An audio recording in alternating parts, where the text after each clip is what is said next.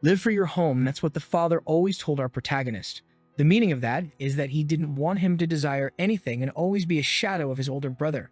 Our hero falls to the ground and the soldiers around say they never imagined that it was possible for one person against so many knights. A long-haired guy says it's expected from the brother of that person. Cheyenne leaks. The guy in front of him is Boris, who gives a twisted smile while Cheyenne asks who sent him. With daggers in hand, he wants to know if it was the Emperor. Seeing him activate the power, Boris says that mist is disgusting, and he's an assassin from the Mist group. Because of this, he will be eliminated for affiliating with the heretics. Shen wishes him good luck to try to get out of here alive, but Boris tells him that he has already placed a barrier of 9 stars in this place. The protagonist knows he has to get out of there urgently and find out who caused the incident with his brother, telling Boris that he will break any barrier he has raised when suddenly someone says enough Cheyenne. Cheyenne is startled and doesn't know what to say, remembering his father's words. Live for your home and your brother. Eshel is the house itself. The success of the house depends on the success of Eshel. Cheyenne can't believe it. The guy behind it all turns out to be his brother after all. He falls to his knees as Eshel says he must be wondering why he's there. The brother approaches and Cheyenne asks what that means. Eshel says he has done his job very well so far, but for this house and for his own brother he will release him from sins. Cheyenne can't understand what he did wrong. Looking at his miss, Eshel says that is disgusting and long ago he was no longer human. He shouts at him saying he has been deceiving everyone. Cheyenne thinks about those words and loses his mind. What he's saying doesn't make sense. The difficulties with the Empire's throne, the subjugation of the Demon King's army, the continent unification war. He helped his brother win all of that and conquer everything he has. He punches the ground saying that the life he received he dedicated to this person, but now wants to throw him away after he has come so far, when he worked like a dog for 20 years. Cheyenne says that even if his body breaks, he will give everything he has at this moment, since he can kill him. The soldiers are incredulous at the mana he still has. Transformed, Cheyenne says his brother is shameful, being the only hero and trying to kill a family member. Eshel looks angrily and Cheyenne goes for it. He's easily defending himself while Cheyenne says he only needs one attack. He sees an opportunity and goes for the blow, but hits against a barrier. The fight is not one-on-one and Boris is protecting Eshel, who takes advantage of this to strike a blow to Cheyenne's belly. With the sword in his belly, he says he thought about letting him go easily, but he really showed the dark side in the end. It really is a relief that he never trusted him for a second. He pulls out the sword, kicks Cheyenne, and leaves with the group. Fallen, Cheyenne thinks it's a ridiculous end. It makes no sense to die like this. From one moment to the next, he attacks Eshel again, tells him to die, and puts the dagger to his neck. But an explosion of light sweeps through his body. A voice calls for a young master, and a boy wakes up sweaty in bed. The maid asks how long he's going to sleep, and Shannon asks if it's Emily. Looking at her, he thinks it's been 20 years since they met, but she looks the same as the day he met her. He recognizes the room as the one he lived in when he was younger, and it hits him that he has returned to the time when he was a child. Emily tells him to stop messing up the bed and go to training, and Cheyenne wonders what training she's talking about. Seeing that he's back in the Vert family duchy, he's sure it's the past. Maybe they are memories, but he remembers perfectly. This was on March 1st, 27 years ago, a year before he entered the academy. At the beginning of each month, there was an open training fight for the public. It was an important event even for his father. His opponent was a boy named Krantz Vert, a brother who was also born from another mother, but was the same age as him. His mother, Marguerite, was the official wife of the Duke.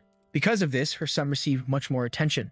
Shin, being the son of an illegitimate wife, was humiliated that day, and that's when his father told him to do nothing and give up. Emily asks why he doesn't give up, while Cheyenne now says he's just going to win quickly. But he hesitates when he realizes that a simple thin sword is extremely heavy for this body. Now he is sure it's not a dream or a memory, but he hadn't heard of magic like this, and wonders if he really went back in time. Krantz says it's incredible that he didn't run away, and when Cheyenne looks at his father, he tells him to start. The brother goes up asking where he's looking, and clearly he's confident it's going to be easy. But Cheyenne wonders why he's so slow. A step to the side and the brother cuts the wind. Krantz says he's a coward and comes to give another attack, but he takes a blow to the hand that makes him drop the sword. A kick to the shin and he writhes in pain, falling to the ground crying. The mother calls for the boy while the father seems interested. Seeing him on the ground, Cheyenne knows that if he puts the blade to his neck, it's over. But he remembers that in the past, this guy tormented him, and the bullying continued even at the academy.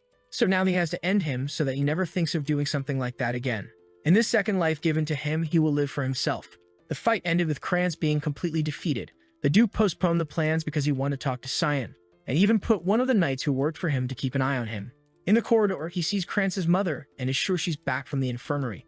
With a mischievous smile, Cheyenne asks if her son's okay. Duchess. She says he is shameless to say that after what he did to his brother. Cheyenne ignores her, saying it's normal for this to happen in training. The Duchess says that's why you don't talk to illegitimate children. Filthy mother, filthy child, and you should have stayed picking up trash from the streets. Cheyenne looks back thinking she crossed the line and wondering if he should kill her. But he smiles, remembering that he knows how to make her suffer gradually, and tells her he will enter the same academy as Krantz, and she asks what he means by that. He wants to know if she doesn't care about her son and his graduation. She frowns and goes to slap him, asking how he dares to say something like that. But the guard protects Cheyenne and apologizes to her. But the Duke calls the boys so they can't linger there. He stares at the Duchess and tells her they are leaving. She remains with a closed face but doesn't have much to say. And Cheyenne did this because he knows the Duke's order is absolute. And the night there was ordered to protect him. In the room, his father tells him to come in. Cheyenne enters and introduces himself. While he thinks that the last time he met this guy like this was 15 years ago. Duke Wallace Verdit, who tells him to sit. People call him the protector of the continent, the one who with his magical power and military strategies stopped the demon's attack. Even if a whole army of the Demon King wanted to kill him, all he wanted was peace for this continent. But that's just how he was in Cheyenne's memories. Someone who dedicated his whole life to serving people and being an admirable man. The first thing Wallace says is that he noticed he saw the sword and dodged. Cheyenne is confused. But Wallace says that when Krantz attacked him, he saw the trajectory of the sword easily and turned aside to avoid it, and asks when he learned this kind of fencing. Cheyenne is impressed with how attentive he is and says he learned it on his own. Wallace says that as far as he knows, Cheyenne had no interest in fencing or he was hiding his skills. The explanation says he didn't want to stand out too much, while Wallace says it's amazing that he defeated Krantz even acting like that. But he stops and then asks why he hit his brother like that in the end. Cheyenne thinks, is he recognizing me as someone strong? And then says he wanted to prove something. Wallace asks what he wants to prove. Our hero says that even though he is a brother, he wanted to prove that he is better than Krantz. The father begins to laugh and says it's amazing to have such a direct and clear answer like that. He hopes that Cheyenne will one day become a strong ally of Eshel. The name Eshel scares our protagonist, who wonders why he would want to be an ally of that guy. In the end, his father's obsession with Eshel hasn't changed at all. He clenches his fists without saying anything. And Wallace says there's no reward ceremony, but he can ask for something. Cheyenne's plan is very obvious. He wants to end everything that Eshel wants to do, so he tells his father that he wants something special. The maid asks if he really wants to go to the front line of war. He says yes and is sure, but she wants to know if he's out of his mind. He has no idea how terrifying that place is. It's full of demons, monsters, and creatures. In the west of the Old Empire, there's a place known as the continent's front line, a battlefield where an endless war against the demon army has been going on for 100 years. Because of this reason, his father, who was hesitant at first, gave a condition. He would have to be qualified enough to go to that place, but Cheyenne didn't exactly know what he meant by that. But one thing is certain, he just has to get stronger and faster as soon as possible. Fortunately, he still has all the battle knowledge from before the regression, and he can feel a bit of demonic power within him, so he just has to train and eventually he'll be able to use it.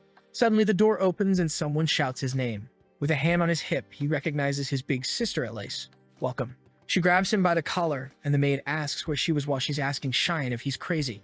She heard that he asked his father to go to the front line while Cheyenne is begging her to let him go.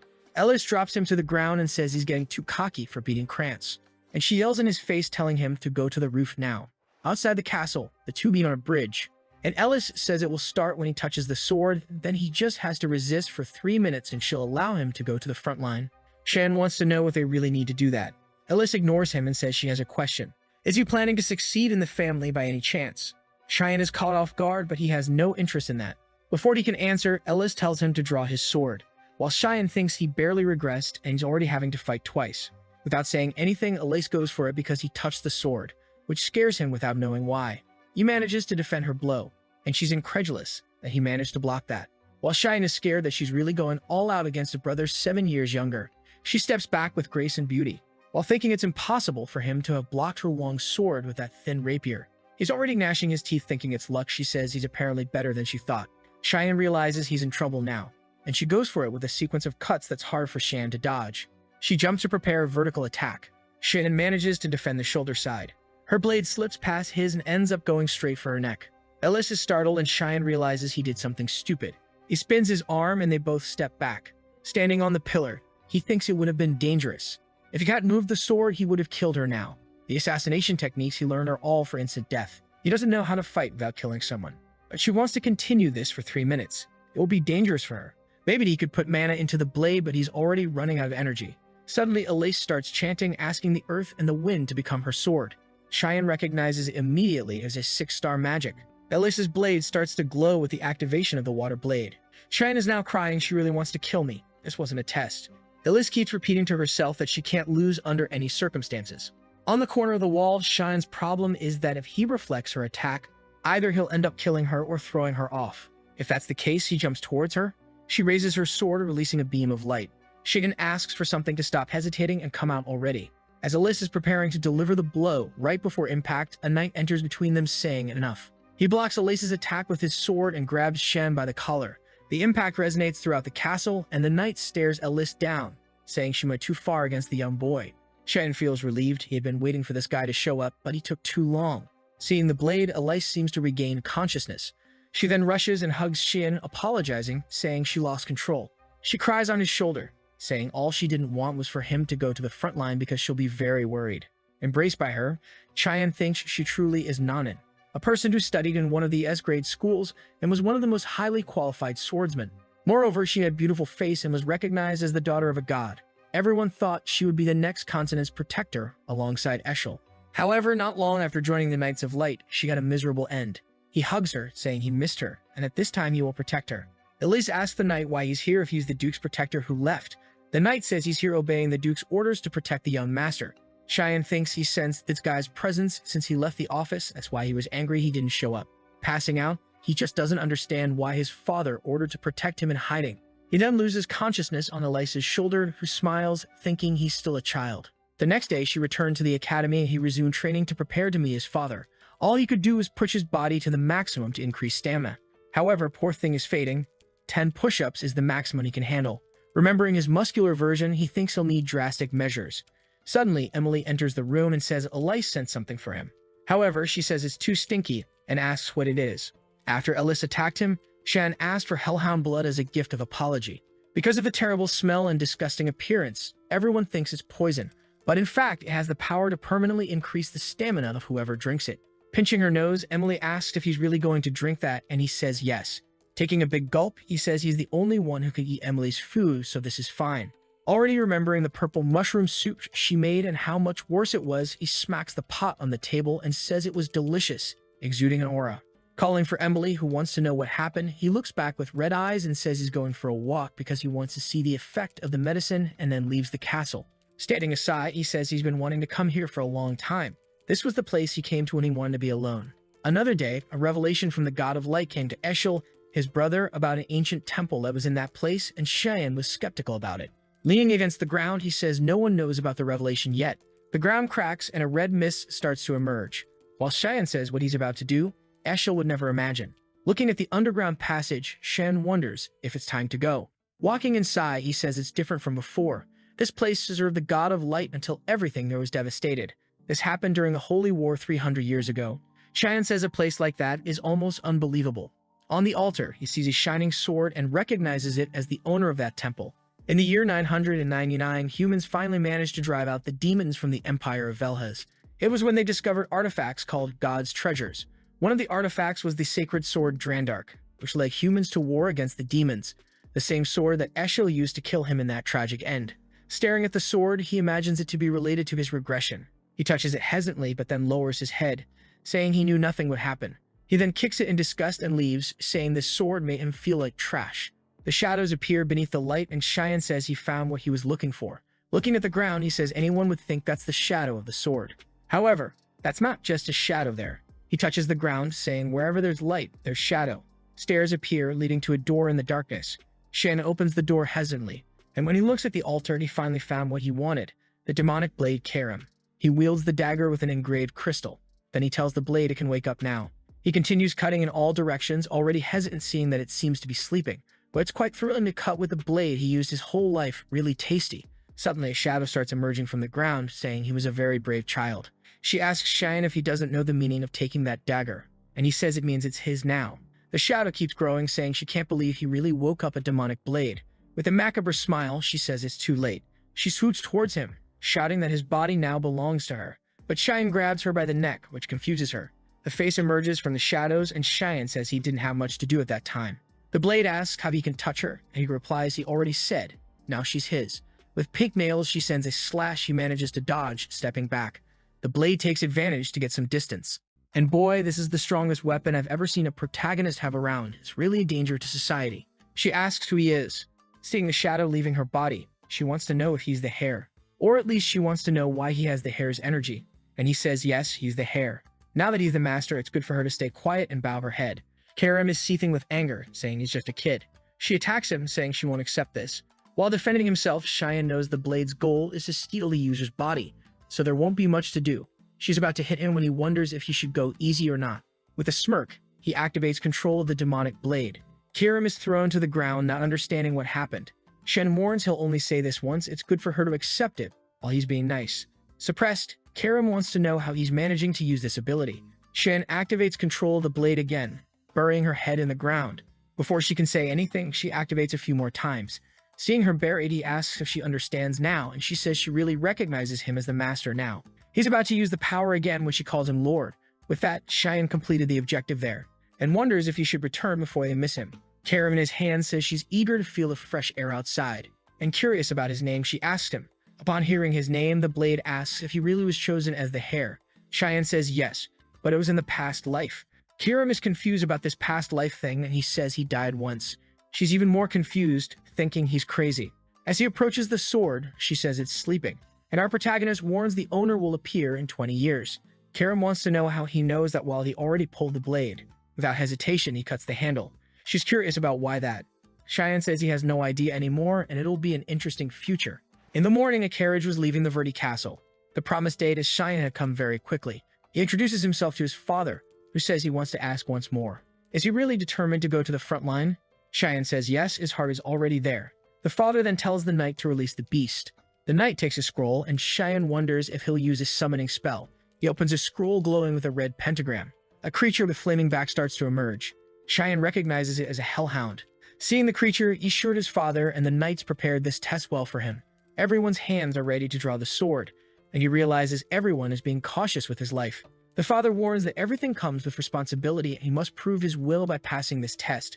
Hearing the word test, the knight hesitates. He was confused when Shan asked to train against him. Our protagonist said he had 3 days until the test and needed to prepare as best as possible, and he asked the knight for help in practicing combat techniques.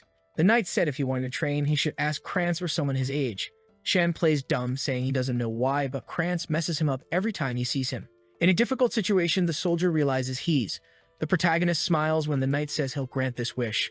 However, he won't draw his sword, and all he'll do is defend himself. Cheyenne thanked him and asked for just one more thing. He wasn't to inform his father about anything that happened there, and that was an order. Yelkin hesitated, not understanding why he said that, when suddenly Cheyenne lunged towards him. Yelkin managed to defend the first attack. However, he was disbelieving at the strength of a 10-year-old kid. He realized Cheyenne's movements were very fast, vanishing in front of him. Cheyenne was already above him while he wondered where the kid went. He felt something and turned to block the attack. Cheyenne kept striking relentlessly, and after a few attacks he gave up, saying unfortunately he still couldn't beat him. But he told Yelkin it was a great job and thanked him for the help. Almost exhausted, Yelkin said he did a great job too. While he couldn't believe that Skinny Kid was so strong, if what he felt that day is correct, the Kurnigan Master will be able to pass any test given to him. The Hellhound faces Cheyenne and lunges for the attack. He seems calm seeing the creature coming to bite.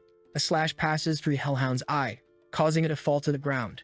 Looking back, Cheyenne says with his current strength, he needs to finish this as quickly as possible. The Hellhound gets up and he knows he has to end it with this attack. He prepares and suddenly the slash has already passed through the Hellhound's head, completing the blow with a blade throw from the air. The present knights are all startled, while his father smiles. Seeing the carcass on the ground, Cheyenne says it's a waste he let so much blood be lost. But he knows if he starts drinking that, the guys will think he's crazy, so it's better to leave it be. Wallace then comes to congratulate him, saying it was incredible. Since that's the case, they'll meet again on the front lines. Cheyenne thanks his father, while Karen is calling for him.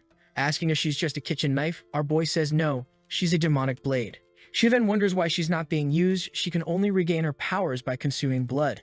Heading towards the Hellhound, she's begging just for a lick, but Cheyenne tells her not to worry. He'll use her as much as she wants. The northern battlefield is invaded by ogres. The bell tolls, and Wallace warns not to let any escape alive. The soldiers raise their swords, activating the Salvation Prison. A huge shining cross appears on the battlefield, and a magic circle appears at the feet of all the ogres. Ropes of light come out of the circles and bind them, and Wallace orders everyone to attack. With them immobilized, the soldiers seem to easily defeat them. One of the ogres screams as a soldier approaches. He grips the blade tightly, preparing for the attack, and with a single blow, he decapitates the monster. Nearby, Shan and Emily watch the battle, and she's terrified. She asks him why he brought her to a place like this. Cheyenne thinks strangely he missed this place. Wallace asks him what he thinks about being on the front lines, and he says he's kind of nervous. The father warns he can return any time and that he could die in this place, so he better not let his guard down. Cheyenne smiles, saying he'll keep that in mind. On the front lines, death is common and 3 or 4 battles happen every day. Strategically, the knights try to prevent the advance of the demonic lines. And the tent where Cheyenne is the farthest from everything and the safest. The problem is, now that he's being watched, he can't find a chance to feed Karen. While he wonders if he'll have to wait until night, he asks Emily what she's doing under the covers. She's desperate, saying Duke warned that they could die at any moment. Shannon tells her to pack up and leave then. However, she screams it's impossible, he can't be without her. It's full of demonic monsters here. Who will take care of him if she flees? Suddenly, she leaves the tent, saying she'll get something to eat, while Shan wants to ask about the cloak he requested. But she just ignores him. He gets angry because this damn woman never obeys him. Sometime later, he placed a doll of himself in bed thinking maybe that's enough. When Emily asks if he's really going to exercise in this place, she says he's very diligent, and if Duke finds out, he'll be proud. Shannon ignores her and says he's leaving and she can sleep there peacefully. He looks back and warns to say he's sleeping if anyone asks anything. At this moment, they need as many soldiers on the front line as possible, so now he can move freely. He activates an ability that allows him to glide with the mists, and he advances to a dangerous area where he finds a group of hellhounds. However, he's excited because there's the perfect place to test Karen, who, when summoned, smells blood, and tells Cheyenne she can't take it anymore. She needs to cut through something. The hellhounds leap towards him, and Cheyenne tells her to feed as much as she wants. With that, he begins to kill the creatures, activating an ability called Furious Mist Storm. After finishing the hellhounds, he pulls the blood from their heads and drinks it. With a crazy look, he says that's what he wants, while Karen is excited. He tells her they'll keep hunting, and she says those creatures are too weak. But Cheyenne warns her not to worry since the night is young, and there's plenty of monsters. Kieran says she's excited. A carriage travels through a mountain, and inside it, a girl with white hair is transported. Inside, the person warns that place is very dangerous, and they should retreat. But the girl says not to treat her like a child. She's a princess of the Empire, and it's her duty to assist the family. And if a woman says anything else, she'll take out her anger on her. The girl then warns that young Master Verdi is also on the front lines and is the same age as her. She asks if Duke had the courage to bring the youngest boy. The friend replies no, actually it was the boy who volunteered. Since they're the same age, they can be friends. But the princess says she's not interested and she's going to sleep. Her friend replies okay. But the princess now wants to know what the name is. The helper replies it's Cheyenne Verti. Under the moonlight, she ponders that name. Meanwhile, harpies are being cut down, and Wallace is giving orders to look after those who were injured. On the battlefield, dozens of harpies and griffins are dead as they're ready to return to base. He looks to the side and someone pulls a sword from atop a harpy. It was Shannon who participated in that battle. Wallace asks if he's adjusting well to the front lines. Shannon says yes, he's learning a lot every day, and his father warns that he thought you would want to go back home. But he's been here for a while now and he's very proud. These words leave Cheyenne incredulous, and his father leaves, saying there's something to talk about tomorrow morning. Cheyenne agrees while thinking it's the first time he's seen his father with a proud expression. That same night, Cheyenne went out to hunt once again. What he found was a death worm that normally hides deep in the valleys. Karam told him he looked very tired because he wouldn't let her take over the body, but Cheyenne said she was being too obvious. She insisted, saying the worm's flesh regenerated much faster than he could hit. Despite not wanting to accept it, he knew that was true, and he's been in this place for over a month now, every day drinking the blood of countless demonic creatures, so why can't he do it yet? The worm attacks him once again, and he says there's no chance then. He warns he'll play by Karam's rules for a while now, which she's now happy about, saying it's time to go crazy. Activating the 9th assassination technique, the manifestation of the demonic blade. Numerous cuts appear around the worm while Cheyenne's face is black. It agonizes, and our hero says he'll cut it into pieces. Under the moonlight, he activates the ability, 8 fluttering petals, cutting through the worm with numerous slashes from top to bottom. The worm's mouth explodes, and our boy is demonic. Meanwhile, one of the knights touches the blood of a hellhound and says it hasn't been long since it died. It's Yelkin and Wallace examining the area and say it seems to be the work of the demonic tribe. However, looking at the body, the father says those cuts seem somewhat familiar. Maybe it's déjà vu? Yelkin appears from behind a rock and says he has to see something. Wallace asks what it is when he raises the torch. They see the death worm cut in half, which scares Wallace. He says he can't believe that organization is behind this. The manifestation of the demonic blade hands over his body to Karen, who can now use her maximum power. But if he gets distracted, his mind will also be completely consumed. The next day, he wakes up saying he's crazy for using that power just to kill a simple demonic beast. He gets out of bed saying he was lucky he drank so much blood. Otherwise, his body would have been destroyed. Something Karen says she understands. He looks like a 10-year-old boy, but doesn't speak or act like one. Not to mention it's the first time he's used her, but he seems too familiar. He even knew all the geography of the valley and fought as if he mastered the mist technique for over 30 years. Kieran remembers he said he died once, and now she's sure. He's a regressor, isn't he? Cheyenne says he had explained that very well already, and she just hadn't understood. The poor thing is baffled. She screams at him, saying how is she supposed to understand such a serious matter when he speaks so simply. Cheyenne says explaining is kind of boring. She says by watching the way he fights, it couldn't have been easy to defeat him. With the demonic blade, he must have lost to the bearer of the Drandark, which means he either lost a duel or was betrayed. Remembering the expression he made towards the holy sword, she's sure he was betrayed. She says if he's back and preparing for revenge, he better remember one thing. If she finds him lazy or weak for a second, she'll devour him on the spot. Shen punches her and tells her to shut up because he's the master. The poor thing falls to the ground all bruised, while he smiles, thinking she really has the same personality as before. He then leaves the tent and looking to the side, he realizes everything is chaotic. Amelia calls for him and he asks if something happened. Scared, she says today they found the body of a demonic beast at the entrance to the valley. Shan hesitates, afraid they found the body of the deathworm. Amelia warns it's been a long time since they found such a high-level beast near the borders. Shen asks if there's anything else to say, and she gets scared. He asked again, did anyone say anything about me, any rumors? Suddenly a knight appears behind calling his name. It's Yulkin who says the Duke wants to talk. Shan knows he's in trouble because yesterday when he was hunting, his father's group suddenly appeared. He had to abandon the Hellhound's bodies without being able to clean anything. All he didn't want was to attract attention before entering the academy, and so he presents himself in his father's tent.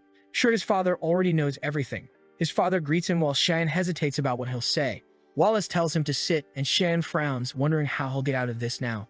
His father says he'll be direct and asks what he was doing last night. Sweating, Shan lies, saying he went to bed early. Wallace seems to believe it for a second, but finds it very strange since the cut on the wolf was very similar to his blade. Is he jumping to conclusions by thinking that? Shannon asks if something is wrong, while Wallace finds it unbelievable that a young boy has done something like that. Shannon calls his father again, who asks if he heard about what happened last night, and he warns that they still need to investigate, but it seems to be something from the Mist organization.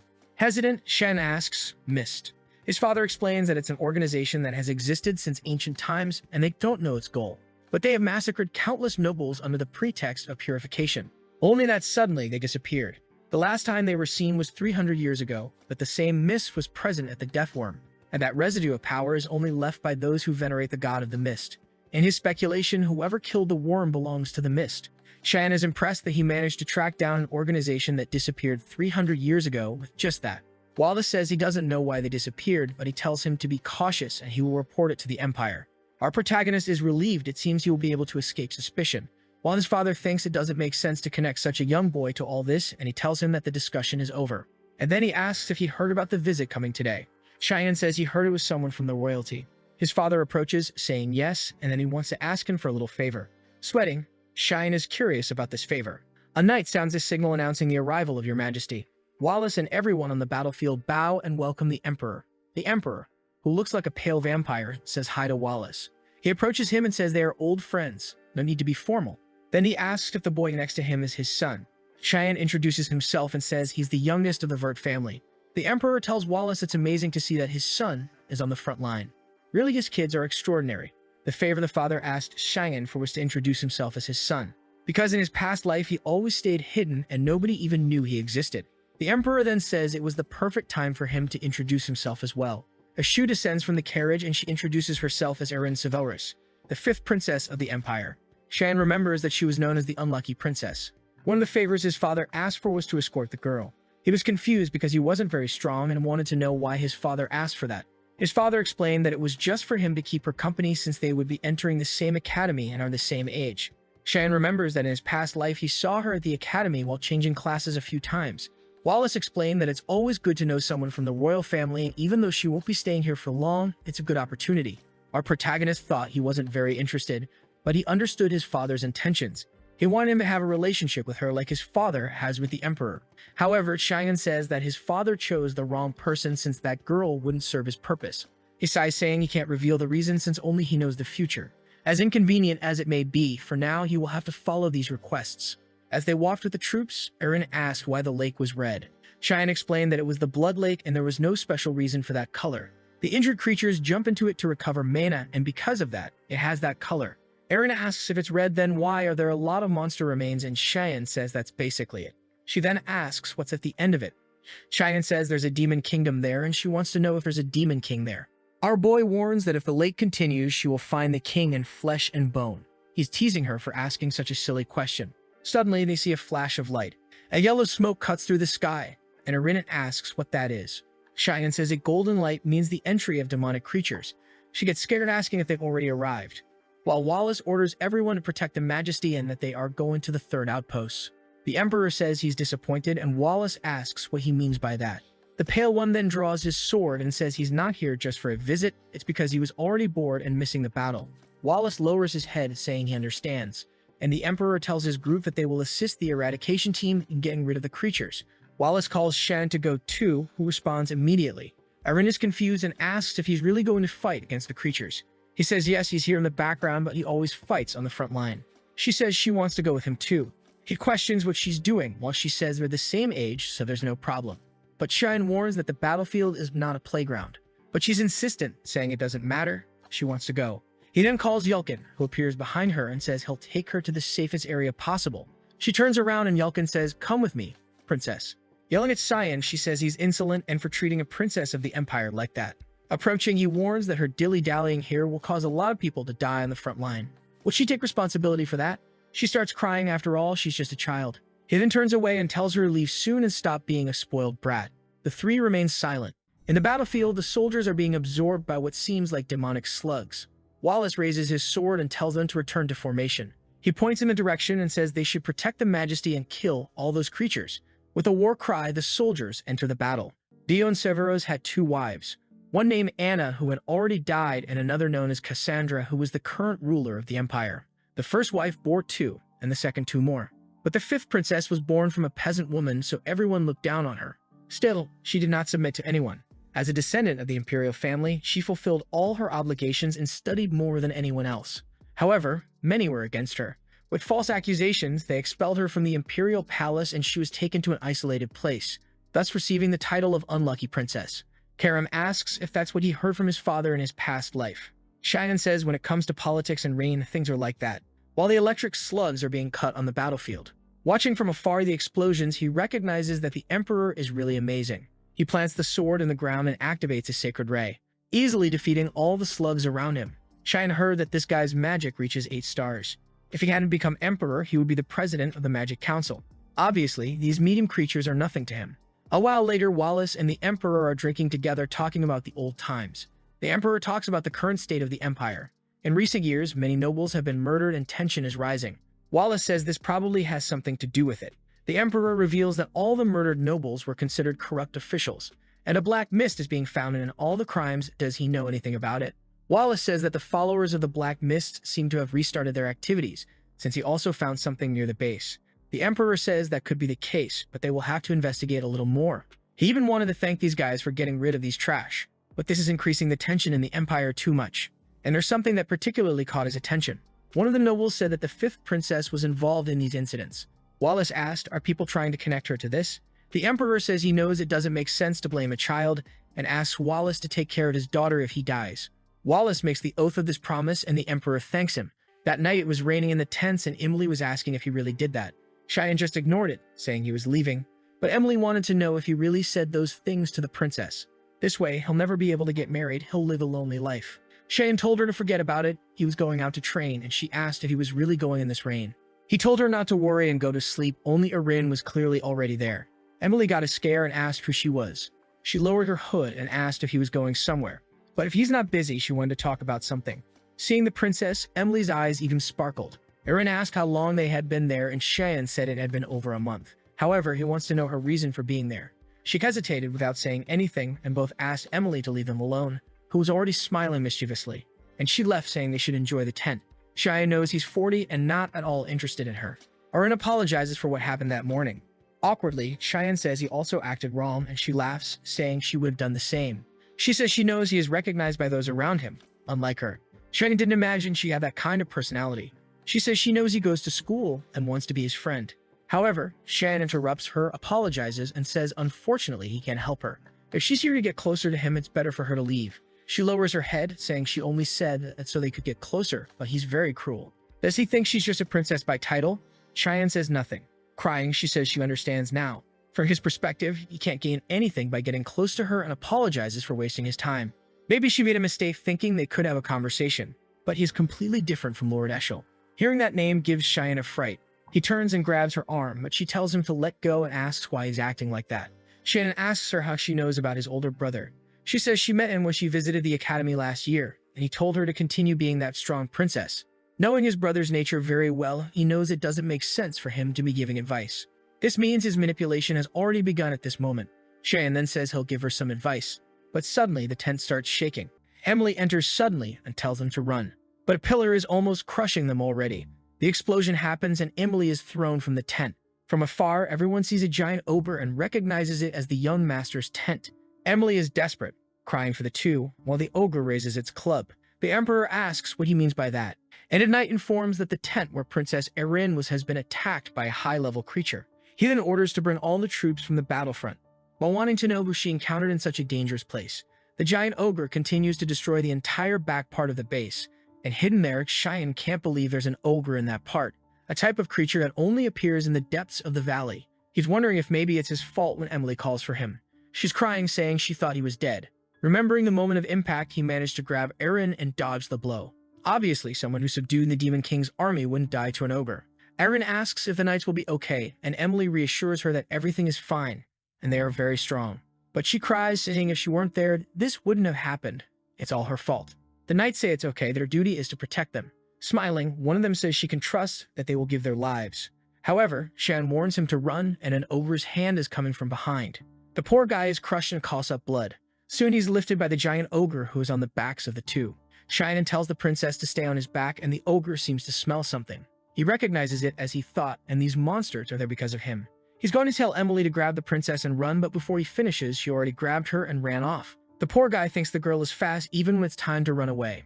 The ogre is coming to crush him, and he won't be able to use the demon blade so that no one suspects him. He's curious why these creatures are hunting him and what smell they're sensing. Karam says to him that he's been drinking the blood of many demon creatures, and now for the monsters, he has a terrible smell that attracts them. Cheyenne gets angry. The damn sage knew this and didn't tell him. She smiles, asking if he forgot that all she wants is his body. He grabs her and tightens his grip, turning her into the dagger who wants to know what he's doing. Shen realizes he won't have an option. He'll have to go all out against this beast. He throws himself, saying he doesn't care, and the ogre comes swinging. With one swift movement, he manages to tear the creature's arm off. Then he appears behind its neck and slices it as well. The boy's got swag, and with just 2 cuts, the beast is lying dead on the ground. He says now it's just a matter of killing the curious ones. In front of him, there's a bunch of creatures that make Karam say she's very excited for this festival. However, he gets a shock when a demonic dragon appears. The dragon roars to the skies, and Karam tells him not to be afraid. It's still just a little one. Shan immediately activates the manifestation of the demon blade. Pointing the dagger, he says it needs to devour him. Meanwhile, the army is facing the ogres that invaded the base. The Emperor and Wallace have just killed the last one, and he asks if there's any trace of the princess. Wallace apologizes, saying she was in his son's tent, and the Emperor says he must be worried about his son. He replies that no, he doesn't have to worry about that creature. The important thing is the princess. The Emperor is shocked. Wow, this father is cruel. Suddenly, someone informs them that they found Princess Erin, and she comes to speak with her father. He asks if she's hurt, and she says no, but he needs to hurry to save him. Young Master Cheyenne is in danger because of her. He tells her to calm down and explain properly. Wallace asks Emily if she's Cheyenne's maid, and she confirms. He then tells her to explain quickly what happened. Trembling, Emily explains that Cheyenne drew the attention of the creatures so the princess could escape. Wallace doesn't say anything, and one of the knights says he remembers the location. If they have the command, they can go there to rescue him. The Emperor yells at Wallace, wanting to know why he hasn't ordered them to go already. But Wallace says they won't go. The Emperor and Erin are shocked, asking what he's talking about. Wallace says the recovery of His Highness is the priority. If this place falls, the entire demonic beasts will invade the Empire. They first need to rebuild the base because that's how they'll prevent further losses. Emily then asks what they'll do with the young master. Wallace says the boy has already fulfilled his obligation by evacuating the princess, and that's how things work in the Vert House. The Emperor and Erin observe him saying that, while she thinks again it's all her fault. Suddenly, they hear a roar in the sky, and when Erin looks up, the dragon is passing by. However, she's incredulous when she sees our boy holding onto its tail and being carried away. In this world, dragons are the closest creature to the gods, besides being considered the most evolved living existence. Normally, it's an honor to meet such a noble creature, so why is it flying so close to these people? Eren screams for him, and the Emperor asks Wallace what his son is doing there. Wallace is silent, and the Emperor keeps asking why he's not doing anything. While up there, Cheyenne doesn't know what he's doing. He just wanted to drink a bit of blood, but now things have gotten complicated. As soon as the dragon appeared, he challenged it. He saw a bunch of weak monsters attack him and sent them flying to the front. He used the Furious Mist ability and cut through the entire battlefield. He approached the dragon and realized it really wasn't an adult yet.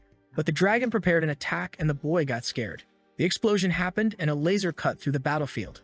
He managed to dodge, and by the dragon's head, he told it it's just a baby. So how does it have the courage to spit on him when they meet? He sent a slash that hit the dragon right in the eye. He was floating midair, and the dragon took advantage to attack him head-on. When he was about to be pierced, he smirked and activated the mist blade. Using the 8 fluttering peels to cut the dragon from various directions, the beast fell and exploded the entire ground. And he felt that it really was impossible to kill a dragon. His shoulders were already done. But now that on the ground, it's time for the final blow. The dragon flaps its wings to create distance, and Cheyenne knows it's going to use the laser again. However, when he looked, the dragon was fleeing in fear, flapping its wings. Cheyenne jumped towards it, shouting, "You won't escape, you coward." And that's how he ended up hanging onto the beast. The problem is that when he glanced down, everyone could see him. So how will he explain this? Kieran asks why he's acting like a statue, and he asks if she doesn't see everyone down there. Karen was angry, saying that she'll have to use her now that she's invoked her. But Cheyenne says that if he does anything demonic, he'll be stopped. She shouts, "So what will you do, kid?" He says he's thinking and tells her to shut up. Down below, Wallace begins to conjure a light magic. Cheyenne recognizes instantly that it's an 8-star attack. He can't believe his father would attack his own son like this. And that's exactly what he does as he raises his sword to the heavens. Cheyenne is desperate, wondering what kind of father he has. But the dragon descends toward the swords and starts dodging everything. He says it's good work by the dragon, congratulating his friend and telling him not to take it. The problem is another one appears behind him. Coming almost in his face, he already knows he can't dodge this one. It hits his leg where he was clinging, and Cheyenne is thrown. As he falls, he's sad, thinking he lost his lunchbox. While Karen is telling him to protect himself, he falls headfirst. Our guy says he can't use any mist technique. She comes at him, telling him to stop being cautious or he'll die like this. He tells her to shut up, he's thinking. In the end, he really won't die, and she can't believe he's going to do this. Until he has an idea. Down below is the Red River. He says he has no choice but there. Someone from afar observes the dragon fleeing and says it's rare to see such a sight. The guy behind him says it's just a kid who must have gotten lost from the group. The silver-haired guy points in a direction and asks if there are demons there. But the friend responds that there, in fact, is the human region. He looks at the horizon and gets curious, saying that dragons shouldn't be defeated by humans. Staying silent for a second, the guy with glasses asks if anything happened. He points, saying he feels a strange energy coming from that direction, almost familiar. The friend responds that they can go check it out. However, he's forbidden from annihilating absolutely everything out of boredom. He spreads his wings and says it's okay, he won't cause any trouble, and he flies off saying he'll be right back. Meanwhile, Cheyenne is emerging from the blood lake. He throws himself onto the rock, cursing up to the 10th generation, and he asks Karen if she's alive. Karen, all slimy, tells him not to talk to her. She's contemplating how to kill him. He says he'll give her a little wash when they get back, and she says okay then. But she tells him to wake up to reality, they're in the demon realm. Cheyenne tells her not to worry, it's very rare to find a high-level demon in this place. Someone behind him says he knew he would find something interesting. Cheyenne is startled. This is a voice I'll never forget. The demon behind him asks if he's a human, and Cheyenne knows he's the demon king Valkyrian. He remembers that in the past, this guy said the same thing, that Cheyenne was as if evil had gathered in one person. Valkyrian asks why he's not answering. Is he not human by any chance? In an instant, he's on his back, asking if he really wants a fight. Cheyenne is startled and turns, but Valkyrian easily dodges. But he managed to cut a tiny strand of hair. Leaving him impressed, he says that indeed races have endless possibilities.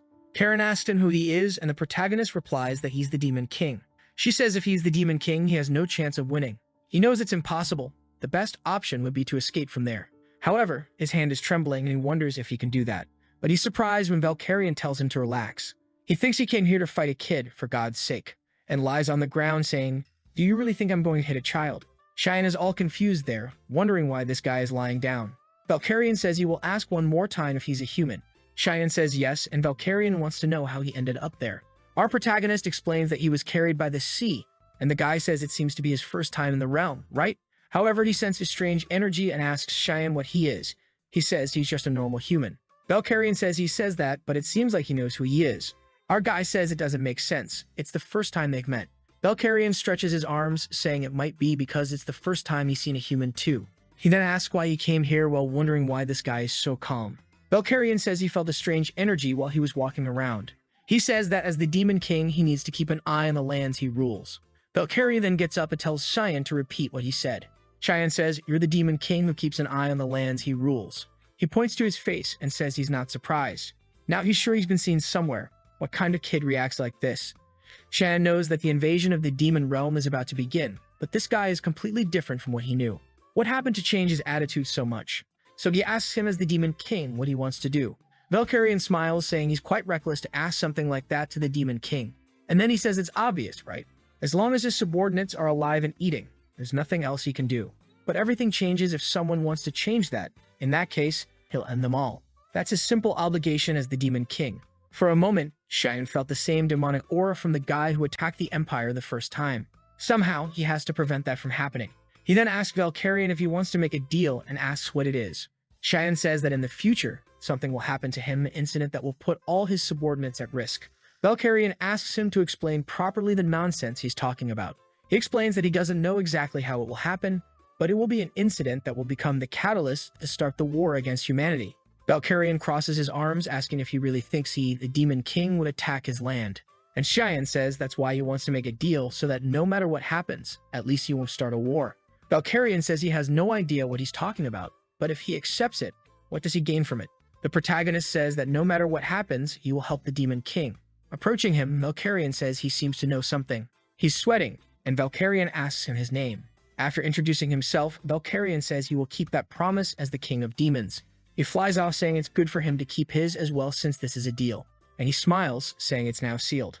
After contacting the Demon King, some knights found Cheyenne. Seeing him emerging from the Red Lake, they said it was a miracle he was still alive. And with that, he received the title of the one who survived the demonic dragon. He was then taken to the monastery on the front lines, a place used as a military hospital. Cheyenne asks someone to repeat what they said. Erin is hesitant to say anything. She holds back and shouts, asking if he wants to be hers. The poor guy is confused, not understanding what she means by that, but he says he's not interested. She obviously gets startled. She starts crying again, saying it was expected. She really is the fifth princess with no power at all. Cheyenne in bed is thinking she's really starting to annoy him. He knows Princess Erin is the weak link in the imperial family, and the way she's risking it, her end is obvious. The problem is he can't shake off the idea that his damn brother is behind her death. He then says she's right. Currently, she really can't offer any benefit to him. She has no possession, takes a hit. Besides, it's extremely risky to get involved with her politically, takes another hit. But he says he'll take care of her until she figures out what's necessary. She asks if he's really going to do this. Cheyenne says yes, it's a promise, so she doesn't need to worry. She gets up, saying she understood that when she manages to turn things around, he recognizes her power. She points at him, saying she doesn't know when, but she will make him recognize her power. He says he's very eager, while thinking she was depressed just a second ago. Before leaving, she says there's one more thing, and thanks him for surviving. Then she leaves, and he stays silent. In the depths of the camps in a forest nearby, a hooded guy looks around. He takes a square in his hand and smiles, saying that now it's almost done. A voice asks him, "Reynold Crimson, was that you?" He can't move his body as if he's being held by invisible chains. The person behind him says it's a small dimensional box, and considering the timeline, it was before it was commercialized. This box can hold anything as long as the person desires. From behind, Cheyenne says that's the masterpiece created by the Magic Council. He observed the guy for a whole year smuggling things from the Empire. He grabs the box, saying he'll take it now. Magical Knight of 7 Stars, Reynold Crimson, who asks who he is. Seeing him, he recognizes him as Cheyenne Verret. He throws the items from the box on the ground while Reynold wants to know how he found out about it. Cheyenne ignores him, saying he must have an informant to know where to be at the right time. Reynold keeps insisting he has no idea what he's talking about. But Cheyenne says he can't lie because the blood of those creatures is already being sold in the Empire. That's how the Lice sent him that Hellhound blood gift. The guy is sweating, wondering who informed this kid and what's happening. He has no idea how Cheyenne trapped him, but as long as he can move a bit. And then he extends his hand, using a fire magic to kill Cheyenne. He gets startled, and the explosion comes towards him. Seeing the smoke, Reynold says it's a good thing he took this seriously.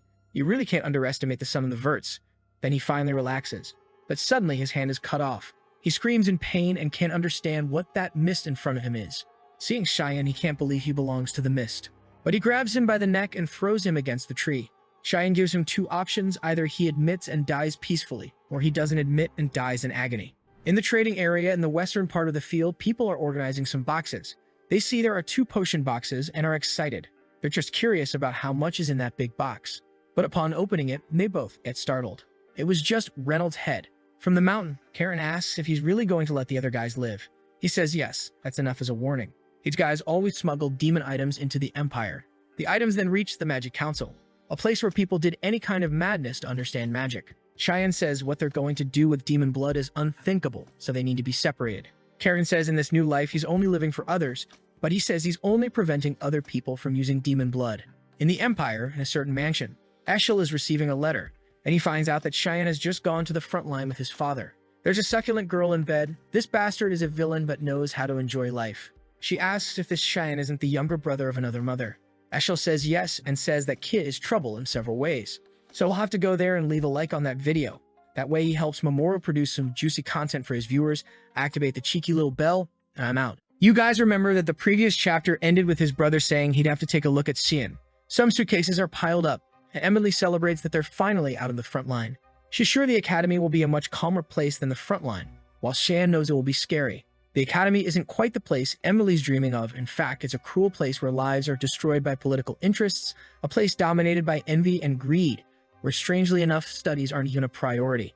But Emily's there dreaming, saying she'll find a Getchit instructor, and Cyan starts to realize she's going to follow him at the academy. Sometime later, he's back in the duchy, having fun. He hears a sound and looks to the side. It's Krantz, startling him. Everyone's asking what he's doing there.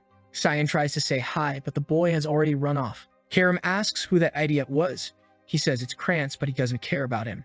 Karam says his brother is the complete opposite, and he says it doesn't make sense because his opposite is someone else. The door opens and he's back at the mansion. Only this time, all the servants greet him. Stan remembers that they didn't even look at him before, but now, their courtesy is insignificant, probably his father's doing. Indeed, hard work has changed a lot in the last year. He puts his hand on the doorknob, but when he's about to open the door, he feels some energy and says he recognizes who it is. To make him so angry, he opens it slowly. He's already sure that only that bastard can be behind that door. Eshel says it's been a long time since they've seen each other, while all Cyan can think is that he has to stay calm. Since he doesn't say anything, Eshel asks if he forgot about his brother by any chance. What Cyan's trying to do is stay calm, while Eshel says maybe he forgot since he last saw him when he went to the academy. But Shan's already got red eyes, realizing he won't be able to stay calm. Already preparing a dagger in hand, he's sure he'll kill him now, but Kiram holds his wrist and warns him, and if he doesn't want to have his skull smashed, he'd better control himself. Besides, killing him now wouldn't be fun. With that, San calms down and greets his older brother. Eshel then asks, "Do you remember me?" Shion says it's impossible to forget a brother's face. Eshel pets his head, saying he's very happy. He was worried his little brother wouldn't remember him. It's a relief. He even heard that his little brother's fencing has improved drastically, and soon he'll be helping House Vard, or even better, he'll be helping him on the battlefield. Saiyan says it's true and he's very eager to help his brother in battles. Eshel stares at him and says he's very relieved to hear that, as the reason he came here was just to find him. Saiyan knows Eshel is the kind of person who completely ignores those who are of no use to him. And now that he realizes his brother is only there out of interest in using him, he relaxes and says he also really wanted to see his brother.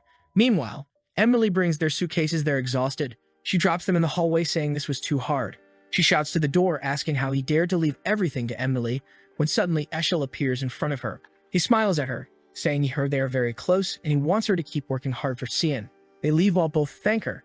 Then she shouts at Xian, saying she almost died of fright because he didn't warn her that Eshel was here. Xian ignores her and asks her to leave for a while, and she wants to know why. Coldly, he looks at her and says it won't happen again. She is startled by his expression. Xian goes to the bathroom and starts vomiting into the toilet. He's dizzy and asks Karam why she stopped him, who replies he should be thanking her. He tells her it was the perfect chance. If he were defeated, she would take over the body. Karam says he doesn't understand how much more hatred he feels, the better for her. He smiles, saying she really is like that. Meanwhile, a guy approaches Eshel's door and asks to come in. Eshel tells him to enter, and the guy informs him that he confirmed the location of the second young lady. Eshel asks where, and the guy confirms she's residing on the northern continent in the land of the elves there in Pruina. Eshel smiles, saying it's incredible how she manages to even reconcile with a race she hates among foreigners. That's a testament to the affinity she has. Then he asks to be notified if she shows any sign of returning to the Empire. The guy asks if there was any event that changed Eshel's mood, and Eshel asks why he thinks so. The guy explains that he's radiating a much brighter aura, was meeting his brother really that amazing, and Eshel says incredible might express it that way. But right now he's pretty pissed off. The poor servant trembles, they're apologizing. Eshel paid close attention to San's look and interpreted it as someone who just saw his enemy. Did he see something wrong? He knows there's something strange about that kid, and he'll have to watch him closely. The butler says he understands and says he'll send someone to watch him. Eshel stands there staring out the window, just remembering Shan's look, wondering what he's hiding. In front of the mansion, carriages gather, while Emily shouts that she's very disappointed with the young master. He says it's her fault that she won't be able to go since she's not fit to guard, and she gets angry, saying he should have said that before. The carriage starts and Cyan says goodbye to her, telling her to chill out, while she tells him not to cry just because she's not there. Sig makes a silly face saying he understood, while Emily is shocked that he's really going like that. She starts screaming, saying that even if he's teased and beaten by everyone, he shouldn't be discouraged. From afar, she shouts for him to come back well, while he remembers that when he was 8 years old, he had a very high fever that made him faint. At that time, no one else took care of him, and it was Emily who carried him on her back. Even in the rain, she was the only one in the family who tried to find a doctor to help him. After a long time searching, an old man opened the door. If it weren't for her that day, he probably would have been found dead in one of the mansion's rooms. With a radiant smile, he warns her that if she keeps following him like this, she'll end up dead, and he can't take her to the academy because she's too precious to him. Now he's alone in the carriage, but impressed that they've placed 6 intermediate knights just to take the young master to the academy. Probably he'll see some blood before getting there. It was already late afternoon. Some knights looked at each other and decided to stop there. They informed Cyan, who asked how far they still were. They said they were near the central city of Saffron, and they would probably arrive there tomorrow morning. Cyan says he noticed and tells them to call him when they finish packing, but he already realizes that this is a lie because this forest is not close to Saffron. Camping in the middle of the afternoon in an isolated place and still lying about the location. All this makes it obvious that they are planning something. Cyan starts to leave the carriage when they say everything is ready. He leaves pretending to be clueless, saying the air there is very good. Already surrounded by the 6 knights, he wants to know whose order it was. In the background, one hesitates, sweats run down everyone's faces, and no one says anything. But one of them has a little smile. Cyan notices this and asks again whose order it was. The guy starts pulling out his sword, saying he doesn't need to know since he'll die soon. They approach, apologizing and saying it's not personal, but out of respect, they'll make it as painful as possible, so he just closes his eyes. The knight advances ready to cut, saying goodbye. The blade is about to hit Shin's neck, and the guy's head flies off.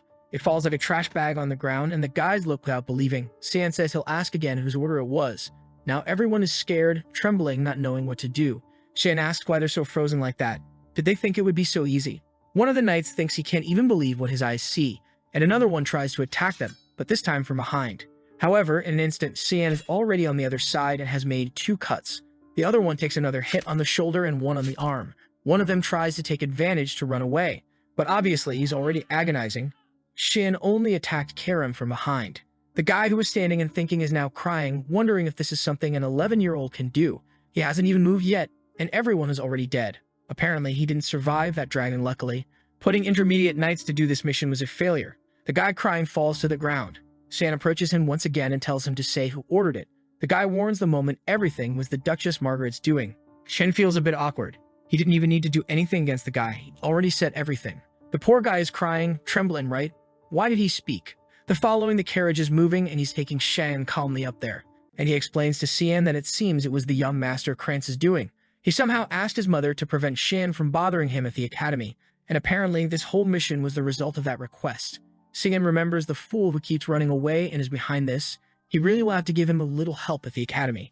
The guy then calls Shin a little embarrassed, and asks what will happen to him now.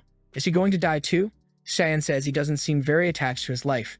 The guy says he knows they were trying to kill him, so it doesn't make sense that he wouldn't die. Cyan tells him to at least drive this carriage properly so he can have some use alive. The guy understands what he meant and thanks Cyan, who says they seem to have arrived right in the central city of Saffron.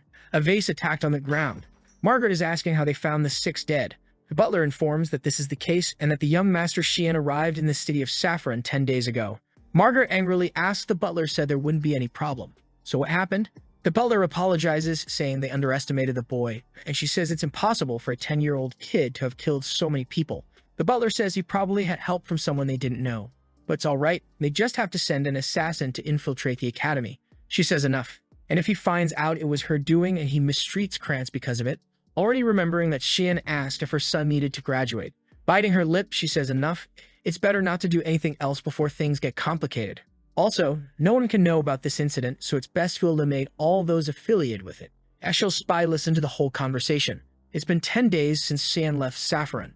Brian has been playing his role as a servant all this time, and he knows that news of his survival must have reached the mansion. However, at this rate, he'll probably reach the academy without any problems. They'll have to start wondering if he'll have to get rid of Brian, who suddenly opens the little window with a smile, saying they've arrived. San says, all right, you got it. That city brings memories to him. It can't be said they were good memories, but this academy changed him a lot. He presents the coat of arms of House Vert at the reception. A bit excited, the girl says she'll register him. Yes, everything's fine. They'll receive his room too, and everything will be fine. San notices that she acted somewhat strangely. Is there a problem? Then she hands him a letter with a golden key. He startles and asks if she gave him the right one. Ryan lets the suitcases fall to the ground and startles. When he wonders if this is the place he'll stay, the royal dormitory, the best there is. But Shane remembers that in his past life, this didn't happen to anyone. This means that someone's influence is there. He asks Brian if that was the last suitcase. Brian affirms, saying he brought everything. Shane puts his hand on his coat, saying that now they're at the academy and he's finished bringing the suitcases. Brian's job is done. Brian's sweating, saying, hey, wait a minute, kid. With that, they throw a bag of coins into his hand. He startles and asks what it is. San says it should be enough for him to start over wherever he's going. He advises him not to return to the mansion or he'll die. Brian stands still for a moment without saying anything. Suddenly, he kneels and says that he, Brian Kendrick, the official knight of the old, would like to serve young Master Shan until the end of his life. Shan asks if he really is a knight. Brian says yes, but he's not very good, so he's more of an assistant, really. However, his father once said that for a not-so-talented knight, if he found someone he could trust, he shouldn't hesitate. Shan says it's nonsense. Brian is confused, asking what he means by that. Shan asks if he's not afraid of being betrayed later. Brian says that even if that happened, he wouldn't mind, and Shan warns him not to do anything like that. Leaving through the door, he says it's a hassle. It's an entrance ceremony, so they'll go straight to the exam. Brian, sweating a bit, says it's okay. The academy's dean and a girl talk about how there are many talented people this year. All the students are gathered in a room. In the middle of the room is a girl surrounded by an aura. It's a Rin Savelru. Magical grade of 2 stars, a physique grade B, and a light element of 52%. Another guy named Set Shaharkin is a 3-star mage with a physique grade A and an earth element of 71%. Scratching his beard, the old man says these kids were incredible, but this boy is invert. Magical grade 1 star and a physique grade S, darkness element 92%. The academy instructor, Tsirika Negriti, says that even the girl named Elise Vert, who is considered the daughter of God, had a water element of 88%. The old man says it's interesting how the person everyone thought had an untouchable talent was surpassed by his brother. He is the chancellor of the academy, Kundal Quizzle. However, Tsirika says his element is darkness, and the director says that due to the nature of darkness, some people really don't manifest it and waste any talent. But he tells her that Xian received a royal dormitory. She says she heard about it from the other instructors, and he says it was an order from the emperor. It seems Xian saved Princess Erin, who was with him on the front line of some demon beasts. The emperor seems to have even been thinking about marriage. The 5th princess, who was excluded from the throne line and the Verdi family, which has always been the cradle of talented warriors. The instructor asks what she thinks will happen, and Tsirika replies that if this happens, it will accelerate the revolt happening in the empire and maybe more blood will be shed. The director says for now they can do nothing but observe whether this child will become a hero or a disaster. Walking down the hall, Xian is thinking about the 92% because in his last life it was 80%. Was it because of the blood of the demon beasts he drank? Walking down the hall, he sees someone. It was Krantz, who startles, saying Xian looks odd. The chubby one behind him asks if this is a boy who's been treating him like a slave. The chubby one looks at him and asks if it's true that he doesn't even know who his mother is. And Xian recognizes this boy as the son of a Marcus Popper-Penneron. In his past life, he also stood by Krantz tormenting him. So it's very good to have found them together like this. The chubby one tells Krantz to get out of the way. That boy there needs to be crushed. Krantz is sweating, saying it's better not to do that. And he takes a punch and is thrown against the wall. While Krantz is already screaming in despair, Xian still asks Krantz if he doesn't want to talk about some things. Hesitantly, he says yes. The boy is sweating more than a marathon runner when Xian puts his hand on his shoulder. He warns that he doesn't mind him planning these things, but if he finds out one more thing, he won't be able to graduate with all 4 limbs. With that, Krantz falls to the ground desolate and Xian leaves, saying this academy is going to be a lot of fun. In one of the rooms, Tsirika is thinking about Xian, saying she'll have to pay a lot of attention to this boy. She walks towards and touches a book, wondering why it's not there. Behind her, Xian asks if she's looking for this as she startles. But she turns all friendly, asking how the student is there. It's a restricted area. However, she thinks it's strange because she couldn't sense his presence. She approaches, asking if he's the boy called Xian, isn't he? Can he return this book? It's research material. He says yes, of course, he'll give it back to her. But it seems like he hands her a sheet when she thanks him. He immediately senses some aura coming. One of the books in the place starts flying, and he asks if she wasn't looking for that. Instructor Tsirika, or actually, the current leader of the Miss Assassins. Obviously, she wants to know how he found out. Sian remembers that in his past life he thought of her as an ordinary instructor. She would ask how his life was in the academy and he wouldn't say anything. He attended counseling sessions with her. When she talked about his growth potential, he thought he didn't care about that, because to him it seemed like a joke. But one day, Sarika said she was interested in him. It was interesting to see someone with an 84% familiarity with darkness, but Sian replied that it's an element that doesn't always materialize. But Sarika told him that it's just that humanity still doesn't understand darkness properly. Unlike others, she believes his growth potential is infinite. That stirred Sian's emotions, and Sarika said she wished him all the best for his future. While he thought maybe she could guide him, or at least that's what he thought at the time since he was just deceived. The girl behind those glasses is very different from the academy instructor, since she's the leader of the Mist Assassins Association, hiding within the academy where most of the continent's nobles gather. Suddenly she says, "All right." She wants to hear the details in her laboratory, so let's go. San startles, she seems calmer than he expected. Looking at the laboratory, he says it looks the same as always. He's about to have coffee when he says apparently she put poison. While he thinks it makes sense now why she was so calm. She says he doesn't need to worry, it's just enough to melt a few organs. But Shan is confident. After eating so many demonias with Emily's cooking, he can digest anything. So he asks for something stronger next time, and she says it's time for them to talk for real. And he wants to know how he knows her identity. Furthermore, he knows the exact location of the commands that are passed in the books nobody picks up at the academy. Does he want to reveal it to her before she finds out he's also part of the Mist? And Cyan says he doesn't need to prove anything else to her. She stares at him, saying he's feeling too high and mighty just because he's familiar with the element. Cyan tells her that on the way here, everyone was saying he should bring more than just a knight, because a lot of nobles have been dying recently. When does she start the purification process? She gives a little smile, saying the purification process. She activates her aura, saying she has no idea what he's talking about. Cyan says he'll make it clearer then he's talking about the murders. Sarika says he'll regret these threats, and he asks if she's threatening a student. Suddenly, she kicks the table and throws everything at him. Karam seems scared, asking if that's how she's going to act, and punches the table. She's already behind him with a dagger in her hand while he says he's already approved his identity. She goes for it, saying that as the leader of the association, she can't not know one of the Mists. She tries to make a cut, but Shan dodges. She goes for it again, saying he won't escape. Shan pulls Karam, thinking he won't have anything to do, and defends her attack. He says that since she doesn't believe him, he'll have to show her. And he starts attacking her, causing her to defend and retreat. Sweating, she asks if this blade is what she's thinking. The weapon that can only be wielded by those who have been chosen. Kiram's demonic blade. Sian asks if she finally recognizes him, especially since the Mist must be working right now to find her. Sarika wants to know how he knows this.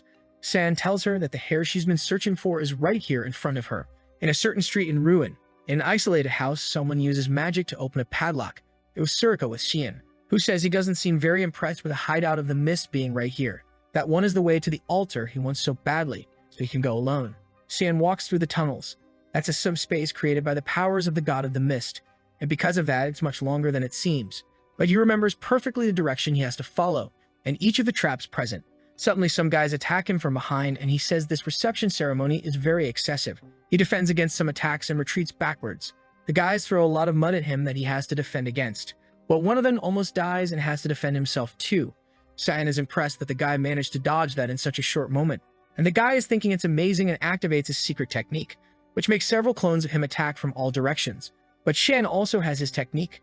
The guys seem to recognize and don't understand how a kid can do that. Sam uses the wave of murderous intent. It's a technique exclusive to those who have been assassins for a long time. It allows you to instill deep fear in everyone around you. The guys can't even breathe and all fall unconscious. Sam knows they won't get up for a while, but it's impressive that there's still one standing. Is he some kind of executive? He then activates another ability, and the guy goes for it. He manages to defend against the attack, but the guy nullified his ability. The mask is thrown to the ground, and she says she can't hold back anymore, Seinvert. He stands there confused, not understanding. It's Lady Sirika again, saying she wants him to show his true power. He uses another technique, the savage attack, and sends her flying backward. She says he seems interesting. How can he use two assassination abilities so easily? She wanted to see his potential, but the boy is already running. Seiya knows she has something called a desire for combat. When she's consumed by that desire, she'll keep fighting until one of them dies. He who has experienced this has to run. But she's excited, telling him to come back soon because that's what he wants too. She attacks him again, and he manages to defend himself. She says this is a subspace in which no one will notice anything. He doesn't need to hold back. Shan realizes he won't be able to get out of there, and he really will have to use all the techniques. There's a risk she'll end up dead, but there's no other way. but suddenly he feels something and collapses to the ground with a stone. Karam says she knew things would end up like this and tells him to rest for a bit. Surika asks who she is, and Karam appears, saying she didn't want to get involved. But she already knows who she is, doesn't she? Surika bows, saying she recognizes the demonic blade Karam. Karam is the one who's angry, asking how she dares to attack her master. Surika says all this was just a process to confirm his identity. Karam says she should have just contacted God instead of doing all this, but if she wanted to do it this way, now she'll consider it a challenge. Surika says it's better to worry about the heir first, right? Karam is startled when she sees the boy lying there unconscious, bloodied. Surika explains that the way Karam is materializing is very bad because she's draining all of Shan's life energy. Karam grabs him by the collar angrily, asking how he can be so weak after drinking so much blood. Surika then says that, however, she, as a leader of the Mist, would never refuse a battle. If she truly wants to be an opponent, she cannot refuse. Karam is surprised, saying that girl is very strange. Suddenly, Shan asks her why she materialized. Karam says he doesn't need to worry, she'll just crush that reckless girl. Now it's messed up because Surika is also excited, saying it will be an honor for her. Karam tells her not to beg later, and she replies that she's looking forward to going that far. Suddenly, a voice in the hall says that's enough, and they recognize it as Lord Air's voice. A portal begins to open, and everyone becomes apprehensive. The voice tells her to send the heir to the altar now, and she just agrees. Cyan is excited, saying they'll finally meet. The god of darkness, Heir. Some think that the god of the mist is an evil person, for whom murder is as common as eating. Someone who justifies their actions under the pretense of doing it for the world. However, he says that the death of those people was a good thing, as by paying with their lives, they became righteous people. Most people thought this was insane logic, and that this god was an idiot. Someone who had an interest in protecting those without power. Shan passes through the portal and finds himself face to face with a staircase. From the throne, the god asks if he knows who he is. Shan says it's obvious he's Air, the god of the black mist. The god asks if he is Cyan Vert and wants to know what right he has to consider himself his heir. Shan questions him, asking if he can't feel that the power of the mist is already present in him. The god says there are paths to becoming an heir. The first is by delivering the mist stone to the person, and the other is for the mist stone itself to find the heir. Since he doesn't know Shan, it must be the second case. He knows that the stone that was on the altar disappeared a year ago. The strange thing is that not only did he awaken the Quarren, but he also seems to be using it very well, and his eyes don't seem suitable for his age. With this, the god concludes that he belongs to a timeline he doesn't know. Cyan is somewhat curious and says he thought the god knew everything. The god says that if he was looking for an omnipotent being, he came to the wrong place. He was long disqualified from the status of god. Shan already kind of knew that. However, the god is now wondering why it's strangely too easy for him. Shan asks what he means by that, and the god explains he was sitting here quietly. Now the hair has appeared. Why did Cyan do all his work for him? Moreover, he brought a rather unpleasant item. To think he would be dissatisfied with the demonic blade and try to take the power of the sacred spear for himself. Cyan smiles, saying he has no interest in that. If this thing never sees the light of day, it will remain nothing but a piece of trash. The god begins to rise, saying he has some very strange habits. However, procedures have to be taken, and as the rules say, raising his arm, he says that now he will be the absolute creator, the heir who will succeed his power. And he asks if Shin wants that. He remembers that in his past life at this moment, he replied that he would live for his older brother. Obviously, it was foolishness, but at that time, they didn't seem to care much about his answer. When he was gone, the place fell apart, and he wondered if they didn't want something from him. And the god said there are things more important than a foolish conviction. Now Cyan thinks that maybe he already knew everything that would happen. He approaches, saying he has no more interest or belief. The god is somewhat confused, and Cyan says he will use his power in the most selfish way he can, all for himself. The god says that right and wrong are determined by oneself, and wants to know if he won't regret this decision. It's good for him to answer carefully, or he'll kill him now. Cyan says he doesn't care about the results his actions will bring. He won't listen to orders and commands from anyone, as following his own path is the only thing he wants. The god says he seems to have something in mind and asks what it is, but Shan says he won't tell. The god says all he has to do is purify the names given to him, then the rest doesn't matter. However, he appears behind Karam and says it's time to have a little chat with his daughter. He starts pulling her cheeks, saying she's changed a lot. Does she like her master so much? He's trying to give her kisses, saying he's very happy with his daughter's growth, while she's telling him to get out. The god is trying to give her all the love of the flesh while she's calling for help from Cyan, who's pretending not to see anything. Then he approaches to give her a kiss, and a pentagram appears. Magic starts to be conjured, and she wants to know what's happening. Suddenly, she takes on physical form. Looking at her hands, she doesn't understand what's happening. Why does she feel like she really has a body now? And Cyan realizes he hasn't consumed any of his mana. Karam wants to know what the hell he did. He says he didn't do anything. He just gave her a little bit of his power. She's shaking his face there while our protagonist is thinking father and son are indeed identical.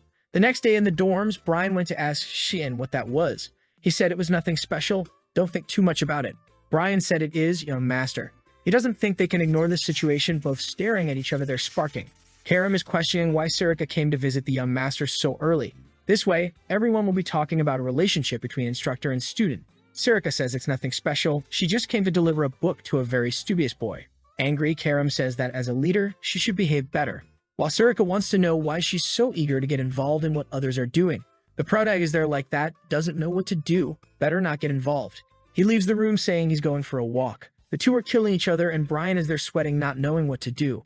The city seems to be bustling while Shan observes everything from a pillar. Finally, he manages to relax a bit, but suddenly he smells blood. Someone is thrown to the ground. It gets up there spitting blood all twisted. Some guys there say they should try to do that thing there. It's very terrible, so it's going to be fun. The blonde guy makes a mana ball in his hand. Showing it to her, he tells her to take a look. He pulls her mouth and says he brought something delicious. When a friend brings something delicious, she has to eat it. Or horribly, he closes her mouth desperately. But suddenly someone tells him to stop. One of the students was about to hit a boy with an orb, when Aaron told him not to do that and that it was shameful for a noble to act like that. The blonde guy turned around and warned that he was the son of Duke Rumil, Barrett Rumil, and who she was. She introduced herself as the princess of the Empire, Erin Sevelru. The guy smiled, saying it's her, he wondering who she was. The famous fifth company of the Empire, Miss Erin. He comes face to face, saying it's an honor to meet her. Erin says she's not here to meet him, and that he better explain this situation. He's in front of her. The guy says it's okay. The best thing is to ask the kid. Looks at him and says he speaks up. He's kind of scared. Grabs him by the collar and asks if he's okay. Obviously, he says he's very fine, nothing happened. Erin says it doesn't make sense for him to clearly hide and not be okay with his appearance. And the kid looks to the side, saying he's fine. She should leave now, and they were just kidding. Barrett starts laughing, asking if she heard that, isn't it?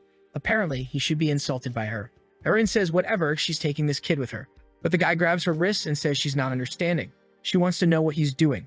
The blonde guy says the kid already told her to leave. And Erin starts threatening him, saying he's holding the arm of an Empire princess. The blonde guy laughs that it doesn't matter since she's the useless fifth princess. But Shan was nearby and heard everything.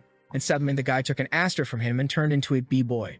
Erin blushes when she sees Xian, who's more curious about Reshmus being that kid in front of him. Two people exchange blows in the Empire of Garum Fort Klein. Xian fought against someone. She was the most powerful swordswoman in his time, Reshmus Klein. Oh my heavens, I thought it was a boy. This here is the reverse surprise. You think it's a buddy or a big buddy? She originally belonged to the UCF Empire, but for some reason she joined Gurren's reign after graduating from the academy, and even changed her nationality. San defends himself from the thrown attack. He's surprised when she jumps cutting. He disappears and appears behind her. He gives her a hit in the warrior's spine that falls crushed to the ground. I thought they were training, but in fact he killed her as an order from the Empire. The order was to kill her in a covert way, but she found him and they had a sort of official duel. For him, there was no particular reason. He just saw her as an amazing person, as she reached the peak of swordsmanship without any backing, and didn't want to kill such a talented person without giving her a chance to fight. Friends are calling for Barrett while Reshmus is there somewhat shocked. Barrett starts to get up, asking why there are so many idiots caring about other people's business. He recognizes the kid as Cian Vert and says he heard rumors that he was on the front lines. Is he trying to get involved in their games? Cyan thinks those games are not fun at all. Injecting mana orbs into people's bodies can cause their mana to collapse and the person to never use magic again. Cyan asks if that's the game where you keep putting mana orbs in your mouth. He starts making one of darkness and says he'll join too. But Barrett starts sweating when Cian already created a Genki Dama above him, asking what he's doing. Why isn't his mouth open yet? Oh, there he goes, trying to put the big ball in the blondie's mouth. Back in the dorms, Reshmus is beaten on the bed. Erin says they've taken care of the bruises and she just needs to rest for a while, and she thanks them, saying she can't repay them. For some reason, Erin feels proud, saying that their dear Xian dealt with everything, so she doesn't need to worry. Cyan thinks about all of Reshmus' bruises and finds it incredible that she hasn't fainted after so many fractures. She really deserves the title of the strongest swordsman. Suddenly, Reshmus asks if he knows her. Embarrassed, she says she noticed he's been looking at her a lot. Cyan says he thought she was someone he knew but forget it, and apologizes for making her uncomfortable. Erin is just watching what he says and observing the other one, who's now saying it's okay, then a little embarrassed. Suddenly, she asks Reshmus where she's staying and if those guys come to do harm to her again. She says she's in the common dorms, and Erin asks if she has any nobility. She says no, she only got in because of a special admission and instructor Veltane. He had promised to help her when she was in the academy, but as soon as she arrived, he was expelled. Shan then understands she lost the person who was supporting her and says what she's been going through is minimal. Maybe soon she'll be kicked out of there. Erin gets a little sad about this situation and San tells Erin to accept her as an attendant, and this way she can even learn swordsmanship from the girl. Erin is shocked, asking why are you calling the boy a girl? Dude, can't you see it's a boy? Shan says that person is a girl. Erin's world collapses at that moment. From the back, Reshmas apologizes, saying she didn't mean to deceive anyone. It's just that since she was young, she prefers to wear short hair so people sometimes get confused. In the demon's work, it was the boy who was a girl. Now here it's the girl who's still a boy but inverted. Erin apologizes, crying, saying she couldn't understand and doesn't even know how Sian noticed. Reshmas says it's okay. She apologizes. Erin then asks what she thinks of Shan's suggestion, since it sounds good to her. If she joins, she won't suffer from others anymore. That way, she can focus on her studies and still live a comfortable life. Reshmas asks what she could do for Erin. Erin says she's been feeling very lonely lately and she needs someone around. Reshmas then thanks her and says from now on she'll be her attendant and will never bring shame. Erin turns around saying she should thank Sian. Where's San? The boy's already gone. He knows from now on she can handle the rest. Now he knows why Reshmas left the UCF Empire, and she probably wouldn't have lost mana control if it weren't for that bad beret. Now the person who was already the most powerful swordsman on the continent will have her mana intact. Probably will be someone difficult even for him to defeat. But that doesn't matter, because his attention is now on something else. That thing Sirika personally delivered to him this morning. Her order. My first chance to help the association with a like on this video, guys. And you guys remember that the last chapter ended with our boy saying he was more interested in what he had received. With the card in hand, he thinks that this is going to be quite difficult for a first challenge. However, he remembers that when she handed it over, she said she believed in his potential. The problem is, if the missions are already starting off this hard, he doesn't even want to think about what he'll have to do in a few days. Suddenly, though, he hears something nearby and an explosion out of nowhere. Shin wonders if the monster has invaded the academy. However, what appears is a 3-meter-tall musclehead asking if he is Sian Verdict. A bit embarrassed, our guy just questions if the man knows who he is, and he answers yes. The man claims to have the level of a magic 1, but physical level of S, and he knows very well that Sian Verdi is the youngest in the Verdi house. Man, this guy's name is Seth Shaharkin, and he's 11 years old. I'm just like Sian, not understanding how an 11-year-old kid has so much muscle and is so tall. Seth starts flexing his biceps, talking about what he's heard about Shan's exploits. From killing creatures to surviving an encounter with a dragon. He also heard that the boy received an evaluation of a rank S physique, something even he himself couldn't achieve. And that's why he wants to challenge him to a fight. That's when Sian seems to recognize this guy. All because of the mark on his chest. It represented Spain, which was his San Empire, and this guy apparently is his prince. This country is located in a desert to the east, and in his past life, Spain's entire army revolved around one single person, a prince who on his own made it impossible for any army to conquer Spain. That was a nation that carried the pride of never being conquered. However, the prince suddenly declined. He ignored his health so much and focused so much on training that he ended up dying from a random cold. Wow, what an epic story. What Sian never imagined was encountering the prince of this city here. He's certain this didn't happen in his past life, and now it's going to be trouble. However, he decides to respond by asking if the guy wants to fight now. Seth says yes, claiming it's the only way to determine who is the strongest man. The boy should know he won't accept a no for an answer. However, that's exactly what Sian replies, and Seth asks why. The protagonist explains that fights like this must be approved by the academy. First, they'd have to go to the office and send in a formal request. Seth immediately wants to know where this office is so they can go there now. As soon as Sian tells him, the guy runs off, saying he'll be back soon. Our boy thinks the guy is all muscle. Really, after all, the office is in the opposite direction,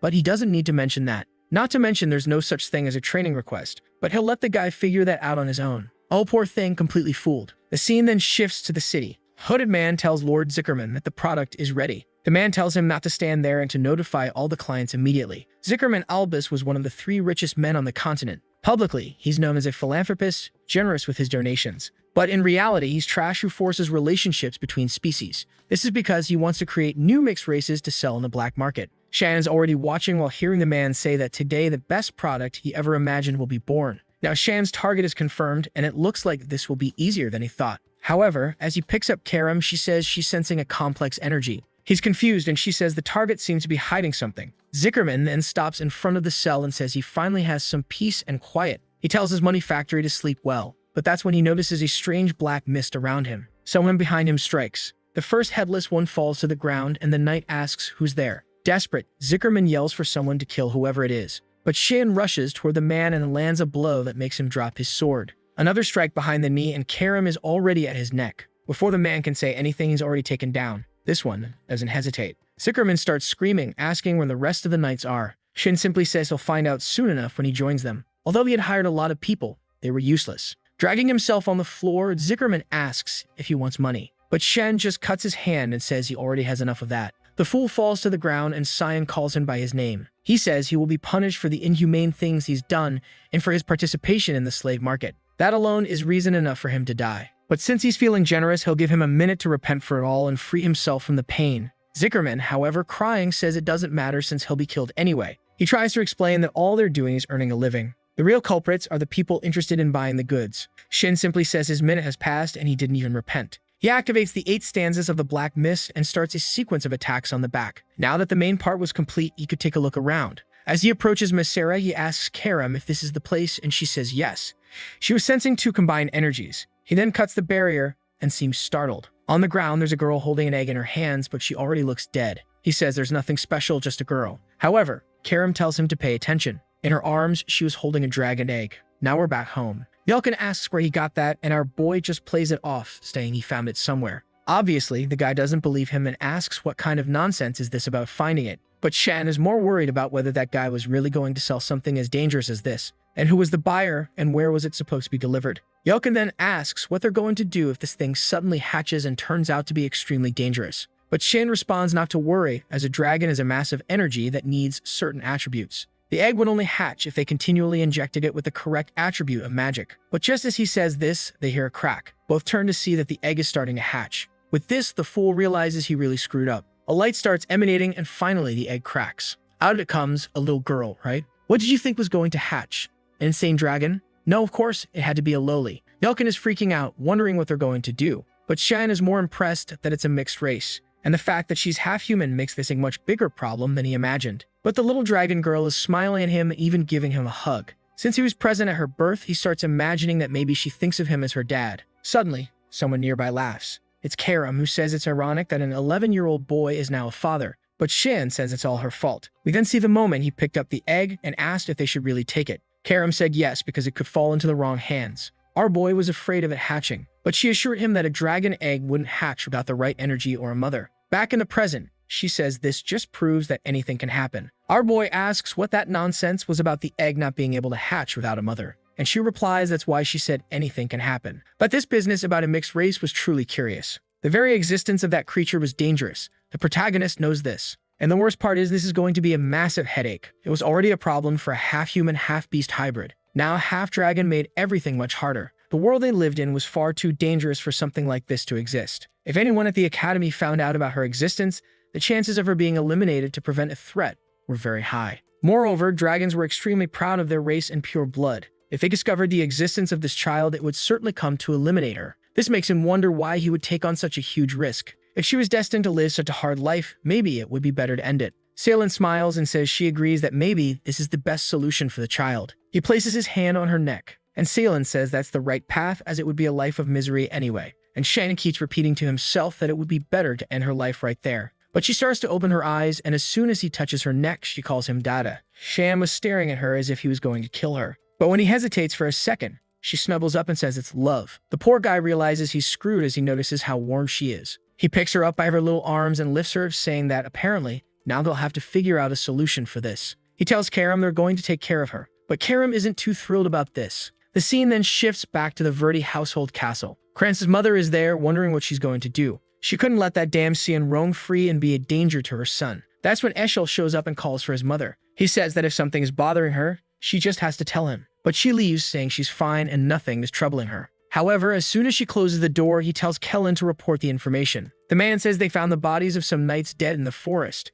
and the only survivor went to the capital with Cian. He's certain that the person who ordered the attack was Duchess Margareth. Moreover, they lost contact with an agent at the academy who had been passing information about Cian. Eshel says that apparently the man hasn't learned anything from his brother. The fool is trembling, realizing the man is disappointed. He's certain Eshel isn't the kind of person to keep those who disappoint him around. Afraid of being eliminated, he yells, saying he'll check it out himself. He swears he'll never let him down again. Eshel places a hand on the man and says it's impressive how passionate Kellen is about his work. And with that, he leaves, saying he's sure his brother is hiding something. Back at the academy, Sirika is rushing in. Our boy is there with Karam, bottle feeding the dragon, asking what she's doing there. Surika wants to know why there's a baby in the dormitory. The protagonist says it's a pretty long story. She interrupts him and says the explanation can wait because they have important matters to resolve. She says it looks like our boy has been busy causing trouble. She then shows him that a duel between him and Seth has been approved, and she asks why he's not trying to keep a low profile and is doing something like this. Was the boy trying to attract as much attention as possible?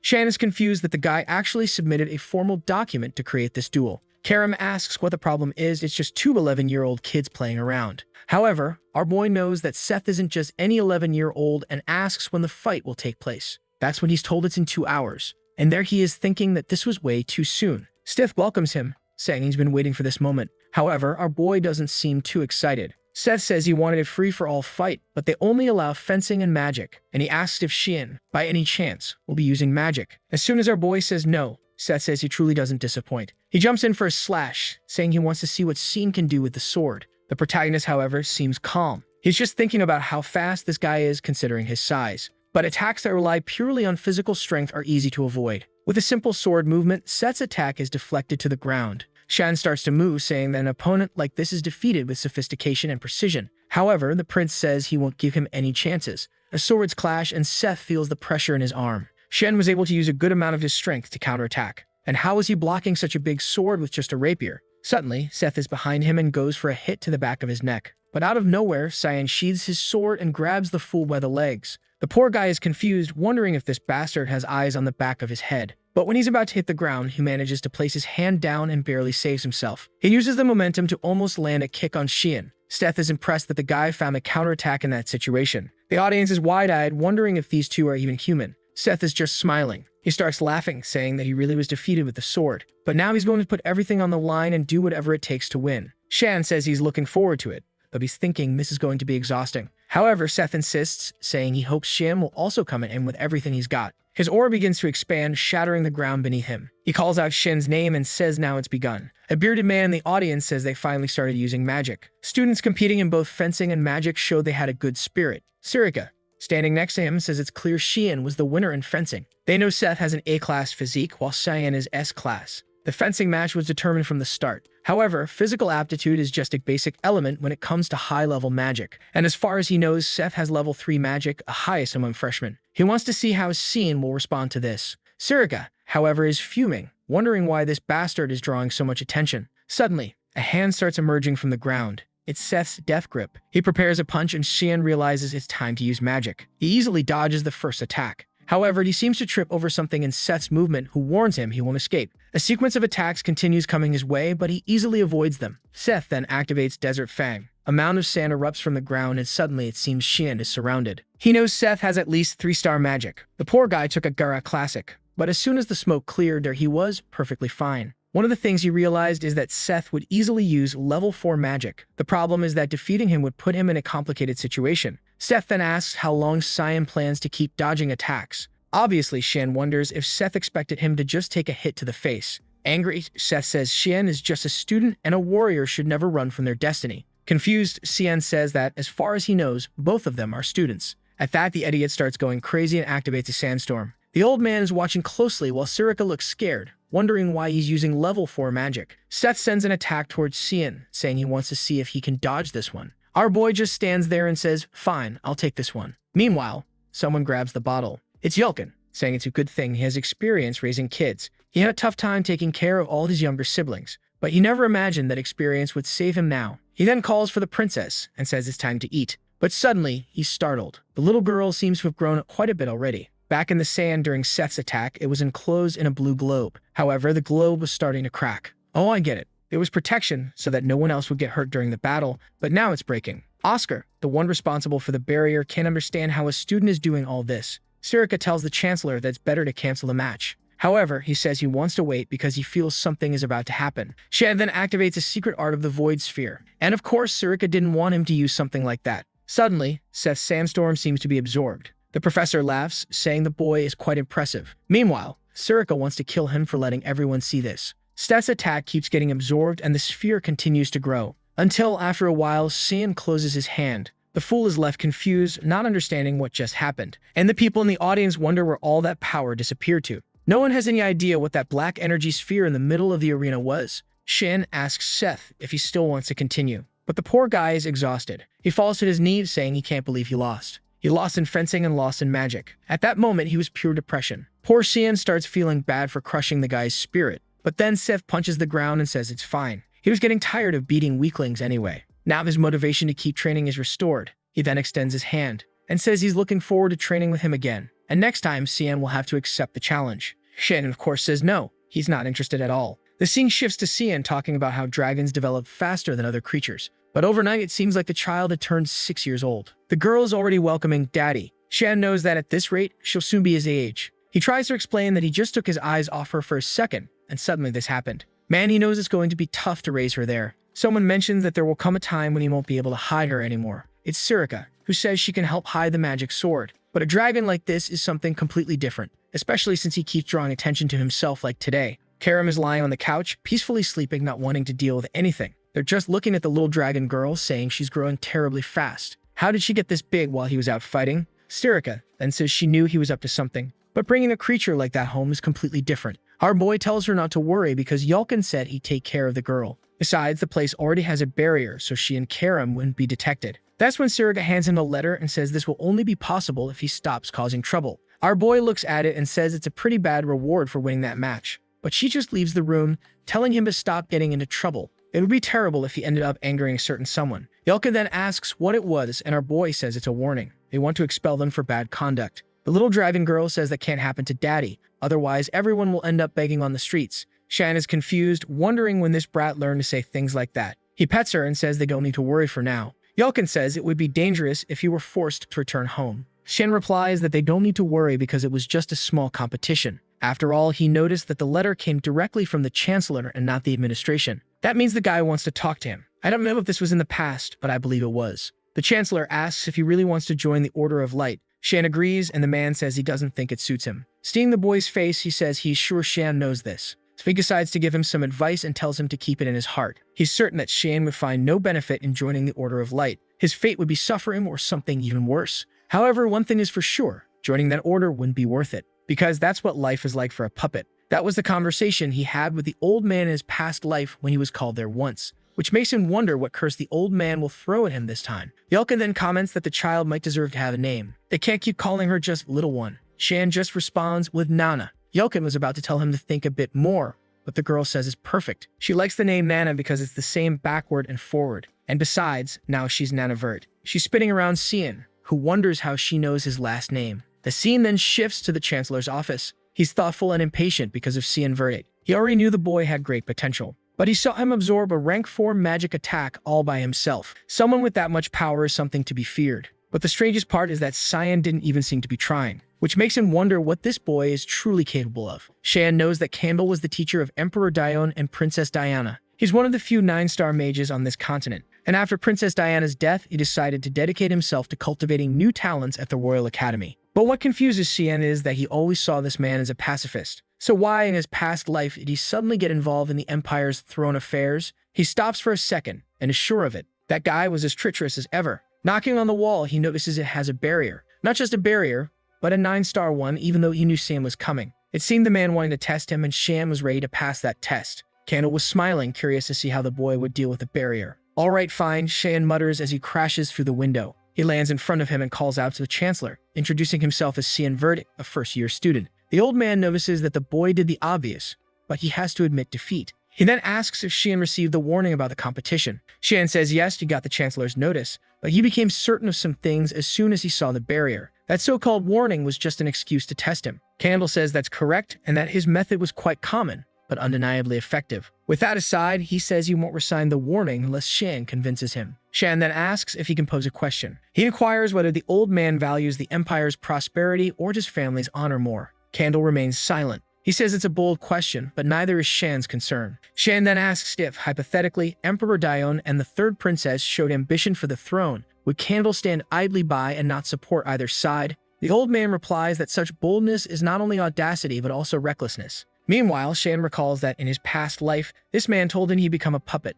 But at this moment, Candle was no different. Shan remembers that in his past life, the Chancellor played an important role in helping Prince Luenel ascend to the throne, a prince known for his violent nature and for killing all his siblings. The day the Chancellor questioned those deaths, he was imprisoned for treason. Now Candle slams his hand on the table and says it doesn't make sense. He asks Shin if he truly believes that the peace built over the past 100 years could crumble so easily. He thought the boy was talented, but apparently he's just an ignorant child. Shan ignores the insult and says that both Candle's daughter and the second princess have already died from illness. Furthermore, the third and fourth princes are forces that cannot be ignored. And Empress Cassandra's faction is beginning to hunger for power. They would stop at nothing to seize control of the empire. After all, the peace in this land is barely holding together. And when it all collapses, it will also mean the end of the academy. Candle is stunned that an 11-year-old knows the entire current political landscape. He then asks what Shan's intention was in saying all this. Shan says he's there to propose a deal that will help Candle, peace for his family and peace for the academy. And all he asks in return is for Candle to remove the warning. The old man laughs, making Shan feel like a fool. Candle summons a magic circle and asks what power Shan plans to use to resolve this. He signals downward with his finger, saying Shan will be crushed along with his arrogance. Chains of judgment then appear and pull Shan upward. Shan immediately realizes the Chancellor wants to test him again. Candle says that while Shan may be powerful, escaping such a skill won't be easy. He remarks that the boy is getting too full of himself. However, Shan asks for permission to show what he's capable of. At that moment, the old man is startled. Shan activates an adaptation of the Void Sphere. The chains seem to be getting swallowed up. The old man is in disbelief that a level 1 skill is consuming his magic. The energy keeps being absorbed and the sphere continues to grow. Meanwhile, the old man wonders about the limits of this boy's potential. Finally, the attack dissipates along with the chains. Shan asks if he's proven enough. Candle immediately agrees to remove the warning, but says he doubts that's all Shan wants.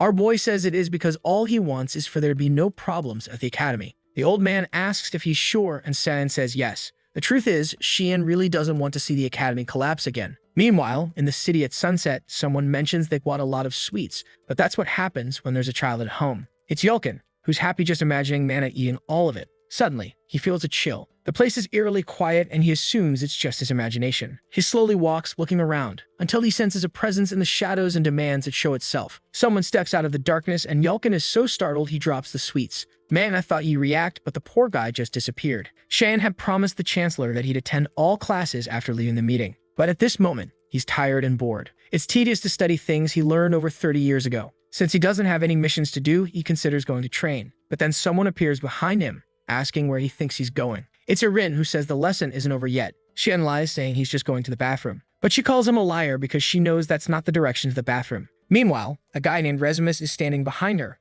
calling her Lady Erin. Our boy then asks if she's allowing him to address her by her personal name. She tells him to stop changing the subject but says yes, but only in private. However, she wants to know why Cian is still so formal with her. Our boy responds that since she's royalty and he's just a simple citizen of the Empire, he can't be too familiar with her. Someone then approaches in the middle of their discussion. He calls out to Erin, and suddenly she looks startled. Shin glances to the side and sees a guy on the stairs, saying it's been a long time since they've seen each other. It's Brother Fabian and Brother Nairobian. Apparently someone really likes Bien. Erin greets them, and they ask why she's surrounded by commoners or if those people are her servants. Shan knows these guys from House Nefello always belittle the princess. Then they ask if he's the so-called boy San Vert. Our boy simply says it's a pleasure to meet them and introduces himself as the youngest of House Verdi. The guys reply that he doesn't need to introduce himself because they saw the duel, and it was incredible. Surely he'd be invited to the next social gathering. They say they should talk more and shouldn't remain strangers. Shan notices that Erin is being completely ignored. The guys place their hands on his shoulder and tell him this is an opportunity few people get. Erin just stands there silent, until Nairobian puts his hand on her shoulder and says that obviously someone like her shouldn't get any ideas. The so-called princess should know her place. As the guys leave, Resimus asks if they really are princes. Erin confirms they are and remarks, as the saying goes, blood is thicker than water. But Shan says he doesn't think that's what's happening in this situation. To them, it's clear she's worse than a stranger. Water or blood are insignificant when it comes to power. That's what she needs to understand. The fact that they act so coldly toward her shows that they have some fear or apprehension. He tells her not to be shaken by it, but the poor girl is already blushing. Our boy leaves while she stands there, blushing from his words of encouragement. Back at home, Nana is messing up the bed. But Shan finds it odd that neither Karam nor Yelkin is around. Karam then appears, asking if he doesn't see that the little girl is sleeping. Then she asks what he wants from her. Our boy tells her to find Yelkin. She looks confused and asks if he thinks she's some kind of dog to go hunting for him. But suddenly, she starts sniffing the air. She says she smells blood. In a nearby alley, Yelkin is thrown to the ground. The attackers laugh, and a blonde man says he should have responded as soon as they called him. Now things had gotten complicated. It's ironic that the boy only had one night and he was so bad at his job. The man then announces that it's time to cut Yelkin into pieces and deliver him as a gift to their master. He could thank his boss later. This was the price he would pay for messing with Barrett Rumil. However, from the ground, Yelkin simply says, "Alright." The guy is confused and asks what he means. Even while battered, Yelkin tells them to just get it over with. Barrett then tells everyone that apparently Yelkin has lost his mind. It's time to finish this by killing him. But suddenly, from above the alley, someone asks what they're doing. "Man, if it's who I think it is, I guess you're all headed to your next life." It's him and Shin with Karam in hand saying that apparently this was Rumil's doing. From the ground, Yelkin sees it's our boy. And upon seeing the state of his friend, Cyan says, "Looks like they beat up my poor boy." Barrett, however, seems excited that San showed up on his own. This was exactly what he had planned. Shin simply replies that he's looking forward to seeing what Barrett will do. He charges at the men, activating the 8th stance of the violent barrage. It's a tap to one guy's neck, a flick to another's forehead. Everyone in the alley starts getting thrown around. Barrett can't believe that all the men he hired couldn't beat this kid. What kind of monster is this, he wonders. He starts cursing Cian Vert and says he'll kill him. But before he can use his spell, he takes a knee to the stomach and is thrown far away. The poor guy hits the wall and San says Barrett hasn't changed one bit. He asks if tormenting the weak is really so fun for him. Barrett, however, says what he does in his free time is none of Shan's business. And he asks, "What are you going to do, kill me?" Shan remembers that in his past life, this guy, the eldest son of House Rumil, became the strongest figure in the kingdom of Garan. He was an infamous figure who beat his own servants to death and burned small animals just for entertainment. Until one day, his madness crossed the line. He mercilessly killed a classmate and claimed he was just practicing magic. This exposed him, and the Purge Squad gave Shan a mission to eliminate him. But that day, Shan would never forget what he saw upon arriving at that mansion. In the man's basement was a pile of servant corpses. Naturally, Cian tortured him to give him a painful death. But even while suffering, the man kept smiling and telling Shan to just end it. That was because he was already bored with his own games. Now Cian realizes that killing that guy in the past wasn't a punishment for a monster like him. After all, he had already done everything he wanted.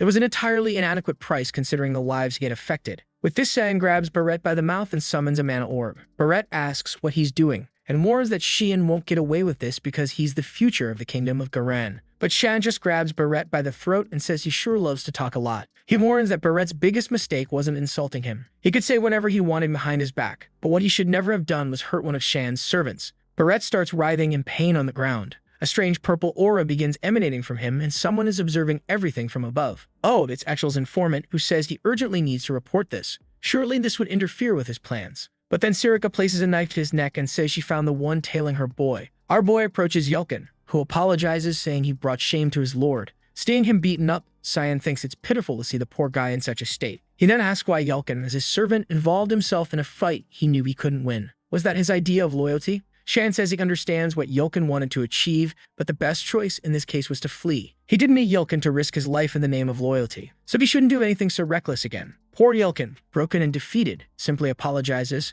Our boy then says the leader can show themselves. Suddenly, a group of Purge Squad members appears, asking if it was that obvious. Shan says it's obvious when so many people show up together. Then Sirika appears, saying she brought a big present. She throws Kellen to the ground, and Shan immediately recognizes him as the one who had been following him recently. She seems impressed that Shan already had information about him. He says he kind of already had an idea. She responds that, as always, he's highly capable. Not only is he far stronger than any other assassin of the Mist, but he's also able to negotiate directly with the Chancellor. In addition, he has the mental fortitude to wield the magic sword. He truly deserves the title of successor, but the problem is he keeps causing trouble. Shan just replies that he took note of all that, but he warns that he will always refuse to be just a victim. Whoever harms those close to him will be crushed. Sirika interprets this as him saying help protect those around him and says she understands. She then says she's leaving and trusts the successor's decisions. But before that, she reminds him not to forget to deal with that person. Kellen then asks what Sam plans to do with him and if he's going to kill him. But Shan says he's learned that death is too easy. Desperate, Kellen says that if Shan thinks he's going to talk, he can forget it.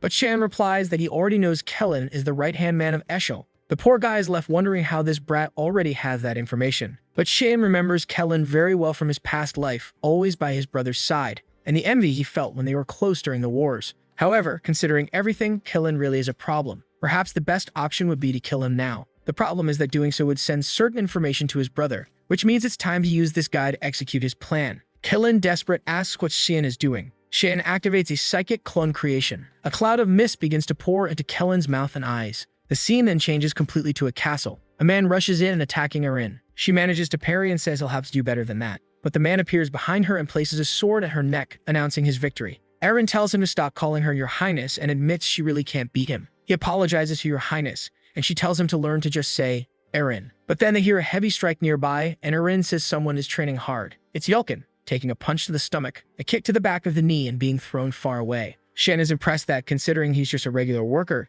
Yelkin can take quite a beating. Moreover, he has good stamina, so maybe in the future, he could be useful. Shan asks if Yelkin is okay, and spitting blood, he says he's perfectly fine. Shan knows the training has to be tough because at any moment, he could be attacked like what happened with Barrett. Yelkin then comments on Kellen and asks if he won't cause any problems, to which Cyan says there's nothing to worry about because now Kellen is on their side. The scene then shifts back to the moment when Cyan absorbed that energy. Yelkin was right there watching everything as the body fell to the ground. Shan thought to himself that it was exhausting since he hadn't done that in a long time. The Shadow Psyche is a level 9 dark attribute. It creates a new shadow personality in the target, allowing him to control them. Even in his past life, he only used it once. He then asks Kellen to introduce himself. Kellen replies that he's Kellen Digos, a guardian of the Knight of Elias. He had received orders to come to this city and observe Lord Cyan. Cyan is pleased with how obedient Kellen is and asks who his master is. Kellen says he originally served Lord Eshel, but now he wishes to serve Lord Cyan. Our boy says that's fine. Kellen's first mission is to return to Eshel and report everything Cyan instructs.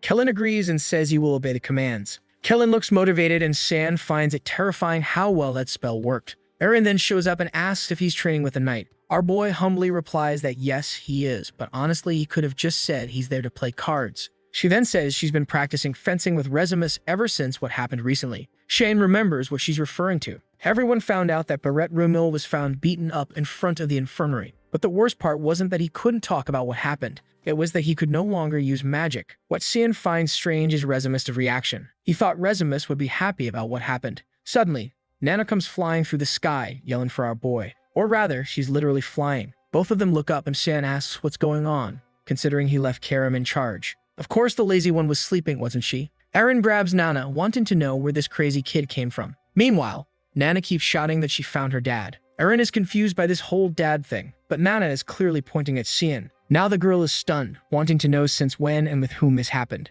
While Cyan the fool has no idea how he's going to explain himself. Some time passes and he's already explained everything. Erin feels relieved to discover that she's not his biological daughter. Still, she didn't expect the boy to have such a soft side. On the other hand, Yelkin is worried because they'd be expelled from the academy if this was discovered. But Erin tells him not to worry. She would never tell anyone. Shine is impressed by her promise. Man, you should have made her promise before explaining everything, right? Erin looks up and reassures him, saying not to worry. After all, it's not like she has any other friends besides them. Way to ruin the positive vibe, Erin. Shane asks why she made the promise, and she says it's because she feels sorry for the girl. Someone who is neither dragon nor human wouldn't be accepted anywhere. She was lucky enough to find him. But with that said, Erin declares that she'll have to visit his dorm a few times. Not to see him, of course. She wants to visit Nana. Shan says he's fine with that, but it all has to be kept completely secret. The fool Erin lies awake, thinking this is a secret just between the two of them. Actually, it's a secret between 5 of them, but okay. With that, she leaves and Resimus waves goodbye. But as Erin looks back, she feels something strange. She's all giddy, realizing she seems to have gotten closer to Cyan. Back at home, though, Cyan still gets scolded by Karam. She tells him to just spill everything to her, including that he has a magic sword.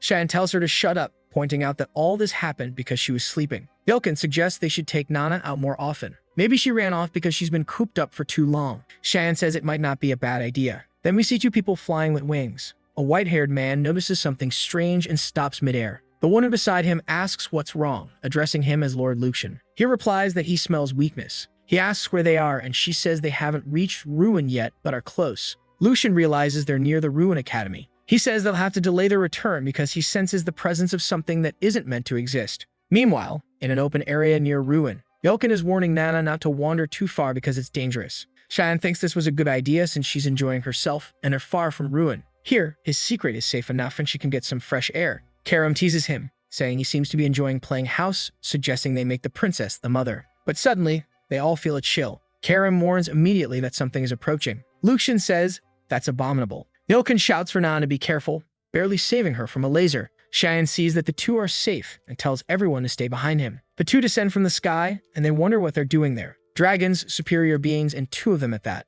Lucian then says he now knows where the stench is coming from. The existence of that thing is revolting. The red-haired dragon, Catalina, asks how such an abomination came to be. She questions if Sheehan is the owner of this mixed race and how he also possesses a magic sword. Karam is furious at being treated like a mere object, but Catalina tells her to be quiet since she's just a human's toy now. Hermia, however, retorts, asking if Catalina is looking to die. As Hermia prepares to attack, Lucian stops her. He explains that he has no interest in this fight as they dislike fighting inferior creatures. However, they must take the mixed-breed girl with them. A half-human, half-dragon existence would surely make for valuable studies. They say that if they hand her over, everyone's lives will be spared. But Cheyenne tells them all to shut up. Lucian can't believe the audacity of the boy. Cheyenne repeats, telling the winged crocodile to keep quiet. Obviously, Lucian loses his temper. He nearly fires a laser at Cheyenne, but Yelkin calls out to him, telling him not to worry and to stay behind him. However, it's undeniable that the technique Lucian used was terrifying. Lucian says that's why dealing with inferior creatures is so annoying. Cheyenne activates the 9th stance of the Black Mist,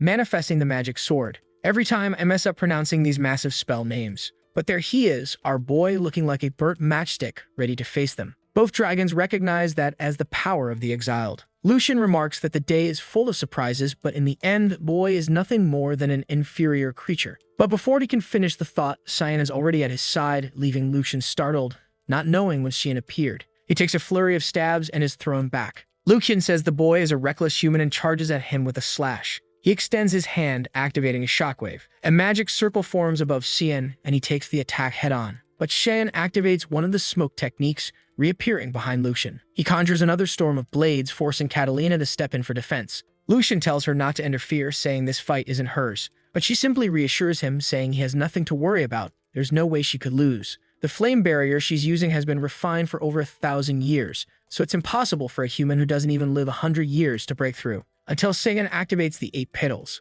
Are we back at Manhwa? He delivers 8 slashes to the barrier, shattering it completely. Catalina is left wondering how that's possible. Before she can recover, Cheyenne delivers a clean slash through her. Did she disintegrate? Did she actually die? Man, is Cheyenne pissed off. Lucian, confused, asks what Cheyenne is. Someone with mere powers of the mist shouldn't be this strong. He demands an answer, but when Cheyenne doesn't reply, Lucian says that, in that case, he'll treat him as a serious opponent. Cheyenne notices that Lucian is activating the polymorph ability. From the magic circle, the dragon begins to emerge. The man is reverting from his human form to his natural one. Sharp eyes, massive wings, the beast is here. Lucian lets out a deafening roar in Cheyenne's face, but Cheyenne leaps towards him, saying he knows this is the moment when Lucian is most vulnerable. He's already above the dragon's wings, and Lucian wonders what he's thinking. Noticing Cheyenne's position, Lucian realizes the boy knows about the vulnerabilities of the polymorph ability. Cheyenne strikes directly in the middle of Lucian's forehead. Lucian calls him reckless, but is already thinking about escaping. But Cheyenne smirks and says it's too late. He activates the technique Giant Tree Root directly into Lucian's head.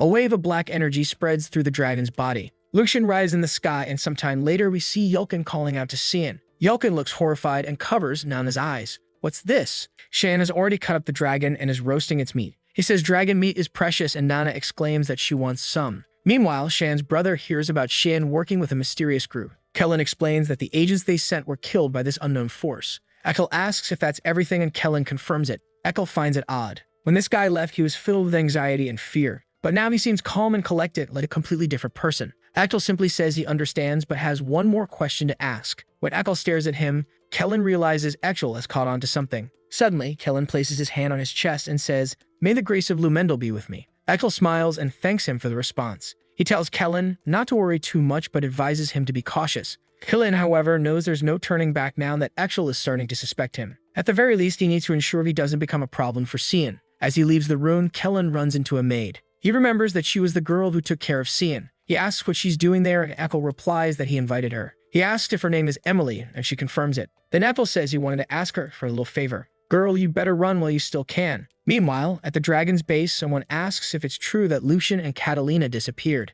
Another confirms that their energy vanished, and now there's a gap in their ranks. But it's strange for the energy of an 8-star dragon to vanish like that. Judging by their empty stones, it's clear they were likely defeated. However, upon flying over the area, all they found were remnants of a battle. One of them asks how it's possible for someone to kill those two and leave no trace of magic. The green crystal says it's only possible if the killer has the dark attribute. But as far as he knows, there's only one person in Candle strong enough to kill those two. However, that person doesn't possess the dark attribute. This means there's someone powerful out there they know nothing about. The man says the only person at the Royal Academy with the dark attribute is a boy named Sayan Vert. Moreover, there are rumors that he encountered a dark dragon at the front lines and survived. If that's true, he might also be involved in the disappearance of the two dragons. The green crystal says this is a strange coincidence and advises keeping an eye on him. He instructs someone named Luna Rainraver to send his granddaughter. It's fascinating to see this conversation among the crystals and still have no idea who's who. Meanwhile, back at the royal dormitory, Erin, of course, wastes no time visiting our boy and even brings a cake. She says it's a gift for Nana, who's thrilled. But man, she didn't just bring a cake. She brought an entire cart full of presents.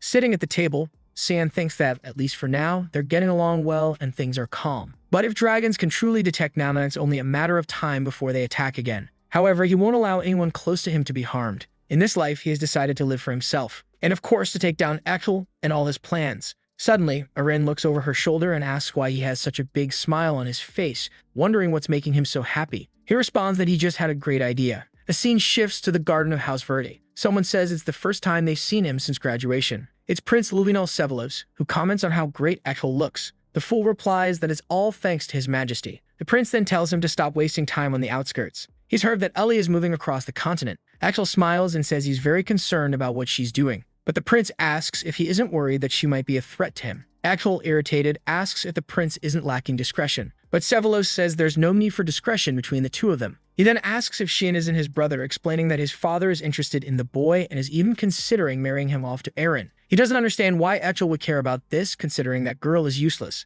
Ekel, however, tells him not to be so quick to judge. She might gain some influence and interest, becoming useful. The prince replies that he likes how productive their conversations always are. Their relationship is quite peculiar, Might as well end with a kiss. The prince even offers Ekel a glass of wine. But Ekel notices that the prince's knight seems to be someone new he's never heard of. The prince explains that it's a gem he found while passing through the slums. Ekel examines the man and remarks that even among gems, this one appears to be of the highest quality. The man introduces himself as Boris Lehelm and offers his services. Suddenly, 2 years have passed just like that. Shad mentions that he kept a low profile, and just as he felt he had adjusted to the academy, that's when Elise returned. In another part of the castle, someone knocks on a door. Elise had come to visit Candle, who remarks that it's been a long time since they last saw each other. He asks if she enjoyed her trip. She says yes, mentioning that she visited the city of Pruina. The Chancellor comments that it's a place where humans aren't very welcome. She explains that it took her an entire year just to start adjusting. However, she wanted to understand the harmony they always spoke about. He always said that wherever she went, prosperity would follow. That's why she's careful about where she belongs. Candle doesn't fully understand her point, but apparently he gets the gist as he says she seems to have reached some conclusion. She confirms this, stating that she wants to join the Order of Light. The Chancellor remarks that she seems intent on preserving the family name. She replies that it's a burden someone has to bear. She's concerned about her younger siblings, especially Cian, whom she describes as extremely shy. The old man bursts into laughter, leaving her confused. He comments that the idea of Shan being shy is quite amusing. That's when the boy himself appears, saying it's very insensitive of their dear Chancellor. They look back and see our boy. I thought he might show up looking older, but nope, he just got taller. He looks like he's holding in a fart, but says he missed his sister. Walking outside, she remarks that he's changed a lot since the last time they saw each other. He's already as tall as her and will soon surpass her height. He jokes, saying she must have gotten shorter, but she tells him to stop making up lies. It was July 2, 1988, a date he would always remember, because it was the last time he saw Elise alive. What's going to happen, man? She mentions that the semester has ended and asks if he'll visit home. He replies that without her there's no one to welcome him. She seems confused and asks if that's why he hasn't gone back in 2 years. He knows the real reason is Eggshel's presence, and of course the Duchess, who wants to kill him at any moment. The worst part is that their father does nothing to stop it. Going home would basically be suicide. Stop lying, kid. You killed 2 dragons and are afraid of a Duchess? But okay, I believe the Eggshelл part. Elise then asks if he gets along with Kranz. He replies that it's impossible. She asks why, and he says it's obvious, because of the way Kranz always treated him, always trying to take his life. Apparently, Elise had no idea about any of this. Yelkin steps forward and confirms the information. Shen explains that Yelkin is his guardian. Poor Elise just now realizes this, thinking he was just some random lunatic following them around because he was so weak. Sometime later, she finally understands what happened. She mentions that while all this was going on, she was in Pruina, completely unaware. Shan tells her not to worry as the problem was created by the Duchess and Kranz. They are the true villains. But Elise's expression changes. He asks her what's wrong and she suddenly snaps out of it. Shan then asks Elise if she's told anyone else about this and she says it's all in the past. Kranz never showed any remorse. Suddenly, Elise pulls him into a hug. She cries, saying he doesn't have to carry such a heavy burden alone. Whenever he needs, he can count on her. Shan says that from now on, he will protect her. But suddenly, she says she can't stay any longer because something has come up and she needs to handle it. However, she tells him to take care of himself while she's away. At this moment, Yelkin feels something strange. Elise gives him a tight hug, thanking him for taking care of her brother. Yelkin was about to protest, saying he doesn't take care of this troublemaker, but Shan quickly tells him to stay quiet. Some time passes and it seems like Elise is leaving. Even though Shan is smiling, he knows it's been a long time since he's seen her this serious. The scene shifts to the past, where Cyan is taking hits from a sword. It's Crayons asking if he's already tired and calling him a motherless bastard, ordering him to get up. Shannon, frustrated, says there's no need for him to say such things since he's already won. But he takes another hit to the face, and Crayons tells him to shut up. The beatdown continues until someone appears and tells Crayons to stop. It's Elise, who demands to know what he thinks he's doing and orders him to apologize to Cyan immediately. Shan knows from the look on her face that this is going to cause chaos at home. But maybe this is a good way to reveal the truth about the people around her, and somehow change her destiny. Someone delivers a few letters to him saying they're for him. Yelkin mentions that one is from the academy and another is from the cleaning staff. Shan grabs the black letter and says the other one must be from the imperial court. Yelkin takes a look and confirms it. Both he and Karam seem interested in what the court wants. Shan simply says it's an invitation to a banquet. And the black letter, of course, is an assassination order. It's for the death of a man named Dranian Nephelis, set to happen at the banquet. This shocked the entire kingdom, since the man is the emperor's younger brother. Karam asks if he's going, and Shan says yes, because there are things he needs to handle. In the meantime, he wonders why that Dan woman gave him this mission, especially since in his past life it was assigned to someone else. Karam notices that the banquet invitation came directly from Aaron. She jokes that Shengen finally received a love letter. He immediately activates sword manipulation and the blade nearly hits her, making her fall face first to the ground. At that moment, someone calls out, saying, "Dad, I'm hungry." Yelkin looks shocked and Shan asks what's wrong, but his own expression changes immediately. Let's not mention it, but yeah, she's grown. That's all. The scene shifts to the exterior of a castle, where someone runs to open the door. It's Miss Elise, apparently arriving at House Vert. The butlers comment on her return, but she just wants to know where the Duchess is. The Duchess is calmly reading a book until she hears a loud knock at the door. Elise storms in, and as the Duchess greets her, saying it's been a long time and asking how she's been, Elise raises her hand and slaps her hard across the face. Everyone is shocked, and a butler asks why the guards aren't doing their job. From the floor, the Duchess asks if Elise has lost her mind. But Elise responds that it's the Duchess who should be asking herself that question, especially since she tried to kill Cyan. The Duchess is alarmed that Elise knows about this. Of course, she denies it, claiming she'd never do such a thing, and asks if Elise has any evidence. Elise says that by asking for evidence, the Duchess made everything perfectly clear. As the Duchess orders the guards to act, she continues screaming, asking what they're waiting for, and commanding them to restrain Elise. The guards leap toward Elise, apologizing as they go. Well, this isn't going to go well for them, is it? Elise dodges the first one and knees him in the neck. She activates a spiritual magic called Undyne and takes them all down. The Duchess trembles as she watches all the guards fall in the blink of an eye. She tells Elise not to come any closer and asks why she's doing this. Elise simply responds that Shan's guardian already confessed everything. He admitted to receiving orders to kill the boy 2 years ago. The Duchess claims it's ridiculous for Elise to act based on the words of a mere servant, but Elise tells her to shut up, saying she will have to face the consequences because everything will be reported to their father. Her time is up. With that, she walks out. The Duchess, however, thinks to herself that the foolish girl still doesn't understand anything. Duke Williers had no interest in anything except that one child. She immediately sends word to him, saying she knows about the assassination attempt and asks what the problem is. Surprised, Elise tells her father that one of his children almost died. The Duke says he won't make any excuses. He simply believed Cyan would survive. Elise protests, saying it was extremely dangerous as Cyan was just a child fighting 6 knights. He only survived thanks to one of them deciding to protect him. The Duke laughs and asks if she truly believes that false might save Cyan. That man was nothing more than a simple worker. Elise questions whether he's saying Cyan killed all those knights by himself. The father steps closer to Elise and remarks that she knows very little about her little brother. He hands her a letter and tells her to take a look. She asks what it is, and he explains it's an invitation to the imperial banquet. He wants her to attend in his place.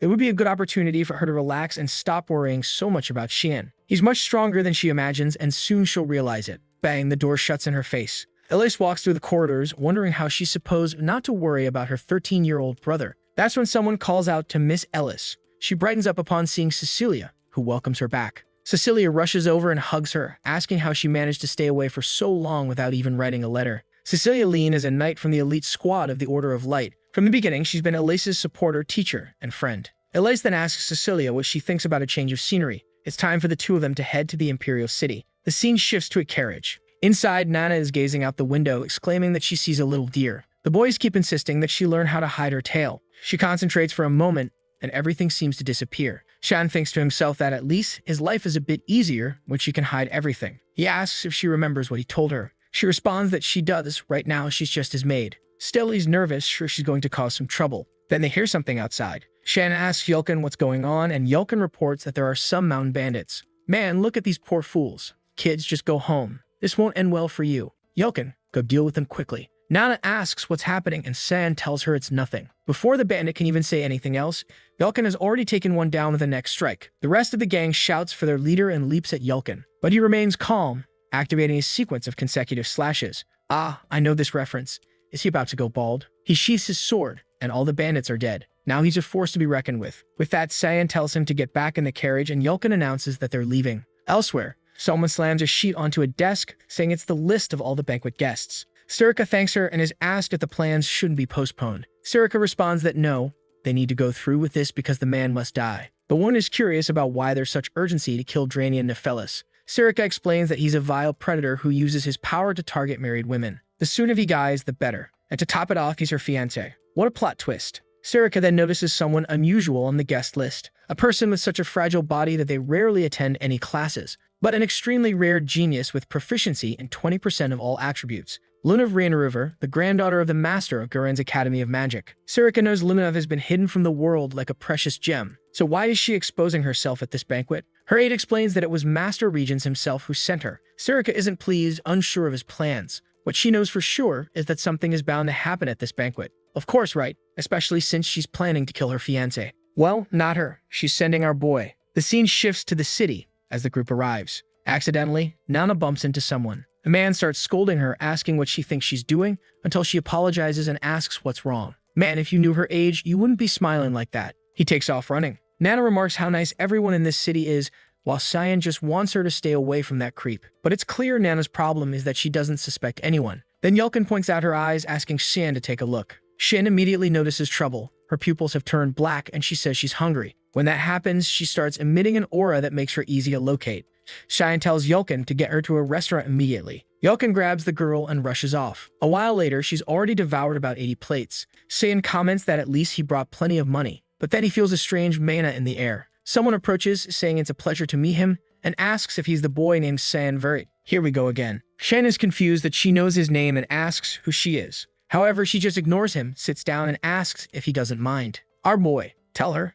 Answer already. She then introduces herself as Luminov and says she's a new student at the academy. Cheyenne thinks he's heard that name before. He says he doesn't pay much attention to juniors, which is why he didn't know her. She says it's expected since no one is as famous as him. Meanwhile, Nana is asking Yulkin if she's a friend of Cheyenne, and he replies that he has no idea, but she doesn't seem very friendly. Lunav remarks that it seems, given he's hanging out with a knight, he must be an employee and is quite close to both. He had a much more caring personality than she imagined. The protagonist just responds that he sees no reason to eat separately from them. However, he's already noticed that even though they just met, she's praising him way too much. So what's her real reason for getting close to him? At that moment, Lunav asks if he's going to the Imperial Banquet. He says yes and asks how she knows that. She replies that it's obvious when someone from the academy comes to this place. She says she's happy to know they'll meet again at the banquet because she's also invited. At that moment, Cheyenne realizes she must have some form of nobility at the very least. Suddenly, she stands up and says she, unfortunately, has to leave. But he better remember the name Lunav. And with that,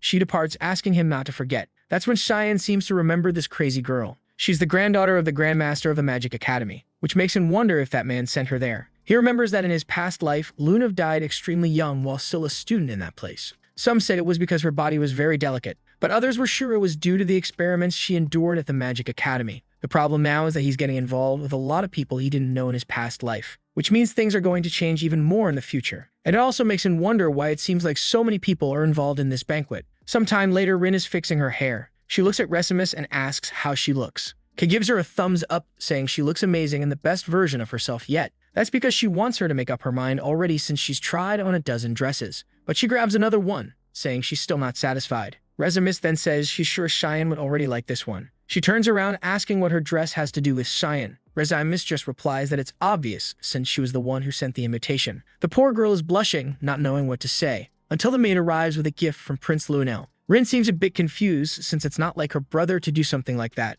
Meanwhile, Resimus is praising it, saying Cheyenne will surely think it's wonderful. Time passes, and we finally reach the much-talked-about banquet. Full of nobles walking around, and our boy is leaning against the wall with his hands in his pockets looking cool. He looks to the side and says that if Kellen is here, it means Estelle has also arrived. Kellen confirms this and says that at the moment, he's with Prince Lunel. However, he has something to say. Cheyenne asks if something happened. Kellen just says he has a bad feeling that many people will be in danger, including himself. That's because Estelle ordered him to leave the Imperial City before the banquet began. He said some things would happen, but they'd be for the greater cause. Cheyenne wonders if Estelle was behind the bloody banquet back then. Kellen says he's afraid for Cheyenne's safety, who tells him not to worry and to leave the city. However, Kellen questions whether it's really safe for him to stay there. Cheyenne says it is and tells him to leave immediately. With that, Kellen retreats. Meanwhile, Cheyenne thinks that this whole small mess is clear. Estelle was a far bigger scumbag than he imagined. Karam asks if by chance he's concerned about the lives of innocents. He says not really, he just finds what that guy is doing amusing. But more importantly, he'd have to postpone today's assassination. At that moment, Kellen activates a psychic resonance and tells Sirika that her dress looks great. Well, I agree. Then he informs her that today's death will have to wait. She asks why, and he responds that he received new information. This place is going to turn into a pool of blood. He can't explain because they're out of time, and for now, she should just keep an eye on what's happening. She asks if he's sure, and if the source is reliable. He says he's very familiar with the person who might be behind all this and is now certain. But she doesn't need to worry because maybe her disgusting fiancé will also be one of the victims.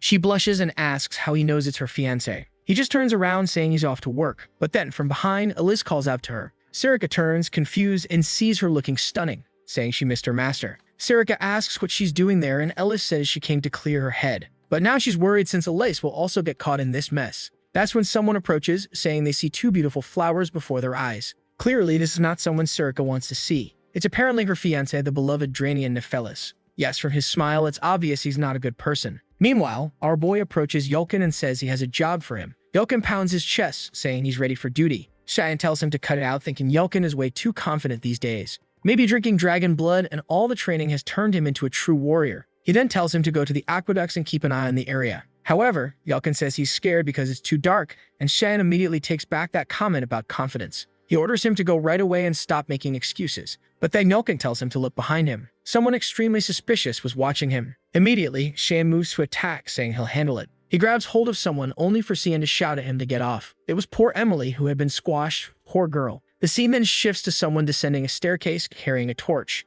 They reach the lowest level and announce that the time has come. They call for all the servants to rise. Back at the banquet, Erin is there, angry that someone hasn't shown up. She touches her necklace, thinking she should have expected this from him. But that's when Yulkin introduces himself and says it's a pleasure to meet her. Erin immediately recognizes Luna of Rain River. Luna says she's honored to be remembered by royalty. Erin smiles and says she'd never forget a prodigy from the kingdom of Guren. As the voice of the Empire, she welcomes Lunav to the banquet. Luna of Rain River compliments Erin's kindness and says it would be great if Cian could see how nice she is. Erin, a bit confused, asks if Lunav knows Cian. Luna of Rain River says she spent some time with him yesterday. Erin becomes confused at the thought of them being so close. But instead of just thinking it, she accidentally says it out loud. Luna of Rain River smiles and says it's as she suspected. She teases that Erin has a crush on Cian. Before Erin can react, someone screams. The two of them look to the side as a woman tries to alert the guards, but is struck in the neck. The two are confused, wondering how someone got in, because there's an assassin inside the Imperial Palace. The masked man looks at her and says the princess has been located.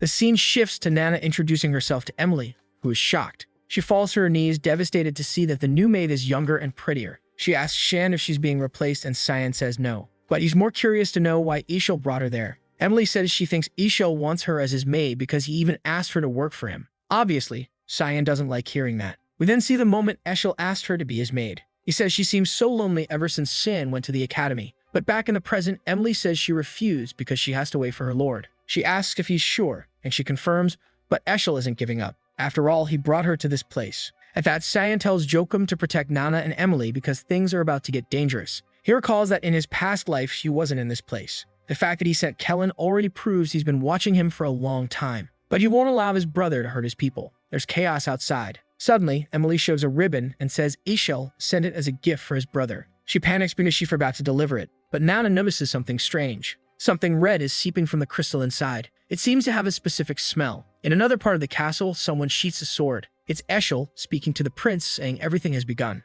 The prince smiles back, saying the day they've been working toward has finally arrived. Eshil praises the knights the prince sent and says the recipients must have also received their gifts. The prince smiles again and says with all of this, the empire will rise from its decline. The honest brother agrees, saying it's time to show everyone. Who does the empire truly need? Back at the banquet, someone is telling everyone to run this way. It's Erin urging them to evacuate and let the guards handle it. Lunav tells her to run as well, but Erin says she needs to get everyone out first. Her friend says she'll join her and Erin thanks her. Meanwhile, the masked man is slashing through all the guards. One hears a scream, and when he looks to the side, he sees more enemies arriving. Another knight is killed, and the man doesn't know what to do, until someone calls for the commander. They warn that the area is full of mandrakes, which are high-level creatures. The problem is that this type of monster should only exist on the front lines. So what is it doing here? As he despairs without a solution, one of the creatures is completely blown apart. It's Sirica, looking stunning and strong, telling them to evacuate. The poor commander asks if she's an instructor from the academy, without noticing that someone is approaching from behind him. But from behind his back, Eris arrives and slices the threat in half. She tells him to run and leave it to her. Now that's true bro power, folks. The general tells all the knights to run and help those who are evacuating. However, the mandrakes keep attacking and the two prepare themselves. That's when another one runs past them from behind and they realize they're being ignored. The attack is heading straight for Erin. Sirica warns that the princess is the target. Just as Erin is about to lose her head, the general saves her. He orders everyone to protect the princess. But, oh boy, some blood splashes onto her face and she starts crying. Here comes the sadness. Oh, it's just the general. We don't care about him. Poor guy. But Erin is upset that Captain Morris has died. She begs Morris not to die. She notices he died with his serious expression intact. She begins blaming herself, saying it's all because of her. Meanwhile, Lunav casts a water explosion. Combined with a wind explosion, it creates a tsunami. Erin is impressed that a second-year student can use fusion magic. Lunav says it's too late for that guy and Erin needs to evacuate immediately. She's a bit sad, but the mandrakes are closing in, and it's better to run. The guards urge her to leave quickly, assuring her they'll handle it. They wouldn't let the captain's sacrifice be in vain. Lunav starts yelling at her to start moving. Erin closes her eyes and says she'll never forget his sacrifice. Suddenly, the knights are surrounded by a golden aura. Erin says she's cast a temporary barrier on everyone because of the mandrake's poison. Even a simple touch could be fatal, so this would protect them. She orders that none of them die. The men smile and thank her, but they have that look of, yeah, we're gonna die. But off they go, charging at the mandrakes. Slash here, slash there. Then one of them gets impaled in the chest. Everyone is thrown aside. Ellis tells them all to get out of the way and unleashes a freezing attack. She runs toward Erin, telling her she needs to leave now. However, Erin has no idea who this woman is, and Elise introduces herself as Ellis of House Vert. The mandrakes roar, but Sirica leaps in, slashing through everything. The problem is that no one at the academy can know she's a dagger user. If they do, they'll start associating her with the Mist group. Unfortunately, given the destruction around her, it's not the time to worry about that. She uses an attack that our boy has used before, 8 pedal strikes. The mandrakes finally stop moving. But what Mike doesn't see is an assassin right behind him. Oh wait, there's no assassin anymore. He's been sliced in half. Sirica tells them to stop letting their guard down because there are many enemies around. She only hopes Elise can evacuate everyone safely. But what she wants to know is what this terrifying sensation she's feeling is. Running through the corridors, Erin is more concerned about the fact that Elise is Xian's sister, and she starts to realize she has no idea where he is either. That's when the wall explodes and a creature appears in front of them. Ellis finds it strange that the monsters are showing up exactly where they are. The problem is that a crawler is a high-level night monster. Erin activates a chain trap while Lunav uses a fire lance. The creature's feet are caught, forcing it to defend against the lance. Ellis is impressed that the two girls are far from weak. She decides she needs to show these Academy juniors that she's strong too. The creature roars and sends a blue attack their way. Lunav activates a protective barrier and Ellis appears behind it. But of course, before attacking, she delivers an epic line. She declares that as a knight of House Vert, she'll make this creature regret everything. She activates a water blade and chops off the creature's arm. Back in the hall, Sirica has cleared the area. Finally, it seems she's killed the last of them. She approaches to remove a mask, thinking these assassins seem like monsters, but something was off. And then she's startled. These assassins are actually puppets. A long forbidden spell allows someone to control the bodies of the dead, and to control so many requires an incredibly powerful person who has prepared for a long time. Something on this scale was certainly not done by just one person. Maybe someone is trying to start a war. Some of the assassins are killed, and someone asks if these are the last of them. A man collapses with his sword on the ground, and two knights approach from behind, asking if His Majesty is all right. He tells them not to worry, as at least he has them by his side. One of them, Eshel, offers help and says he'll assist His Majesty. Meanwhile, the blonde guy is just observing. The vile blonde says not to worry because the knights will handle the rest. The king need not concern himself, they'll keep an eye on him. The crawler is finally killed, and Elise wonders where all these monsters are coming from. But suddenly, they're surrounded by a bunch of assassins again. Back at the moment, Emily hands over Eshel's gift to Cian. Yelkin comments that he finds this very strange. After all, Eshel has never sent Shan a gift. He's always noticed that his boss harbors a sort of resentment toward his brother, something that seems much deeper than simple sibling rivalry. But then Karnan warns them that they need to run. Something extremely dangerous is coming their way. Emily, confused, asks why the girl's eyes are like that. And then suddenly, the wall behind them explodes. He turns and tells her to hide. Another high-level creature has appeared in that place. In another part of the castle, the rest of the guests are panicking and trying to escape. Among them is Sirica's cowardly husband, terrified of dying. He managed to be one of the first to flee, but right at the exit, a group of assassins was waiting. He cannot die there, no matter what, because he's eagerly anticipating spending quality time with his future wife. He asks the man beside him if the back door is truly safe, to which the man confirms it is. But just as he's about to seek further reassurance, something pierces through his head. The man is separated from his senses in an instant. The crowd screams in terror as the man's body collapses like discarded garbage. Everyone assumes this is the end for them. That's when a blue drop appears and Ellis activates a water explosion. She calls out to Luna to cast a freezing spell, creating ice spikes that pierce all the assassins. The knights stand there, dumbfounded, unsure of who these two women are. Elise confidently steps forward and introduces herself as Ellis of House Vert. This girl loves announcing her name. One of the knights spots Erin and celebrates her survival.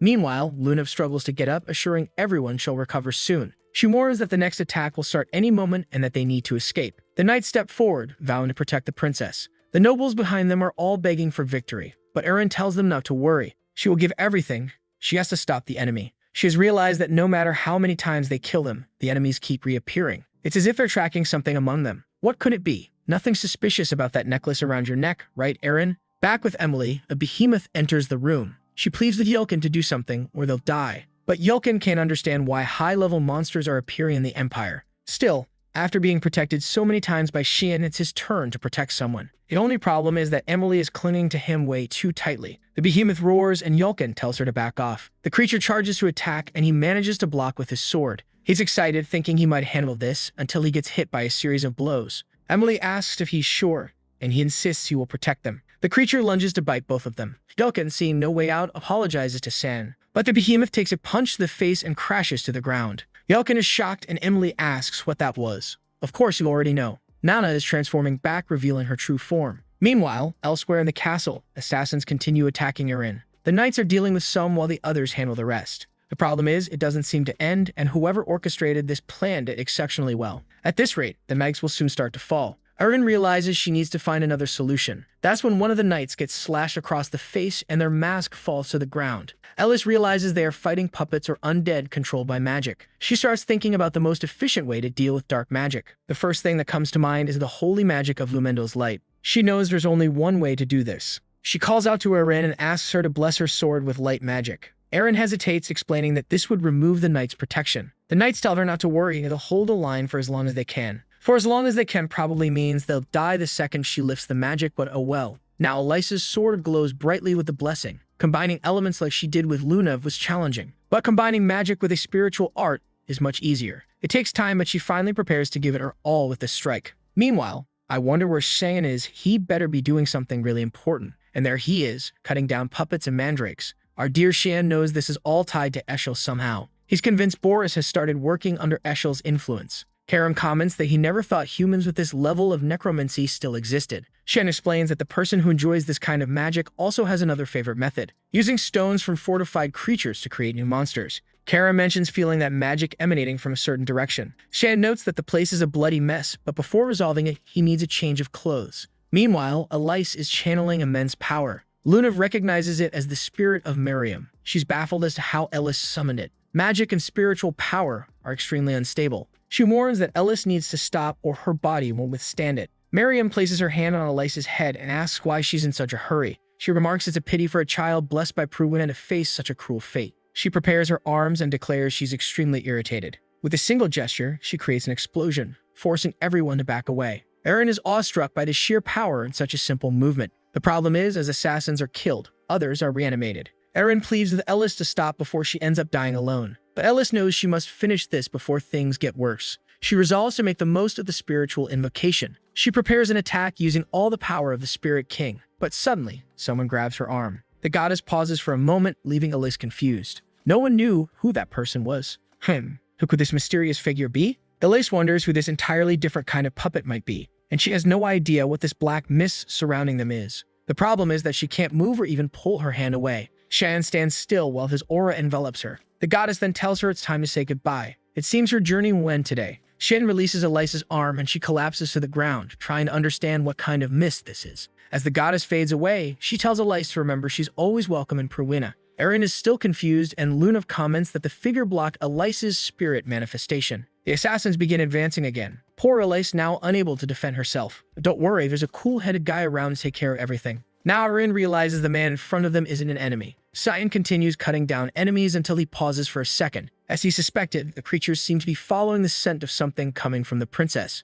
He asks Karam if she senses anything unusual in the area. Karam mentions sensing something magical from Lunav. Shan asks for something else, and Karam finally says there's a magical creature's energy emanating from the princess's necklace. He tells her he'll need her help as he moves forward. Shan slams the ground, creating a spatial distortion. A domain of mist begins spreading outward. The puppets start disintegrating into smoke, and the knights are alarmed as the space around them shifts. As the creatures attempt to advance, they become trapped in the ground and seem to die. Elise notices the mist is consuming the puppets. In a matter of moments, the entire area falls silent, as if nothing had happened. Erin is puzzled at how someone can handle so many creatures at once. That's when she notices Lunav on the ground. Just as she considers helping her, Shan appears behind her. Everyone turns to address the princess, but she already has a knife to her neck. Erin feels a strange familiarity with this mysterious figure. He strikes the necklace, risky even its location on her neck. Everyone screams for the princess, but suddenly he vanishes. He reappears beside Lunav, and Erin panics. She orders him to step back and casts a light ray. The attack hits him directly, but he merely turns into mist.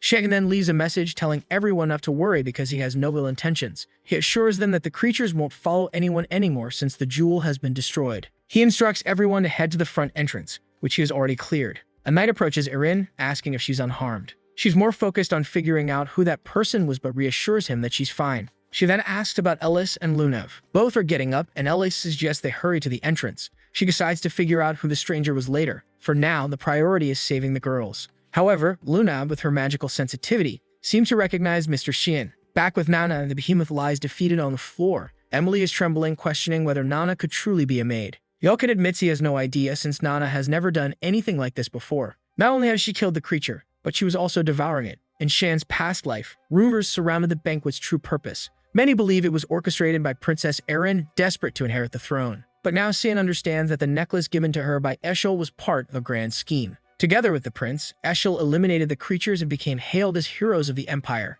In the end, they were the ones who benefited the most from this incident. Karam asks if Shan is suggesting those two planned everything. Sacrificing so many lives for something like this makes her think humans are worse than demons. Shan responds that this is only the beginning. He adds that he's not much different, having participated in numerous massacres in his past life. Karam then asks if he's leaving already. He says yes, as Nana must be waiting for him. The Imperial Knights should be able to handle the rest. Karam mentions something that's been bothering her. Our boy asks what it is. She says the smell from the princess's necklace matches the one Emily brought. Back in the room, Nana comments on a delicious scent coming from Emily. Emily panics, insisting she isn't as good as she seems. Meanwhile, Yelkin can't understand why Nana has suddenly turned into a monster. Worse, she's trying to kill Emily for some unknown reason. He needs to stop her somehow, but he can't bring himself to raise his sword against her. Nana leaps, shouting that she can't control herself. Yelkin closes his eyes, unable to find a solution. A solution? Cyan steps in and takes a hit to the back. Karam sneaks behind Emily, and Cyan tells her to resolve the situation quickly. Karam removes the necklace and throws it to the ground. Before Emily can react, Karam crushes it underfoot. Karam commands Nana to wake up and return to reality, reminding her that her lord is there. Slowly, Nana reverts, confused about what just happened. She sees the destruction on the boy's back and asks if she caused it. Shan reassures her, saying it's fine, it doesn't hurt, and it wasn't her fault. However, she collapses to the ground in tears, crying that she didn't want to do this. Yelkin and Emily are at a loss for words, while Shan simply tells them they should leave since the place is in chaos. Meanwhile, Prince Sevelis is wondering what's going on. The hallways were supposed to be swarming with monsters, but there's no sign of them. The king comments that the creatures have vanished, and Sevelis celebrates, saying they're incredibly lucky. However, Eshel has already noticed that something is off. That's when they hear someone calling for their father. It's Erin and her group emerging safely. From Eshel's clenched jaw, it's clear he's not pleased. Erin embraces her father, expressing her relief that he's safe. She then notices her brother Lunel standing nearby. The king explains that it's thanks to Lunel and Eshel that they were able to stay safe. Sevelis comments that it's good to know Erin didn't die.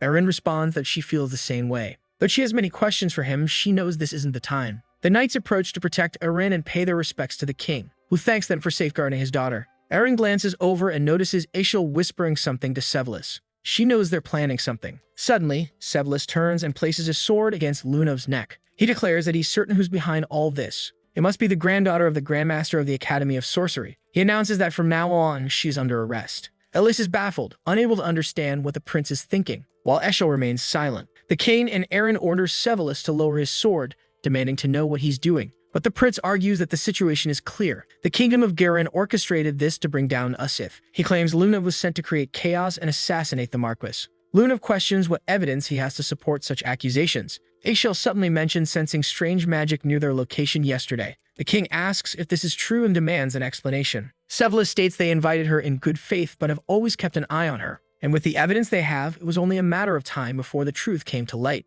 The king acknowledges this and tells them to handle it. Sevelis assures him that they will. Poor Lunav realizes she's fallen into a trap. She wonders if this was part of her grandfather's plan. Lunav and the others from the Garan Academy are arrested. Meanwhile, Rezimus, who had been separated from the group during the battle, is with the noble knights. The next day, a funeral is held in the capital for all those who died in the massacre. Although Shan significantly reduced the death toll compared to his past life, the day is still remembered as the Bloody Banquet. Sometime later, Elise is applying bandages to Shan. Shan tells her she doesn't need to, but she insists, saying it's the least she can do. She expresses relief that he managed to escape the monsters, which were incredibly dangerous. She also mentions that if it hadn't been for that man, she wouldn't have survived either, but she's curious about who he was. She remarks that the man was strangely the exact same size as Xian.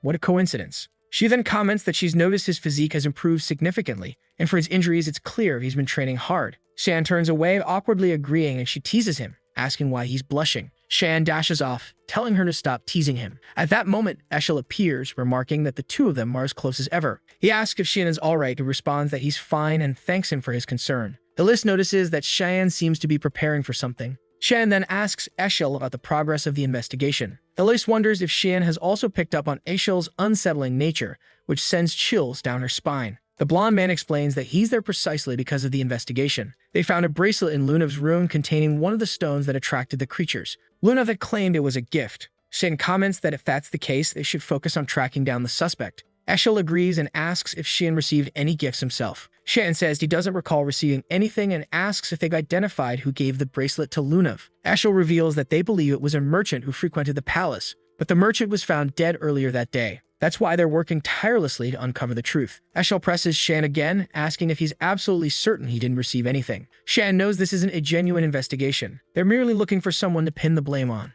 Elsewhere, Emily sits on a bench when a man approaches her. Shan knows she's in danger. Back in the room, someone complains of a headache. It's Sin. Ellis insists he hasn't fully recovered and needs to rest. She tells Eshel that Shan has a back injury and is losing a lot of blood, so he should go to the infirmary. Eshel agrees and excuses himself, but Cheyenne states again that he has no memory of receiving anything. After all, anyone who tried to get close to him wouldn't have survived the massacre. Eshel thanks him for the answer, thinking to himself that he's lucky the girl didn't deliver the item. At least it spares him the trouble of eliminating another person. Yet at the same time, it frustrates him because Cheyenne was supposed to die at the banquet. Alice suddenly calls for our boy Shan and gives him another smack on the back, ordering him to lie down. But then we see blood dripping onto the floor and a maid asks why he's doing this. She says she did everything he asked, delivering the necklace to the princess. She pleads, swearing she won't tell anyone about this. The man replies that this is why her role ends here. And now he must complete his task to finish what's been started. After all this preparation only fills him with anger. He delivers a clean cut and tells her to rest in peace. He pauses, realizing he forgot something. Opening his grimoire, he mutters that he really needs to learn to deal with bodies.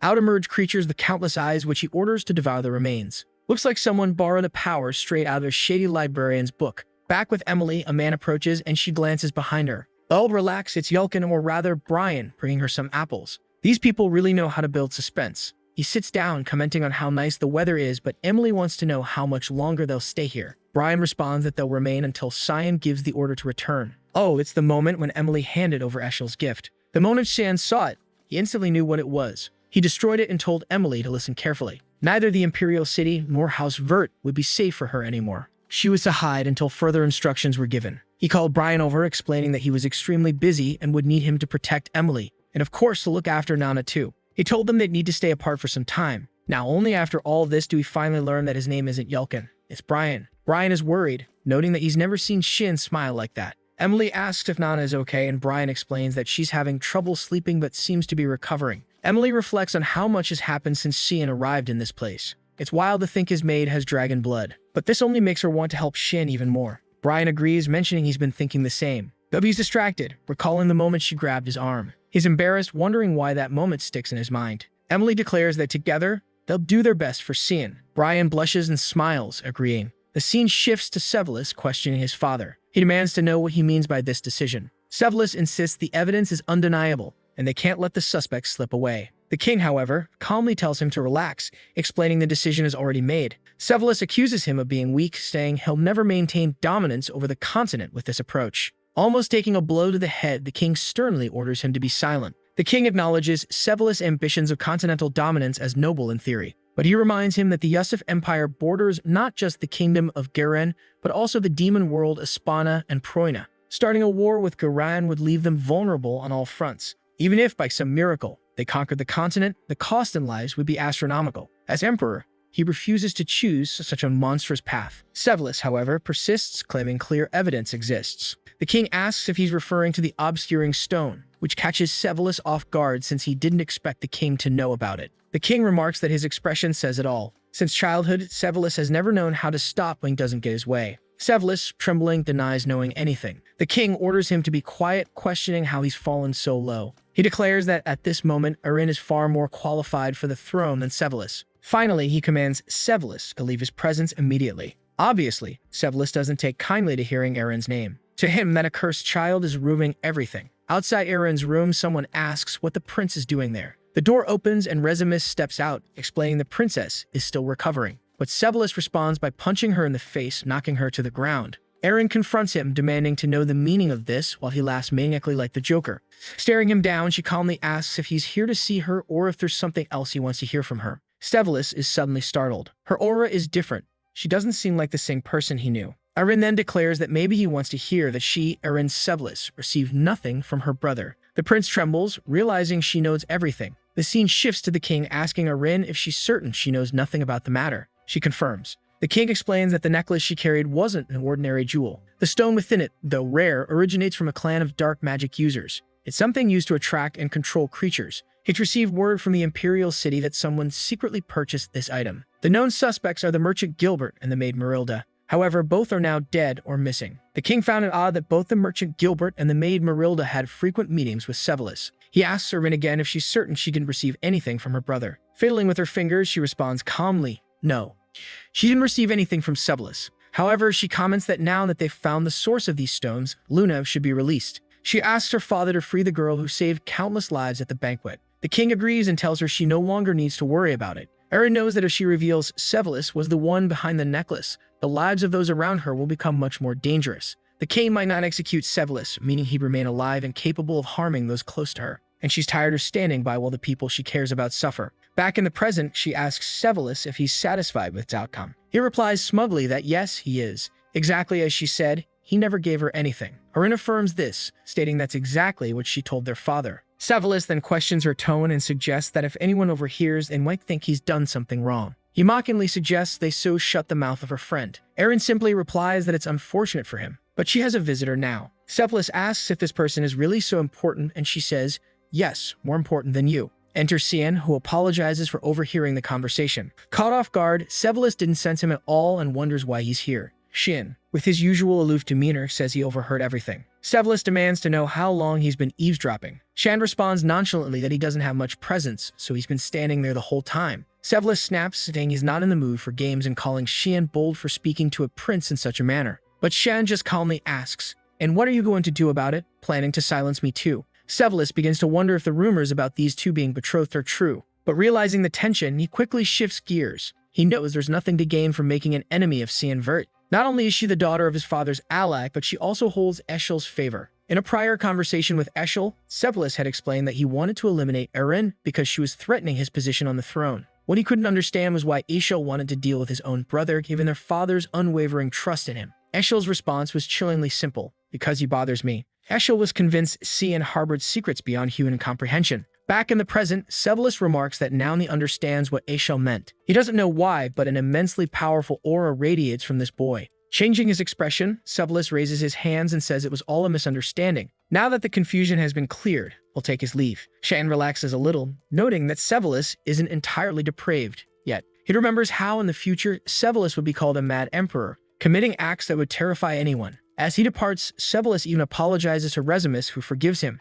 asking only that they be more careful in the future. Finally, the door closes. Arin curses her damned brother and thanks Shan, but Shan says it was Arin who handled everything. She smiles and says she only acted confidently because she knew he was nearby. Shan sits down, claiming he's just tired of standing. Arin adjusts her hair nervously. mumbling that it's okay if that's the case. Rezimus is baffled that Cyan doesn't pick up on the obvious, while she commends how composed he was before the prince. Cheyenne starts to leave, saying that now Sevalus knows their allies, Erin won't face as many risks. Rezimus bids him farewell, realizing that he only came for business and is already gone. The scene shifts to Sevalus questioning Eshel about what they're going to do next. Sevalus swears the plan was perfect, but the people they wanted dead are all still alive. Worse, he's lost his father's trust entirely, and to him he was supposed to be the sacred savior of the empire. A voice cuts in saying the plan wasn't entirely a failure. It's Boris reporting for duty. He apologizes for the delay, explaining that he was handling a mission for Lord Shelley. Sevalus mentions hearing that Emily has gone into hiding and asks what this fruit business he referred to is about. Boris admits they underestimated the people surrounding Princess Erin. Sevalus fumes, accusing Boris of suggesting they should reflect on their actions. Boris apologizes and clarifies, showing a crystal. He explains that it contains the magic used by Erin's allies. Most of it is ordinary, but then a dark mist begins emanating from the crystal. Boris declares this to be an extremely rare and potentially dangerous magic. Some might even call it dark magic. It's the power of a cursed magical blade. Sevalus is stunned to learn that one of Erin's allies wields something so blasphemous. Meanwhile, we cut to a comical scene of Yelkin staring at a blue creature on a plate. He asked Emily what kind of gratin she said she was making. What's stranger is that Shan and Nana are eating it calmly. Emily cheerfully tells them to take it slow. Yelkin, however, wonders if the food is actually moving. Shan remarks that he's had enough and is full. He apologizes, explaining he has to leave before Eshel discovers this place. He only came to check on the three of them, but the danger is still too great. Shan explains that he's placed people to keep an eye on the house's surroundings, making it the safest place for now. He chuckles, but Emily asks him to promise he'll come back. He reassures her not to worry and instructs Brian to look after the two of them while he's away. Brian, unenthusiastic about the odd food they've been eating, mutters that he'll take good care of them. Outside the house, Surika appears and sarcastically comments about his free time for strolls. She demands an explanation. The bloody banquet, her fiancé's death. How did Cyan know all of this would happen? She warns him to be careful with his answers, as she might end up becoming his enemy. She asks again, who exactly is Cyan Verde? Shin simply replies, why does it matter? The Marquis was already a target. Surika retorts that it matters a great deal, as he could be a spy for another organization. Shan asks what she plans to do if that's the case. She unsheaths her sword, declaring the answer is obvious. She lunges at him, but Karim intercepts the attack. Surika demands to know if Karim will really stand in her way. Karim reminds her of the last time they fought, warning that she won't let anyone touch her master. The two immediately reignite their rivalry, both vowing to defeat the other. Karim conjures a red energy sphere, saying she'll show Surika something interesting. Surika, excited, readies herself, saying she's prepared. Karim unleashes the unyielding black mist, which seems to chase Surika. Surika dismisses it as useless, boasting that she can dodge anything, but the sheer explosion rattles her confidence. She realizes that being hit by it would mean instant death. She admits it's better for Karim to remain in her sword form, as otherwise she could be far deadlier. Karim grins, declaring the warm-up is over, and it's time to get serious. Surika grins back, ready for an all-out fight. Before things escalate further, Xian activates sword manipulation, slamming Karim into the ground. Karim whines, asking to continue her fun, but Cheyenne commands both of them to stop. He reminds them that their commotion undermines the point of his hiding. Surika admits he's right and advises him to relocate. Cheyenne tells them to clean up and closes the door, leaving the two standing there with dumbfounded expressions. Inside, Cheyenne announces a change of plans, instructing everyone to prepare to leave. That's when a voice greets him. It's Lunov. She comments that it seems his family has grown since the last time. Shin, surprised she bypassed the mist barrier, asks how she found them. Lunov explains it's just a simple talent of hers and assures him no one else knows she's there. She asks about the commotion outside, but Shan dismisses it, asking why she's there. Lunov responds that she came to thank him. Shan shrugs, saying he didn't do anything deserving thanks. But Lunov insists she knows everything since the day he entered her. Everyone looks confused, trying to decipher her words. She clarifies she's talking about the aura that entered her when she was unconscious. She demonstrates her ability to summon fire and water, combine them, and modify them. She can even use a form of magic to locate specific people. She proudly asks if he doesn't think this gift from her grandfather is amazing. Shane dryly responds that it seems more like a curse, pointing out her injured body. Luna blushes and accuses him of being the one who entered. Shane ignores her and tells everyone to prepare to leave, saying he'll have a chat with her. Emily eagerly asks where they're going, and Siam replies it's to Ruin Academy. Emily beams with excitement, saying she can now take care of him daily. Ryan, however, looks disappointed, already dreading the food he'll have to endure. Later, Luna reflects on her childhood in cold, dark places, being the subject of painful experiments. She endured it all, believing it was her duty as Rain Rever's granddaughter. She asks Shen if he feels a similar sense of duty. He bluntly says no. Curious, she questions why he saved everyone but didn't want anyone to know. Shen explains it would only cause more headaches, which she probably understands. Luna pauses, saying she does. She then reveals that when their auras connected, she discovered his magical attribute. At first, she thought it was darkness, but now she isn't sure. She confesses that during their brief contact at the restaurant, she gathered information about him. Shan is surprised, not realizing she could deduce someone's magical attribute through touch. She asserts that on the day she collapsed, he implanted his magic into her. She demands to know what it is, certain it's not of this world. Shan acknowledges her curiosity and asks if she plans to report it to her grandfather. Luna dispels her magic, saying no, it would only bring more trouble. Shan smirks, asking if she's rebelling against Rain River. Luna cryptically says he probably understands the reasons. She suddenly hugs him, thanking him for freeing her from a long-standing burden. Shin explains that her body is like a cauldron of flames, filled with magical attributes constantly clashing and mixing. However, someone had placed a sort of cap on her magic. The intention was to prevent her from losing any magic entirely, but it was also causing her power to heat up excessively. What overflowed from this cauldron was slowly extinguishing the flame of her life. All Cyan did was create a hole in that cap. He explains it was because he didn't want her to live as someone else's puppet. Still, he tells her there's no need to thank him. If she has nothing else to say, she can leave and keep their secret. But of course, she shouldn't overexert herself, it would be dangerous. Luna simply thinks to herself how adorable Cyan is. As she suspected, Cyan is a genuinely good person. Meanwhile, at the Garen Magic Academy headquarters, her grandfather slams the table, demanding to know what they're saying. The butler informs him that Luna has been exonerated and released. He asks if they should file a petition against the kingdom of Yusuf. The grandfather replies with a resounding no, saying that's not the issue. Instead, he wants to know how she had the audacity to stop anywhere else before returning to him. He declares they must find a like this video that helps. And you guys remember how last chapter ended with that old dude saying it was time to find Luna. Meanwhile, our boy was on the carriage ride back home. He wanted to know why Emily was so excited, and she said it was because she could finally go back to serving him again. She thought it was kind of weird though, right? Especially since she heard that servants weren't allowed at the academy. He explained that the headmaster would probably make an exception for him. But we already saw the headmaster and he made it clear. No way in hell. Our boy tried to argue, saying he'd make sure no one even noticed her and all he really wanted was to bring Emily with him. The headmaster asked for a good reason, and he said he promised not to skip class if she could come. The old man slammed the table and snapped at the brat like, that's the bare minimum, kid. And what's this about wanting to bring two maids? That's even worse. All he wanted to know was whether this had anything to do with the blood banquet. He figured Cian wouldn't ask for something this bold unless it was serious. Just by looking at the kid's reaction, the old man was already sure, and Xian said he'd tell the truth, but only if he got permission. The headmaster had already given up on trying to control him and basically said he knew the kid was going to do whatever he wanted and bring those girls regardless of what he said. So our boy finally admitted that it was hard to explain. The only thing he could say for sure was that he wasn't behind the blood banquet. The headmaster asked if he was really sure, and our guy said he honestly didn't get it. Like, why would someone as honest and humble as him do something like that? The headmaster just said, fine, and told him to get back to class already. So yeah, the talk kind of worked out. What he didn't expect, though, was how that guy would feel once he found out the whole blood banquet mess was actually because of his own grandson. But honestly, it probably wasn't just Lunel's doing. That guy's not smart enough to plan something like this all on his own. Of course, that bastard Eshel had to be behind most of the plotting. And Boris, he was the one who carried it all out. That's always how they operated. Right then, he saw that buffed-up dude from earlier busting out 1,287 push-ups like it was nothing. He already knows something's coming, and right then the bastard stands up saying the time has come for him and Cyan to fight it out once and for all, to see who's really the strongest. The door slams shut, and our boy walks into his room. Seriously, that bastard does train every single day, always pushing for it. But Shan's not in the mood for any of that right now. Then suddenly, he trips over a hand on the floor. He looks down, and damn, it's his own servant lying there looking dead. He jumps back in shock, and that's when Emily shows up. He wants to know what happened to the guy. Eating her totally normal but horrifying food, she says she has no idea. He ate that delicious little cookie and passed right out. Maybe Xian wants one too. Right away he shouts, Emily, you damn lunatic, you are never cooking for poor Brian ever again. Then he flops down onto the couch, already stressed out about what's coming in their future. That's when he notices a letter. He decides to take a look, thinking it might be from Lunav. But right at that moment, someone walks in asking who he is, and boom, it's her. She shows up wanting to know how he's doing,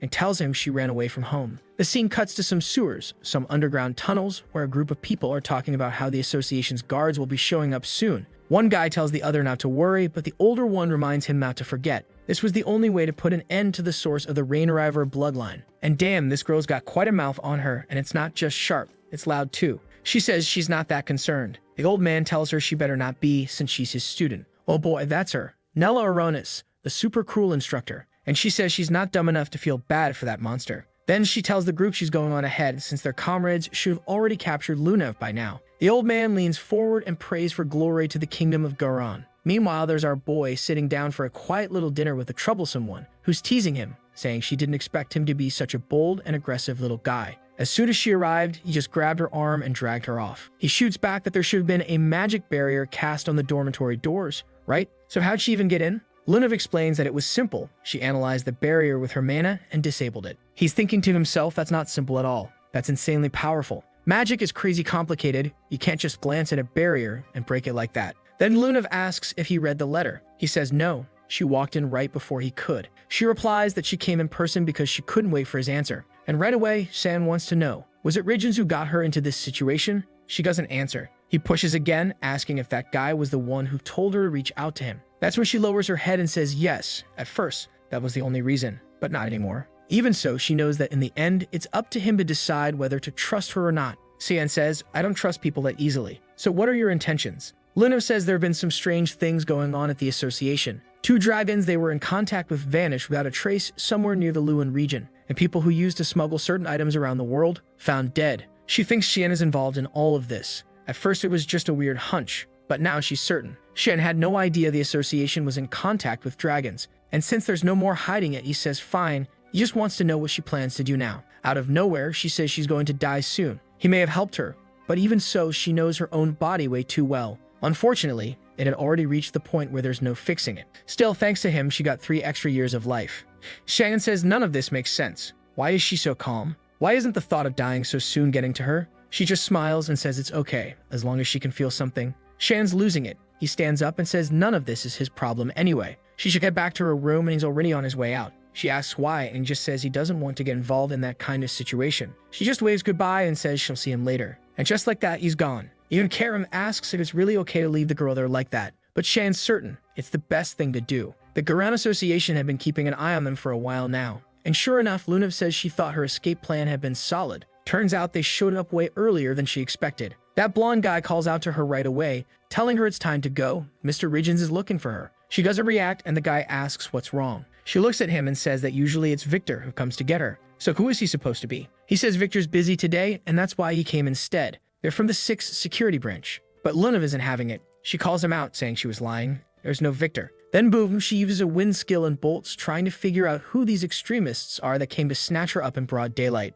But before she can get away, someone hits her straight in the face with a sleep spell. Instantly, she collapses. Someone mutters that they didn't think it'd be that easy. The bald guy says they were discovered quickly, but it doesn't matter. They'll just toss her in a carriage and be done with it. Meanwhile, Karim senses something and says she feels a fight coming from that area. That makes Xian suspicious. Weren't those guys from Garan? Why would there be a fight going on if Lunev seemed to be going along with it? Scene cuts to the carriage, now arriving at some kind of church at night. The bald guy says he's brought Lunev Rainriver. Someone seated on a pew says she's a poor child, used as a test subject her entire life, and now they're just throwing her away like garbage. The seductive, sinister, Professor Nella is right there and says they'll be using the girl for a far more noble purpose than her own life. But the guys from the carriage are noticing a strange mist gathering under their feet. Everyone's getting tense when suddenly, slash. The first one gets cut, like a flurry of arrows, but it's actually glowing slashes flying through the shadows. The weird-looking guy, whoever he is trying to figure out what's going on. He looks behind him. Guess who's there? Xian. Right at his back. The bald guy hears the screams and Nella immediately realizes they got another guest.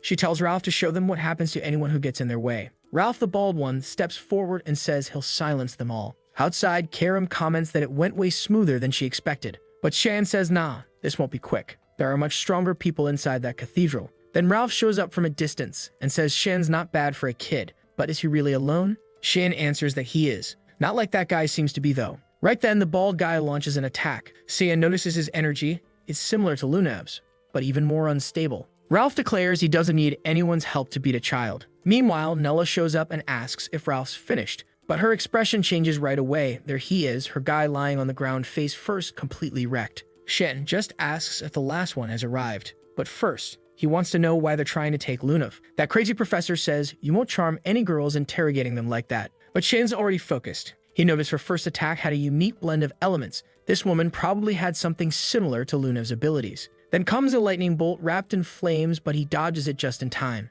The important thing is he's found the perfect person to interrogate. She's trying to figure out how he's deflecting all her attacks with just a dagger. But in the blink of an eye, he's already in her face and says, "Got you." But that sly little thing used an aerial jump and put some distance between them. Realizing the kid was dangerous, she knew she couldn't leave him alive. She immediately tried to fire off a charge blast at his back, but Karam, watching closely, saw it and said she'd gotten distracted. That's when Karam grabbed her by the shoulder. The spell still tried to activate, but it missed. The blast tore through the ground, the church, everything, and Cian realized she had a ton of mana. Now she was immobilized, but still saying she wouldn't reveal anything. Karam told her to stop struggling. No human could break through a heart-bound restriction like that. Then Cian stepped closer and told her to just spill it already. Who gave the order to kidnap Lunev? And how many of you are still out there? Nella just laughed and said he was a funny kid, because he'd be finding all that out real soon. They were all coming for him, and they'd meet again, in hell. She was putting on that whole dramatic act, but Karam was right there calmly pointing out that this was just the reaction caused by a heart restriction. Shen already knew what that meant. An artifact that kept the user's mana sealed in the heart. That's why she couldn't transfer mana through her body.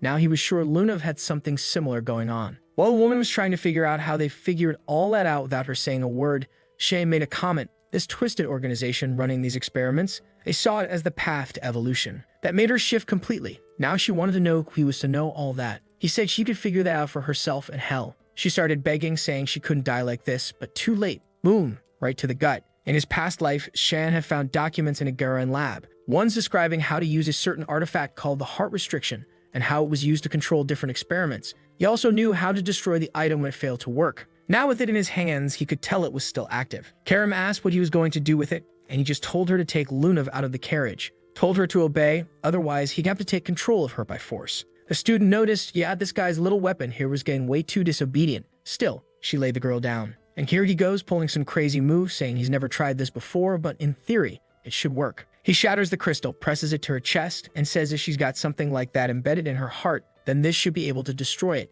The girl starts glowing, and from the looks of it, the sun's already rising. She opens her eyes, but hold up, we're in the next chapter now. Watching the sunrise, she wonders what that sensation was. Her body felt light, like everything had been restored. Not to mention, she could feel Shan's mana more clearly than ever before. Over on the balcony, looking cool as ever, Karam wants to know what he's planning to do. He says he figured he might be able to use her again for a future plan, so it'd be a waste to just kill her like that. But Karam calls that what it is, charity. And what if she betrays him later? Shan laughs, saying it's funny hearing that coming from her. She says, yeah, she knows his body's going to be hers eventually, which is why she wants him to take better care of it. He tells her to quit the act and says they should just get going already. There's nothing good left there. Elsewhere, Selma slams her hand on the table, saying she doesn't remember anything after being kidnapped. But how did she end up there? Lunev insists she's telling the truth. She doesn't know what happened. But the guy ain't having it. Slams the table again and says there's no way he's buying that. The kingdom's in chaos because of that blood banquet, and she's just sitting there all calm. The butler steps in and apologizes to Mr. Regents, saying it was his fault. He should have summoned her earlier. But Regents tells him no, it's not his fault. It's hers for acting on her own. He's trying his best, and his damn granddaughter just keeps making everything worse. And just when he thought he was going easy on the butler, nope, he lights his own arm on fire, saying he knew all along the man had betrayed them. And from the looks of it, the guy had been trying to hurt his granddaughter too. The poor butler tries to beg, saying it's all a misunderstanding, that he just wants to explain. But Regent simply responds that just hearing him talk is sickening, that it makes the guy's body in flames and blows him up. Yeah, this guy is not right in the head. Started out all calm and proper, then stood up and just blew the man to pieces. Lunev stands there, hand over her mouth in shock, while Regents coldly says that man was one of the people who ordered her kidnapping, and now he wants to know, what has she learned about Cian Verde? Lunev realizes he's asking that even though he already knows the answer. Still, she decides to stick to her line. She says she didn't learn anything special. He steps closer, asking what exactly she means by nothing special. She says she was late, ended up meeting with him, tried to talk, but yeah, just like she said, she didn't learn anything unusual. Then he puts his hand on her shoulder, cue the dread, and says that's not the answer she was supposed to give. She better tell them right now what that boy is hiding. He's a Verge. Regents is sure something's not right, or someone is helping him. Lunev stares him down and says the boy only has a guardian knight and a useless maid. There's nothing linking him to the accident, so why is Regents so obsessed? He slaps the table and demands to know why she's asking questions now. She shouldn't be questioning him. She's a Rain River, born to obey. And in this house, she only does what he says. Then he turns away and tells her to disappear if she doesn't have a proper answer, but at the same time, she's not allowed to leave the castle. Looking at the chart of old man on the floor, Lunev can only think she's had enough of this. Enough of this family. Back at Leuven Academy, the musclehead is still passed out by the door. Our boy's just trying to get back to his room. But nope, that guy's always there. so he decides to wander off and stretch his legs. That's when he hears a group talking about how classes were canceled. He looks over, not really understanding what the conversation's about. Turns out the word going around is that a Professor Nella Aronis has disappeared. And right on cue, Sarika shows up asking if he was the one who killed the magic instructor. Poor guy stammers, "No, it wasn't me. I don't even know her." "Who is that?" She tells him of course he doesn't. He never goes to class. But Nella was a highly skilled mage from the kingdom of Garen. There were rumors that she was against regions of Rain River, which is why everyone had their eyes on her. But no one expected her to go as far as kidnapping Lunav. They were planning to intervene, but she took care of everything herself before they could act. And now it hits Shin. Yep, he did kill that woman. Sarika tells him to relax. She's the only one who knows. So she's giving him an assignment outside the academy, just so he can lay low for a while. He asks who's going to replace that professor. She says for now, they'll have to take turns covering her classes. They'll need a powerful mage to fill that position. The job opening is already being posted. Scene shifts to an open field. Someone says they love that view. An older guy asks what he's doing all the way out here. The man replies that there's a job he wants, and he heard the position just became available. Wait a minute. Hold up. It's been so long I nearly forgot. But isn't this the guy who slashed our boy back in the very beginning? That's right. It's Boris. Now I remember. Meanwhile, Emily's face is on the floor, saying she's bored out of her mind. But here comes Karam walking in all smug, telling her to get up. That spot belongs to her. Emily fires back, "No way. This dorm belongs to Master. I'm staying right here. Nothing here is yours." When Sian walks in, he finds Emily with 2 giant lumps on her head, clearly been beaten up. He just calls out to Karam to hurry up. They've got a mission. Emily wants to come too, of course, but nope. Sian tells her no, he's got something even more important for her. She's got to make sure Nana doesn't go hungry. Emily's about to say that it's not important at all. Clearly, he's just trying to avoid her. But too late, he's already gone. That's when she suddenly remembers, if that girl goes hungry, she'll transform. Right as she opens the door, boom, one of those horrifying cupcakes smacks her right in the face. Good thing she actually likes that kind of stuff. Emily tells the boy not to worry. She'll take care of everything. Our boy shows up again and says, yep, he believes in her. Good luck with that. He just asks her, please never feed Brian again. The poor guy's still taking forever to recover. Then Karam wants to know, where are they heading this time? He says it's southeast of the Yuzif Empire, a region known as Lambaster, a place ruled by crime, money, and violence. Real family-friendly spot, of course. Cut to a bunch of guys making bets, shouting not to disappoint. Classic underground UFC vibes. Everyone's hyped for Zelward to crush the other guy. One long-haired dude says he's up against a monster, and the massive brute just wants to know, how exactly should he kill him? The bastard crouches down and says this'll just be a warm-up pig style. Then the freak blasts the ground, the guy tries to dodge, but gets caught midair and yeah, looks like he's about to be devoured. He's getting crushed completely. Someone shouts that Saber lost. And yeah, looks like the guy straight up got blown to pieces. Damn, what a brutal ring. The city's crawling with drunks and criminals. Even Karam says the place is disgusting. Shan explains that the Luan region is neutral thanks to an agreement between nations, but this place is unofficially impartial and completely lawless. Karam's about to ask what that even means when suddenly a trio of creeps shows up, telling her she should have fun with them instead of hanging around some kid. They call her Miss and she's confused, like are they talking to her? The deranged one, not remotely subtle, says she won't be able to handle it because they're too hard. He also tells the kid to get lost. And Shan, hearing this mess of nonsense, doesn't even blink, keeps it humble and just beats the crap out of all three, leaves them laid out on the ground. Honestly, I thought he'd just start killing folks. He tosses a bag of money on the table. Best room you've got. The girl at the counter wants to know how old this kid is to be dragging women around like that, but he just tells her to hand over the room key and quit whining. She's all flustered and just welcomes them in. Up in a room, looking out the window, he notices a certain crowd starting to gather, which means it's time for him to make his move too. He heads downstairs and asks someone if she's Lisa. The girl confirms and welcomes him, asking how she can help. He says he's interested in using the cage. She says she understands, but new customers don't have access. He stares her down, asking if she's sure, because he knows full well these scumbags are selling drugs in there. Then he asks what happened to all the other customers. Is he the only newbie? She glares at him, and he can feel the killing intent. But suddenly, she backs off and apologizes, saying she's just doing her job. Shan laughs, thinking she's an interesting one, wondering why she's being so cautious. Out of nowhere, the girl whips out some daggers and lunges straight at him. He's having fun with it. Ducks deflects her attack with a coin. She's in total disbelief that this killing intent she felt is coming from this kid. He says she's a difficult woman, and that she just wrecked his gold coin. She apologizes, but he still wants to know. Why did she attack him? Girl's straight up bipolar, says she didn't want to attack him. But he replies that he's not happy. She's going to have to take responsibility for that. She gives up, realizes it's better to just show the kid the way and get him off her back. She hands over a license, a VIP badge, and tells him to go straight in from there. Only special clients get that kind of pass. It's basically his safety net now. Even though she doesn't really understand why he's so fixated on visiting the cage. He really shouldn't go down there unless he's got a bunch of extra lives saved up. But hey, if he wants it that bad, good luck. Shin obviously has things to deal with, and he says he's never gonna forget how she tried to threaten him. Karam wants to know why he didn't just make that woman bring the owner of the place. The letter's instructions were to bring a woman known as Linz in Halaf. Here comes another goth villain we're totally here for. He explains that she's extremely secretive, and she's the owner of this place, but tracking down any real info on her is nearly impossible. Karam wants to know why they were given such vague instructions. Shin shrugs, says the only way to find out is to head down those stairs and see what happens. He'd been to this city a few times in his past life, at least before this place collapsed during the Civil War. She asks what exactly goes on in this place, and he just says she'll find out soon enough when she sees how things really work in the cage. Cut to a guy with a cigarette asking if he really got beat up by a kid. It's that creep who hit on Karam earlier. He says, yeah, it was some weird little kid came out of nowhere and wrecked everyone. The long-haired dude finds it strange. Why would a child be interested in the cage? The blonde says he has no clue. They did what they could to survive, and now they're just passing on whatever info they got. Then one of them stands up and asks if that boy is the son of some noble family. The bruised-up guy says he's not sure, but it felt like it, and begs Lord Gunther for help. Says he can't even show his face in public anymore because everyone's laughing at him. Gunther stands up and says this is getting interesting. Hell, look into what this kid's deal is.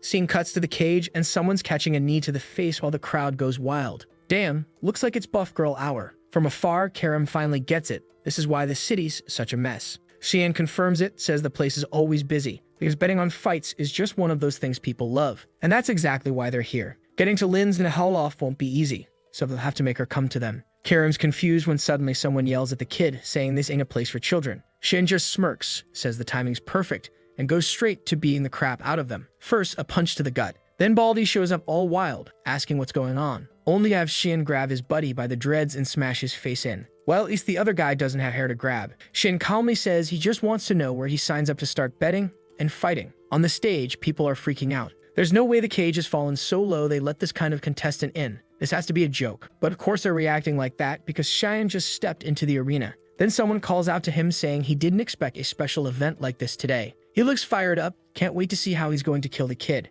People on stage start whispering that the host must have lost his mind. This fight's way too one-sided. But the mustached guy, he says it's even better. Finally, they get to watch a kid get beat up. That's weirdly specific. The ogre charges in, saying the most fun way is to just crush him. He goes in to finish Shin off with one finger, but Shin already snaps the guy's finger and launches himself straight at his face. Hits him so hard in the nose it collapses inward, and the beast just drops to his knees. No, past his knees. Face plants into the dirt. Everyone's standing there, mouths wide open, trying to figure out what just happened. Looks like Simon of Lemia won. Yeah, he gave himself a nice little alias. Our boy explains he can't have his identity revealed in a place like this. Karam comments that it's kind of funny for someone who doesn't want to be exposed to go leaping into the middle of the stage, grabbing everyone's attention. But he tells her not to worry, he's got an active ability for exactly this kind of thing. He's got it covered. Right from the start, she knows this is probably the work of that hooded god, the one who hides his authority with a mask or whatever else. Basically, people can only see his true face if they directly greet or interact with him.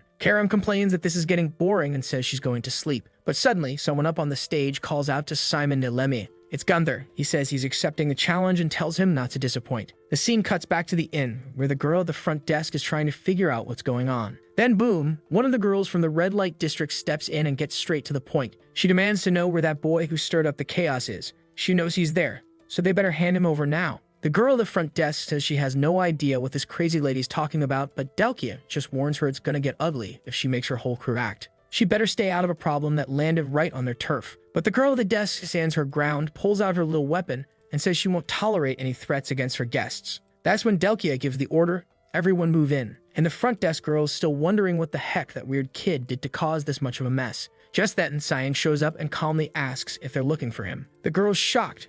She didn't even notice him appear. He walks right up to the blonde and tells her to deal with him and to stop threatening the girl. But something weird happens. Delkia suddenly starts seeing him like he's some sort of prince, apologizing to her for being rude. He starts to explain that someone provoked him, but she grabs his hand and says it's fine. All she wants is his name. He tells her it's Simon, and she starts caressing his hand, saying the name's beautiful, though not as beautiful as his face. Meanwhile, the girl at the front desk is just frozen. This is a crime happening right in front of her. This boy is a minor. She immediately tells Shin to run, but he just says it's fine, he'll handle it. She tries to warn him he has no idea how dangerous that woman is. That's when Delkia pulls out a shiny little card and already halfway out the door, tells him that whenever he wants, he can come have a deep conversation with her. He looks at it, and sure enough, it says, Delkia's room of pleasures. All desires welcome. She walks off and he realizes, yep, she's even crazier than he thought. But weirdly enough, she suddenly shows back up at the door and says that if it's him, she won't even charge. They're both just standing there like, what the hell just happened? And then San tears up the card. The receptionist stares at him and asks if he even heard what she warned him about earlier about not causing problems. He tries to apologize but says this city is full of lunatics. She says that's no surprise after the fights he's been in and the ones he's won. This kind of reaction was bound to happen. But you should know, he's not going to win that kind of fight in Delkia's room of pleasures. He just looks at the stairs and says he's not thinking about that fight, he's leaving. And just then, another gothic villain-type woman appears, saying it's good Delkia backed off. The receptionist turns her head, and there's Linz Nihaloff, the owner of the cage. She tells the receptionist to stay close and keep an eye on that boy. The receptionist is okay. She'll treat him like any other VIP customer. But Linz isn't convinced, says she saw the girl giving the boy advice. The receptionist says it wasn't anything personal. It's just that he's a kid. Gunther suddenly steps in and says she's underestimating that boy way too much. This place is already falling apart and maybe it's time for a full renovation. Lynn says she was the one who called Gunther there. The receptionist wants to know why. Lynn says it's because she wants her to arrange a fight between Simon and Gunther. That seems to hit a nerve. Apparently, this kind of match is forbidden because Gunther was kicked out of the cage a long time ago. But Gunther walks right up and says himself he wants a fight with Simon Nelemia. Scene shifts again to the red light district where someone's shouting behind a door saying that this isn't what she wants. A couple guys are standing outside, one laughing and saying the girl would stop thinking about that kid. Another guy, hair all over the place, says it looks like she'll do whatever it takes to bring him over. The guy in red agrees, after all, she always gets what she wants. He just feels bad for the kid, honestly. Good thing they're a bit tougher and she doesn't seem all that interested, at least not right now. I thought there was something crazy going on in that room. It turns out she's just sitting there drawing. Looks like she's trying to remember his face, but can't. And then, yep, she loses it. Starts screaming, desperate, crying, demanding to know where that beautiful face went. It's like her mind is all fogged up, everything blurry. But somehow, that just makes her want him even more. Everyone loves the crazy girls, until the real crazy one shows up. And this one, she's way past the line. In this place, it's all alcohol, women, and gambling. That's how things run in the red light district of Lambaster. You can indulge in every kind of pleasure and ecstasy here. But our boy, he'd rather not get too close. He didn't expect to run into that woman, the one with some seriously questionable rumors floating around. While he's thinking about checking out the other parts of the city, someone bumps into him, knocking a bunch of books to the ground. He looks down and asks if she's okay. The little girl, looking all cute and nervous, apologizes politely. He finds it weird, doesn't get why she's apologizing so much. Wait, hang on. At first it looked like she was carrying a Bible or something, but no. It's a box full of cigarettes. He asks again if she's okay. She says yes and thanks him for his mercy. He tells her to cut that out, hands the box back, and asks if she's selling this stuff. She says yes, they're exotic cigarettes from the Grey Merchants Union, and asks if he wants to buy one. He says nah, he doesn't smoke. Still, something feels off. He's never even heard of this Grey Merchants Union. She explains that if she's lucky, she can sell all of them in the western alleys of the red light district tonight, then head home before sunrise. And just like that, our boy gets a little soft, can't help but feel bad. The girl clearly doesn't have an easy life. He pulls out a gold coin and asks if that's enough to buy everything. She finds it strange, asks why he wants them all if he doesn't even smoke. He shrugs and says, starting today, he's a smoker, then hands her a second coin. Her eyes sparkle, and she runs off all happy, thanking him like crazy. Of course, he just burns the cigarettes right away. Karen wants to know why he's doing charity now. He says that where she was heading, that's the city's trash dump area. He's gonna follow her. Karen wants to know why. He tells her, just keep watching. Meanwhile, the girl's already been thrown to the ground and the guys are demanding to know where she got those coins from. They're convinced she's lying about selling cigarettes. She must have done something awful to get that money. One of them's already itching for a fight, says he's been needing a way to blow off steam ever since that brat Simon pissed him off. The girl tries to explain she didn't steal anything, begs them to believe her. And right at that moment, guess who shows up right behind them? Shan, calmly asking why they don't believe her. A bunch of full-grown men robbing a little girl? That's pathetic. You'd think the guys would be afraid, but nope. They're mad that he came straight into their base by himself. They say this time they're not gonna let their guard down. Yeah, sure. They immediately get stomped. One guy takes a heel to the head. Another ends up in a leg lock, begging for mercy, swearing he'll never do it again. Shan tells him yeah, it's a leg, but he's really enjoying making this scumbag suffer. And yep, from the sound of it, he snapped the guy's leg. The dude's crying now. Shan picks up the coin and says this guy won't be talking anytime soon. Hands it back to the girl and tells her to be more careful. Don't let it fall again. And right then, guess who shows up? Gunther. He says this Simon kit is seriously impressive. Shin finds it odd. This guy shouldn't even know who he is. Not with that special item he's got equipped. But Gunther says he already figured it out. He must be Simon the Lemmy. Pleasure to meet you. The name's Gunther Lictus, and he runs this whole district. Shan says it's actually great that Gunther showed up. He was about to question those guys, but they all passed out. Gunther looks over and says, yeah, those bastards are completely useless. The bearded guy starts to say something, but before he can finish, boom, Gunther blows his head up, says that was his way of helping out. The little girl's shaking, and San tells him that killing him wasn't really necessary. Gunther apologizes, but he's just excited. He just came back from a meeting with the owner of the cage, and he's itching to fight the kid. And just like that, San realizes this guy knows Lin's Yahello. Then boom, Shan's already launching a strike, but Gunther blocks the knee. Gunther's a little confused. How the hell does a scrawny 50-kilo kid have such a heavy hit? But hey, he wanted to fight. Let's go. He swings a punch and San flips over it. The hit still cracks the ground beneath them. That's when San figures it out. This guy's got some kind of strength enhancement. Gunther laughs, says there's no need to wait for the official match. They can have fun right now.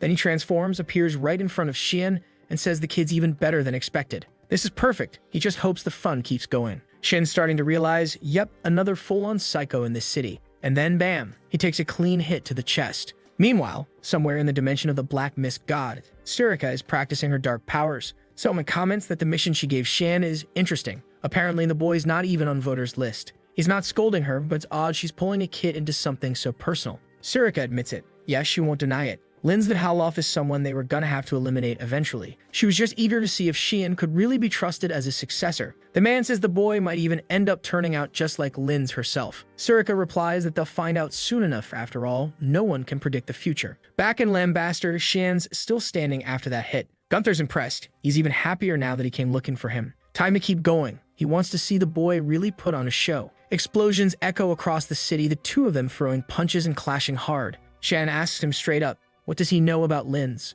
Gunther raises a brow, surprised he's asking about her now in the middle of the fight. Tells him not to underestimate her and to focus. He fires off more attacks, but Shan keeps dodging. Still, he notices something strange. None of his strikes are doing any damage to the guy's arm. Gunther tells him, try blocking this, and sends a punch that leaves a massive crater in the middle of the city. Then he grins and says the kid's even better than expected. But he better bring it because they're just getting started. Karam calls out to Sian, asking if he wants her to step in. He says not yet, someone else is watching, and he wants to see that person show themselves. Suddenly, a set of throwing knives hit the ground right at Gunther's feet. Yep, we all know who that is. It's the front desk girl, and she's brought soldiers, saying Gunther can't just start a fight like this with one of her valued clients. Gunther yells that the brat attacked first, but nobody believes him. Shan notices something strange though. Those two already seem to know each other somehow. Gunther just says whatever, he's done for now. But his real fight is gonna be with that kid. As soon as Shan hops down, the front desk girl rushes over, asking if he's okay. Only problem? He's pissed. That guy had exactly the information he needed. It was the perfect opportunity, and she ruined it. She tries to explain he's a VIP. It's her job to protect him. He cuts her off and tells her to just say what she came here for. He knows she wouldn't come all the way out here without a reason. He already heard from Gunther that the guy requested a match with him, and he's willing to accept on one condition. They've got to give that little girl a job. Shin figured the condition would be something like, I want a meeting with Lin's, but hey, feels like that's basically guaranteed at this point anyway. Meanwhile, in the city, rumors are already flying. Gunther Lictus is coming back to Cage. And apparently his fight will be against the Dilemma Ape, the one who wrecked that giant dude. The whole city's buzzing with gossip. And during the week leading up to the fight, Shan occasionally dropped by the cage just to beat up some poor guys. The place didn't have many rules. First, no weapons. Second, you stop if your opponent loses the will to fight. Third, don't kill your opponent. But today, the blonde guy steps up and announces that none of those rules apply. The owner of the cage gave both fighters permission to go all out. Shan's thrown off, and the announcer just confirms, yep, that's exactly what he heard. Only Shan hadn't been told anything about this. Gunther's already slipping on brass knuckles, saying he's been waiting for this fight all week. Shatton starts to argue that this isn't fair, but the ref has already vanished. Poof, gone. The fight's about to start. Off in the distance, Linz is watching with that cold, unreadable black lipstick look,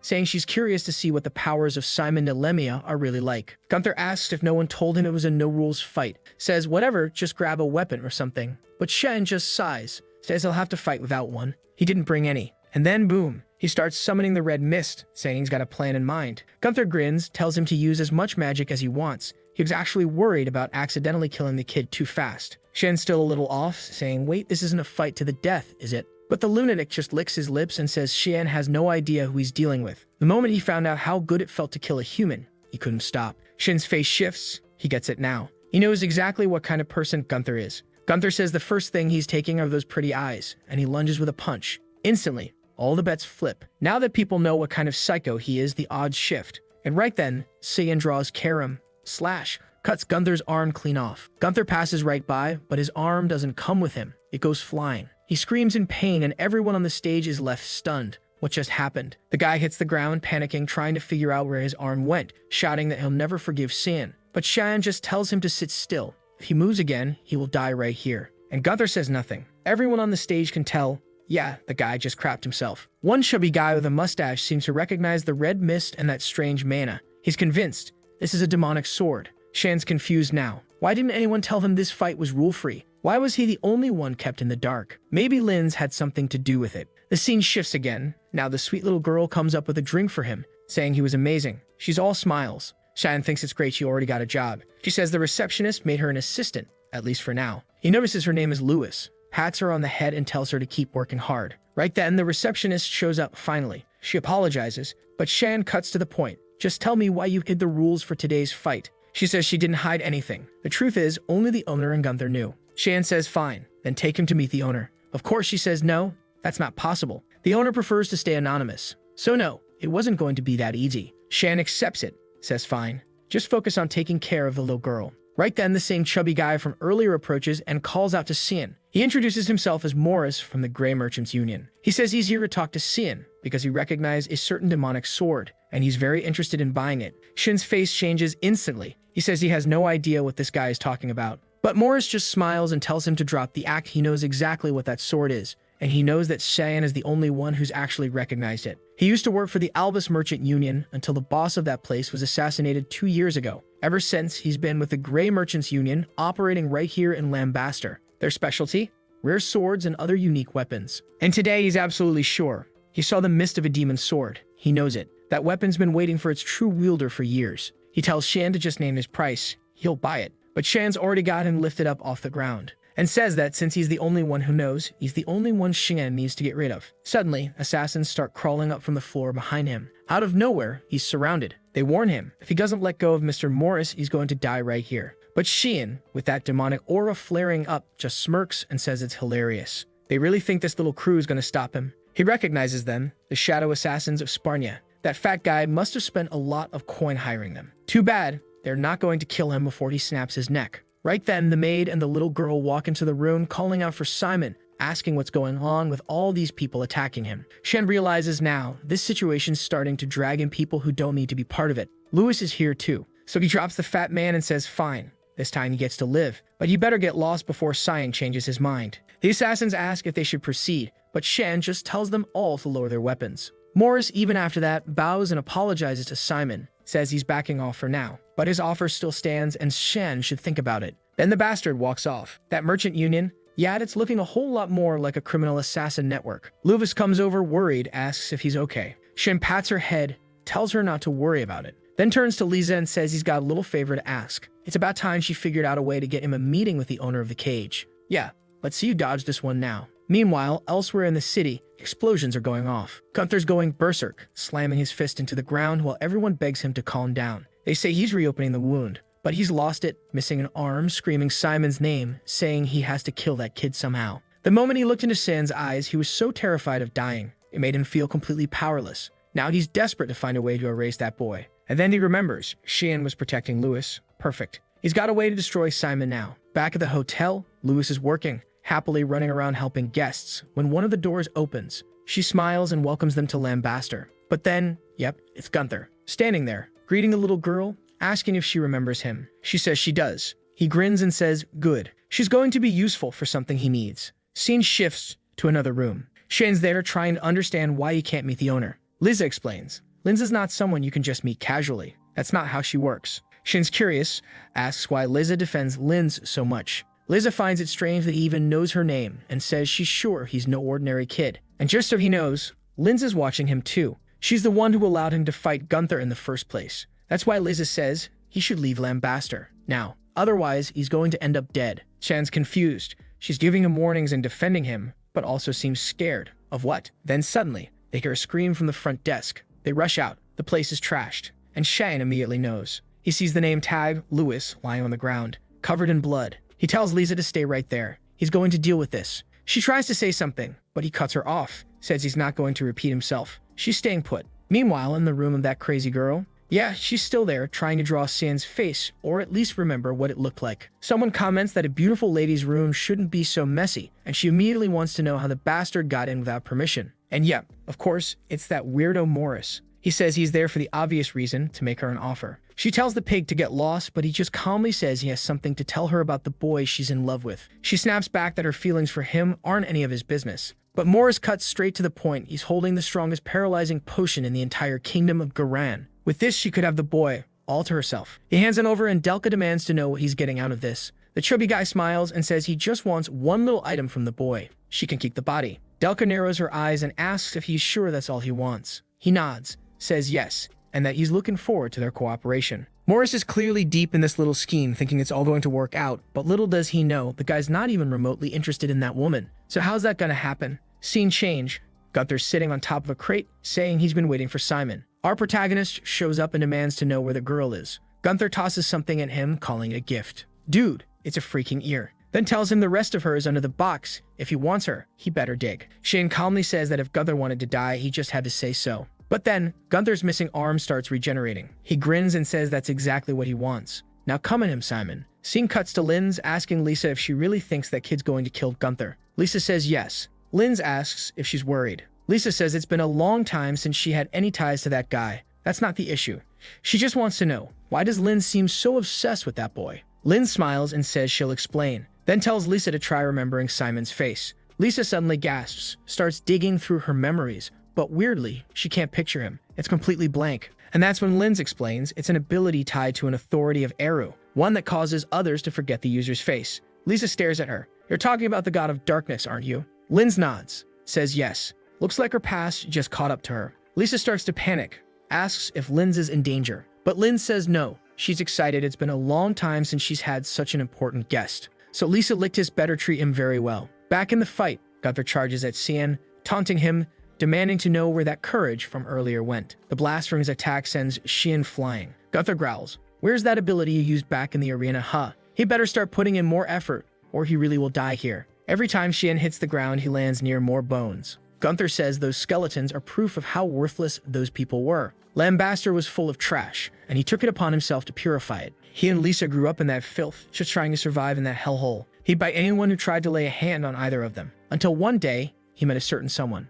A guy with an eye patch shows up, begging to be spared. Wait a second, is that Eschel? Gunther says that on that day, this boy showed up and wiped out the manager who'd been tormenting them. Apparently, he dropped out of Loon Academy for a while just to enjoy himself, used the opportunity to clean house. Eschel gives a casual hey and says the kid's safe now. Gunther admits he never forgot that angelic face. Okay, sure bro. He decided to admire that person, and from that day on, his life changed. He started dreaming about cleaning Lambaster of every last piece of trash and expanded his influence bit by bit until he became the boss of this junkyard. He started making money in the cage, but after a few killings, he was kicked out. That's when Lisa cut him off completely, but he didn't care. His goal was to cleanse this place, and he wouldn't stop until it was done. Cheyenne, midair, finally shouts, enough with the backstory. I'm still standing. If Gunther really wanted to take him down, he was gonna have to try a little harder. Gunther says that's fine. Hell, go all out. He activates some kind of ability, and suddenly his arm starts morphing, covered in chains and scrap metal junk. He grins and says now things are about to get interesting. Cheyenne notices immediately this guy's using some kind of artifact, but how the hell did he even get his hands on something like that?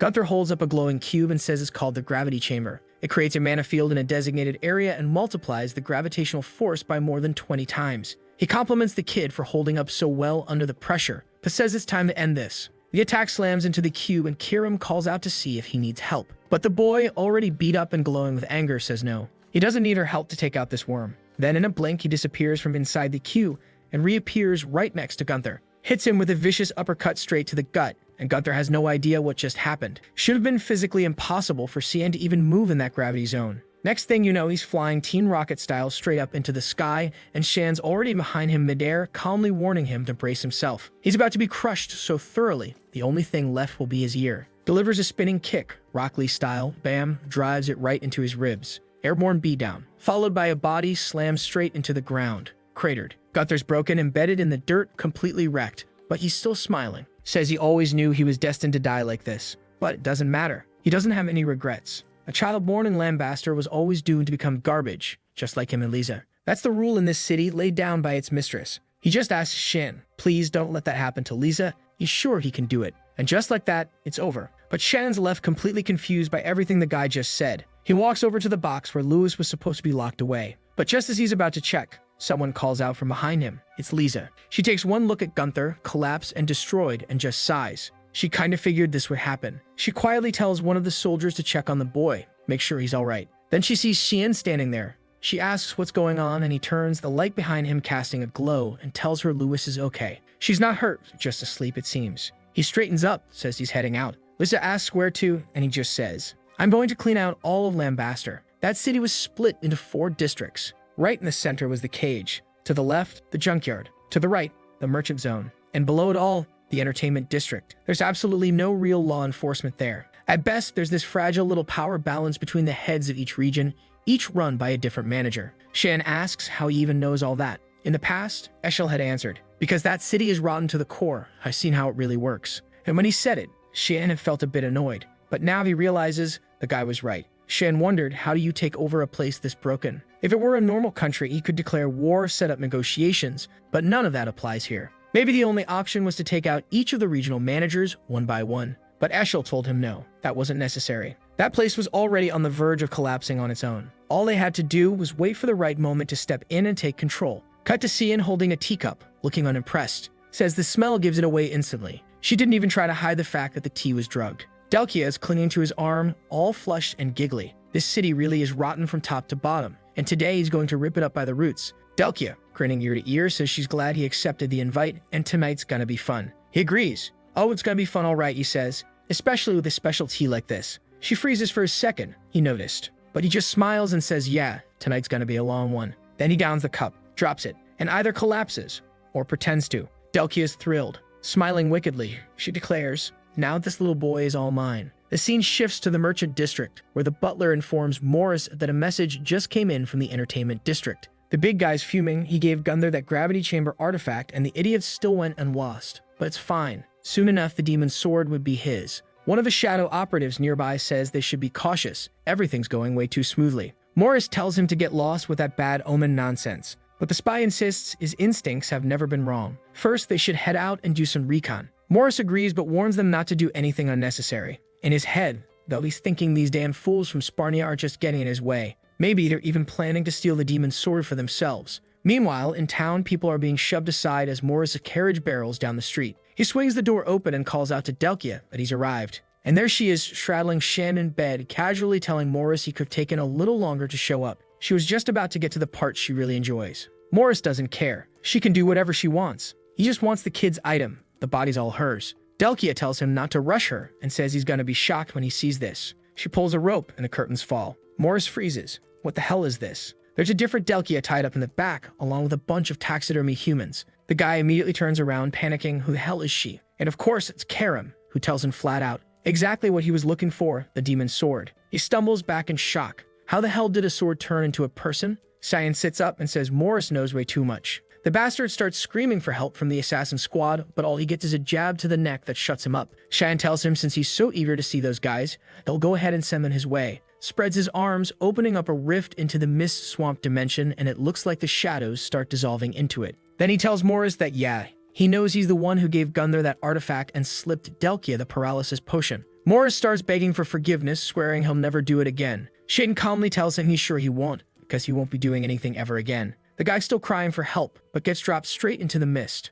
And down there waiting for him, all the assassins he'd hired. Shan says that just leaves Delkia. But Karim steps forward and tells him she'll handle it herself. He can go. He just asks her not to go overboard. She flat out says she will go overboard. And oh boy, she is livid with jealousy. Starts shouting, demanding to know who the hell gave Delkia permission to touch what's hers. She knows damn well Delkia is not really out cold, so no point faking it. Tells her to brace herself, she's gonna get broken into 1,000 pieces. The blonde tries to plead, says she never should have tried anything, but gets clocked right in the face. Meanwhile, Shan just closes the door, knowing full well tonight's gonna be rough for Delkia. But right then, he feels something. A mana signature. Familiar. He looks around and finds himself inside the domain of the mist. Someone speaks up. That expression of yours, priceless. And just like that, Linz Nihaloff steps forward, introducing herself as one of the regional managers of Lambaster. She starts to materialize from within the mist, and Cyan realizes she is part of it. She casually mentions that apparently Surika didn't tell him anything about her, which explains why he's been running around killing off the other managers.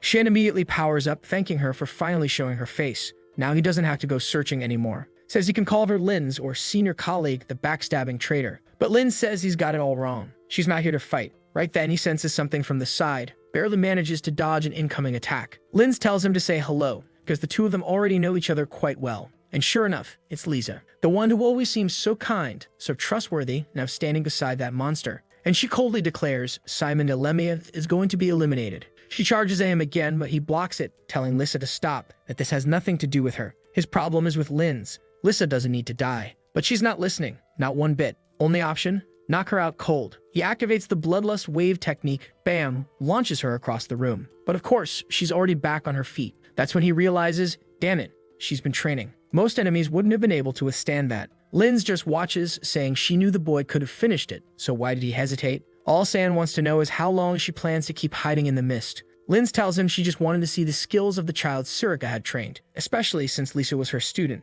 Now that throws him off. Linz knows Surika. So what exactly is the connection between the two? But Linz vanishes, telling him he should be paying attention to someone else. Suddenly, Lisa begins summoning a rain of needles and hurls them at him. Shin flips backward, dodging, but she's already following up with another strike, forcing him to catch her arm midair. She says she might have cut ties with Gunther, but he's still going to pay for killing the last member of her family. As he defends himself, he notices it, her eyes. That personality of the shadow, it's been activated. Most likely, Linz implanted some kind of memory fragment to stir up that resentment. But she made one mistake, getting too close. He slams her down and raises his hand. Not a punch, though, just enough to knock her out clean. With her down, he says, all right, that just leaves two of us. Come on out, Linz. But she tells him to stop playing games. You should know by now that she is this entire mist realm. Shin admits he's surprised. Not just that she belongs to the mist, but that she's a traitor and a thief. She asks what the hell he's talking about. He tells her he knows exactly what that ring on her hand is, the Ring of Anbari. An artifact that lets you absorb anything. Mana, authority, whatever. And she's using it to pretend she's part of the mist. He doesn't know how she got her hands on it, but he's sure of one thing. She's a fake. That sets Linz off. She shows the ring, shouting at him to kneel before its absolute power. Shan, meanwhile, is grinning. Everything's going according to plan. But just as he thinks he's got her, her mist expands violently. In seconds, she's right there in front of him, whispering that it's time to wake up and face the truth. This is how the real mist works. It's a shame, she says, but it's time to say goodbye. She's about to stab him when suddenly, a voice interrupts. This little kingdom of yours is lame as hell. Cracks start to form behind Linz. Boom. Karam appears, furious. What's this? Another woman going after my master? Linz stares in shock. How? How is this place broken so easily? This mist was a copy of the realm of the god of mist. It should have been impenetrable. There was only one other being who could have done something like this. Yeah, she didn't even need an introduction. Karam. The demon sword. Karam cracks her knuckles and snaps her fingers. First order of business.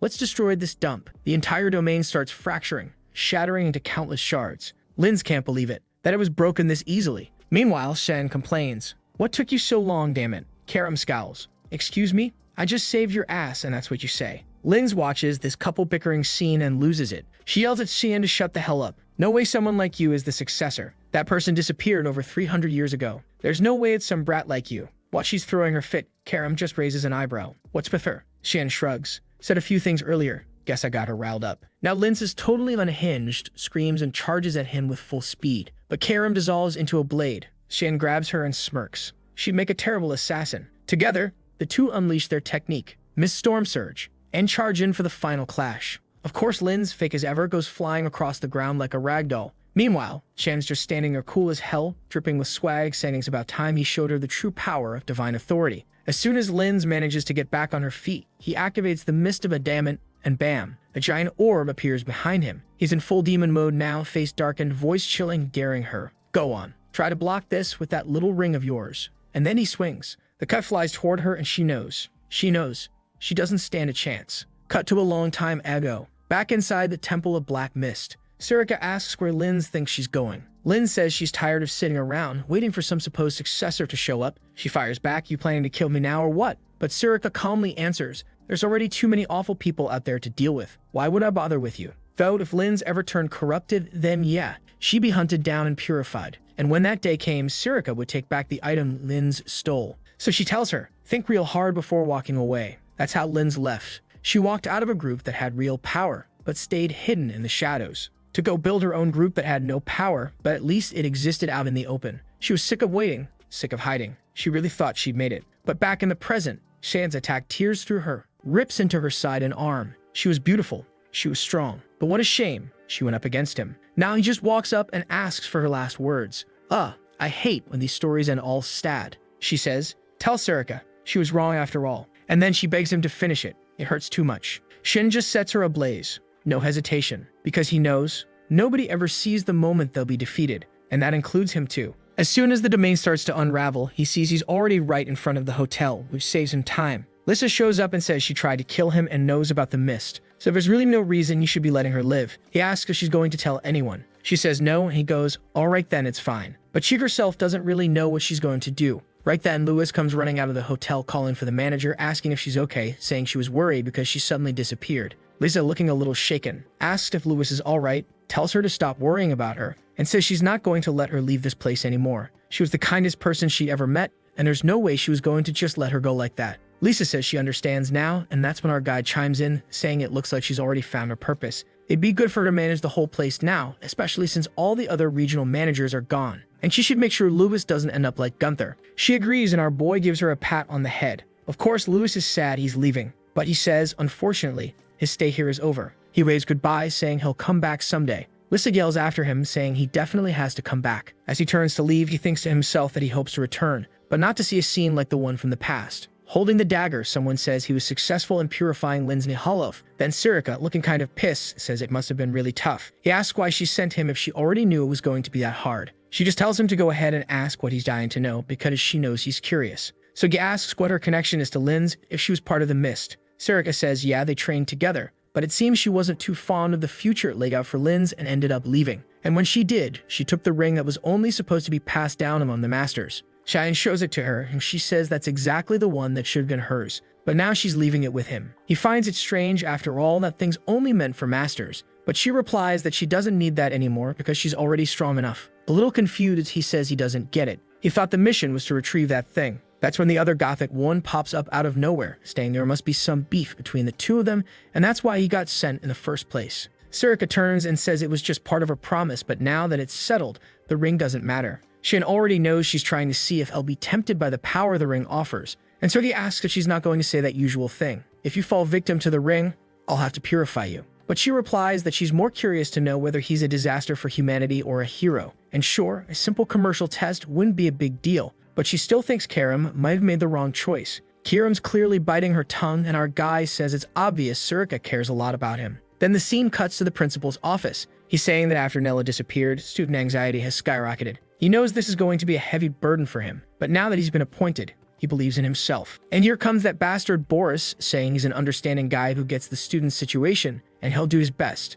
The principal thanks him, and the bastard says he's going to take a stroll around the academy. Honestly, that principal's asking for trouble. He's already noticed the guy has some really strange mana. Right then, Sarika shows up asking if the principal called for her. But the moment Boris introduces himself, her expression totally changes. He says he's the newly appointed instructor. Nice to meet her. As he walks past, he said that they'll see each other soon, while Sarika just picks up on the fact that he reeks of blood. It's clear this guy's seriously dangerous. The principal says he's from the capital and that she should keep an eye on him. He's skilled and well-mannered, sure, but his mana is weird. Director, we gotta get this guy out of the school seriously. You can't just throw someone that's shady into a classroom with students. But Sarika's standing there cool as ever, saying she understands. She knows full well what that smell is, no matter how hard anyone tries to hide it. It was like death itself was walking through the hallways. Then the scene cuts to a bunch of guys raising the banner and welcoming people to the city of Harmony. And wait a second, look who it is. Erin. Long time no see, girl. Thought you vanished from the story. She comments that the place has way more guards than usual. And of course, that probably happened after the blood banquet. Someone calls out to her. It's Lunav, popping out from the corner, saying it's been a while since they last met. In another part of the school, Erin says it's good to see she's doing okay. Lunav says it's all thanks to her, but Erin disagrees, saying Lunav helped her out a lot too. Then she introduces Resimus, her new friend, who's already blurting out how gorgeous Lunav is, clearly smitten. But hold up, here comes trouble. Boris just rolls up like the scumbag he is, already introducing himself to all three of them. He wants to know if she's Princess Erin. She, all sweet and innocent, says she heard he was the new instructor and asks if he's the one who's going to be teaching about mana. He says he's honored that she already knows who he is and asks if she has a moment to talk. She's a little confused and asks if he means right now, and he says yes. It's nothing important. He's just going around checking out the students' mana rankings and wants to take a look at her mana sphere. She shows him immediately, without a second of hesitation, and he says that's exactly what he was hoping to see. Luna, though, tells him to stop right there, saying she's got a bad feeling about this. Eren finds that odd. Wasn't it just a mana evaluation? What could go wrong? And then he raises his hand and says she doesn't need to worry, this will all be over soon. Look, I don't know what exactly he was planning to do, but I do know our boy showed up just in time, gave him that death glare, and demanded to know what the hell that bastard was doing in Lewin. Then the next chapter jumps back in time, like way back, 2002 years before the founding of everything. The soldiers are raising their shields, shouting that the creatures are approaching. And holy hell, the thing is massive. Like, what even is that? Yeah, no surprise, the poor guy got blown to bits right there, splattered into a puddle of blood. The troops in the back are yelling to hold formation, saying if the monsters keep advancing, everything's going to collapse. Then one of them shouts that someone is coming. And here he comes, striding in with swagger from above, slicing red arcs through the air, just mowing everything down. The soldiers cheer, saying the rumors were true. They thought he'd been sent to a Western front. It's the young master Xian, arriving to save everyone. A monster charges up an attack, but he dodges another laser and says he's actually excited. He'd heard this creature was high-ranking, but he's already standing on its head, realizing it's way too slow. He activates the Void Sphere and obliterates the thing. And of course, creepy Boris shows up again, clapping like a freak, saying Master Xian is incredible. No wonder Eshel admires him so much. Xian doesn't even entertain the flattery. He just wants to know what Boris is doing here when he should be back in the rear with Eshel. Boris, kind of shifty, says he came up this way after hearing the North needed reinforcements. But now that Xian's here, everything should be fine. Xian, though, says nothing's fine. Everyone here is on the verge of death. This war doesn't end. It's been over a year now that he and the Verdi have been leading the charge. And while the elite knights are out fighting on the front lines, supporting the Emperor's crown at Lunel, the monsters are using the distraction to push deeper and deeper. This war is endless, and all of it, every last bit, is because of the Emperor's greed. If it weren't for Eshel's request, not even Xian would have come here. The place would have already been wiped out. Boris tells him to be careful with his words, but admits that, yeah, given the state of things, there's no arguing it. The protagonist finds it strange. He says he thought Boris had come because of the Emperor, but Boris says nope, he's here because of the talents he possesses. It's just that his personality lines up a bit more with Mr. Eshel's. Our guy tells him to go ahead and show what kind of talent he's talking about. Right then, Boris pulls in a misty kind of mana into his hand. He says that all he can really do is gather traces of the mana someone's used and compress them into a sphere like us to store it. Then, locking eyes with him, he comments that Xian's mana is extremely unique. He can sense that the kid has great potential and might just be the person he's been looking for. At that moment, Xian realizes maybe this was when the hunt for him actually began. Back in the present, Eren asks what's going on. But there's no way our protagonist is making the same mistake twice. He knows the worst idea right now would be to hand over different types of mana to this guy. And wow, Boris doesn't even know who Xian is yet. This is literally the first time he's seen the Vert Boy. Rezimus asks why Xian's acting like that and why he's pulling on Eren's arm. Boris, all flustered, says it must be a misunderstanding. He was just assessing the student's abilities, as an instructor. But Xian immediately shoots back that he's never heard of any kind of evaluation requiring something like this. And right away he realizes this bastard's been appointed as an instructor. Boris, still trying to play it cool, says Xian doesn't need to feel pressured. It was nothing serious. He wasn't even going to feel uncomfortable. Xian says he accepts the apology, but it'd be best if Boris left now before everyone starts feeling even more uncomfortable. Boris, he's a scumbag, but he's not stupid. He picks up right away that the kid's so hostile there's no point trying to argue. So he just says alright, bows, and says he'll take his leave. They'll come back another time. But the moment he walks off, Luna is already wondering why that name, Boris, sounds so familiar. Rezimus tells our guy to let go of Eren's arm already. He apologizes and she says it's fine. She knows he had his reasons. She's totally sure he's always looking out for her. She even says it out loud, turns bright red from saying it, then grabs Rezimus by the arm and walks off. Yeah, she was embarrassed about saying that, grabbed the wrong person, and dipped. Luna immediately asks Xian if he knew that instructor. He says something like, kind of. She finds that weird. She has access to tons of information, but she's never heard of that guy before. Xian just gives her a serious look and says she better not investigate. She shouldn't look up anything about that man. Luna stands there, realizing that whatever it was, it clearly bothered Xian deeply. Maybe she missed something, and that just makes her even more curious. Xian taps the ring and boom. Now it's raining candy in his room. All of it a reward because his daughter behaved and everyone's still alive. Brian says of course everything turned out fine and it's good to know Xian's doing okay too. Meanwhile, Emily complains that life's been tough. Brian won't let her cook even once. Xian asks why that bothers her. Last he checked, she liked it when people cooked for her. She says yeah, that's true, but now it feels like someone took her job away. So Xian says alright, time for him and Brian to go train. Brian tries to get out of it, but our guy tells him to hurry up and follow. The scene shifts to the academy's training grounds. Turns out someone's already there practicing. Looks like it's Resimus, though not totally sure. Might be someone else. Ryan's impressed. Whoever it is, she's wielding a massive claymore like it's nothing. Shen says of course it looks easy. She's going to be named the best swordswoman on the continent one day. Then he grabs a sword, saying it's time to see how much she's improved. She's caught off guard, asking what this is all about. She just came out for a chill evening. But he tells her nope, not tonight, come at him. Resimus hesitates, makes sense. She's holding a real sword and he's only got a wooden one. She's worried the poor guy might actually get hurt. But before she can even finish the sentence, bam, he almost smacks her right in the face. She manages to duck and block just in time, then compliments the move. Still, she can't believe that was a blow from a wooden sword. She deflects his attack and comes at him full force, saying she's not going to go easy on him anymore. He parries one of her strikes and praises her movements. Too bad though, he says she's still got a long way to go, because this right here looks like her current limit. Resimus is confused. He's saying all that, but she's the only one attacking. She finally says enough and goes in for a strong vertical slash, only to get tapped right in the forehead and drop like a chump. Shannon tells her that letting her emotions take over like that is exactly what creates openings in her attacks. She's slumped there, frustrated, admitting she's no match for him. Must be nice, being that strong. But when he compliments her, saying she's actually really skilled, she goes totally red. He says he's sure that if she keeps up the pace she's going, no one will be able to beat her with a sword. She's all flustered, saying it makes no sense to get a bunch of compliments after getting her butt kicked. But with his hand on his chin, Sian says there's really not much more he can do for someone at her current level.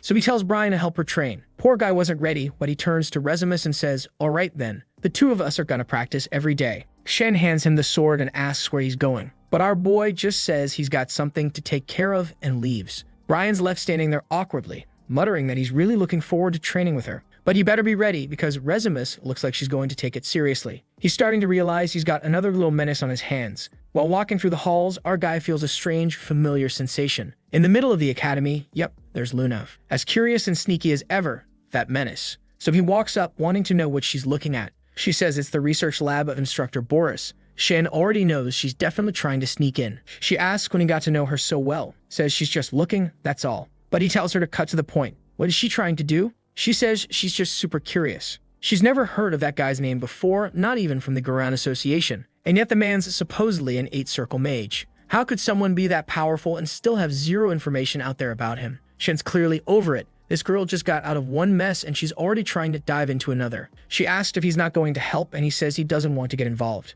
She stares at him, saying he sure sounds like someone who knows this guy pretty well, almost like he already hates him. Poor Xian, once again being dragged into a problem he didn't ask for. He probably should have just walked away, huh? But no, here he is, standing in front of the lab, saying he doesn't sense anyone inside. He tells her to stay behind, he's going in first. He grabs the doorknob, activates a mist ability, and opens the door. Turns out, it's more of a library than a lab. All that's inside are scrolls and handwritten books. Looking around, Luna comments that it's all about ancient magic. And right at that moment, Karam suddenly steps out from Sian. He asks where she's going. She says she's just checking the rooftop and tells him to keep doing what he's doing. He's a little confused. Why is she heading to the roof? But whatever. Luna calls him over, saying she found a text that looks super old. But Cheyenne, he realizes what it actually is. That armor. That's Boris of Armor, the one known as Hearthcree. Oh boy, even the name sounds cursed.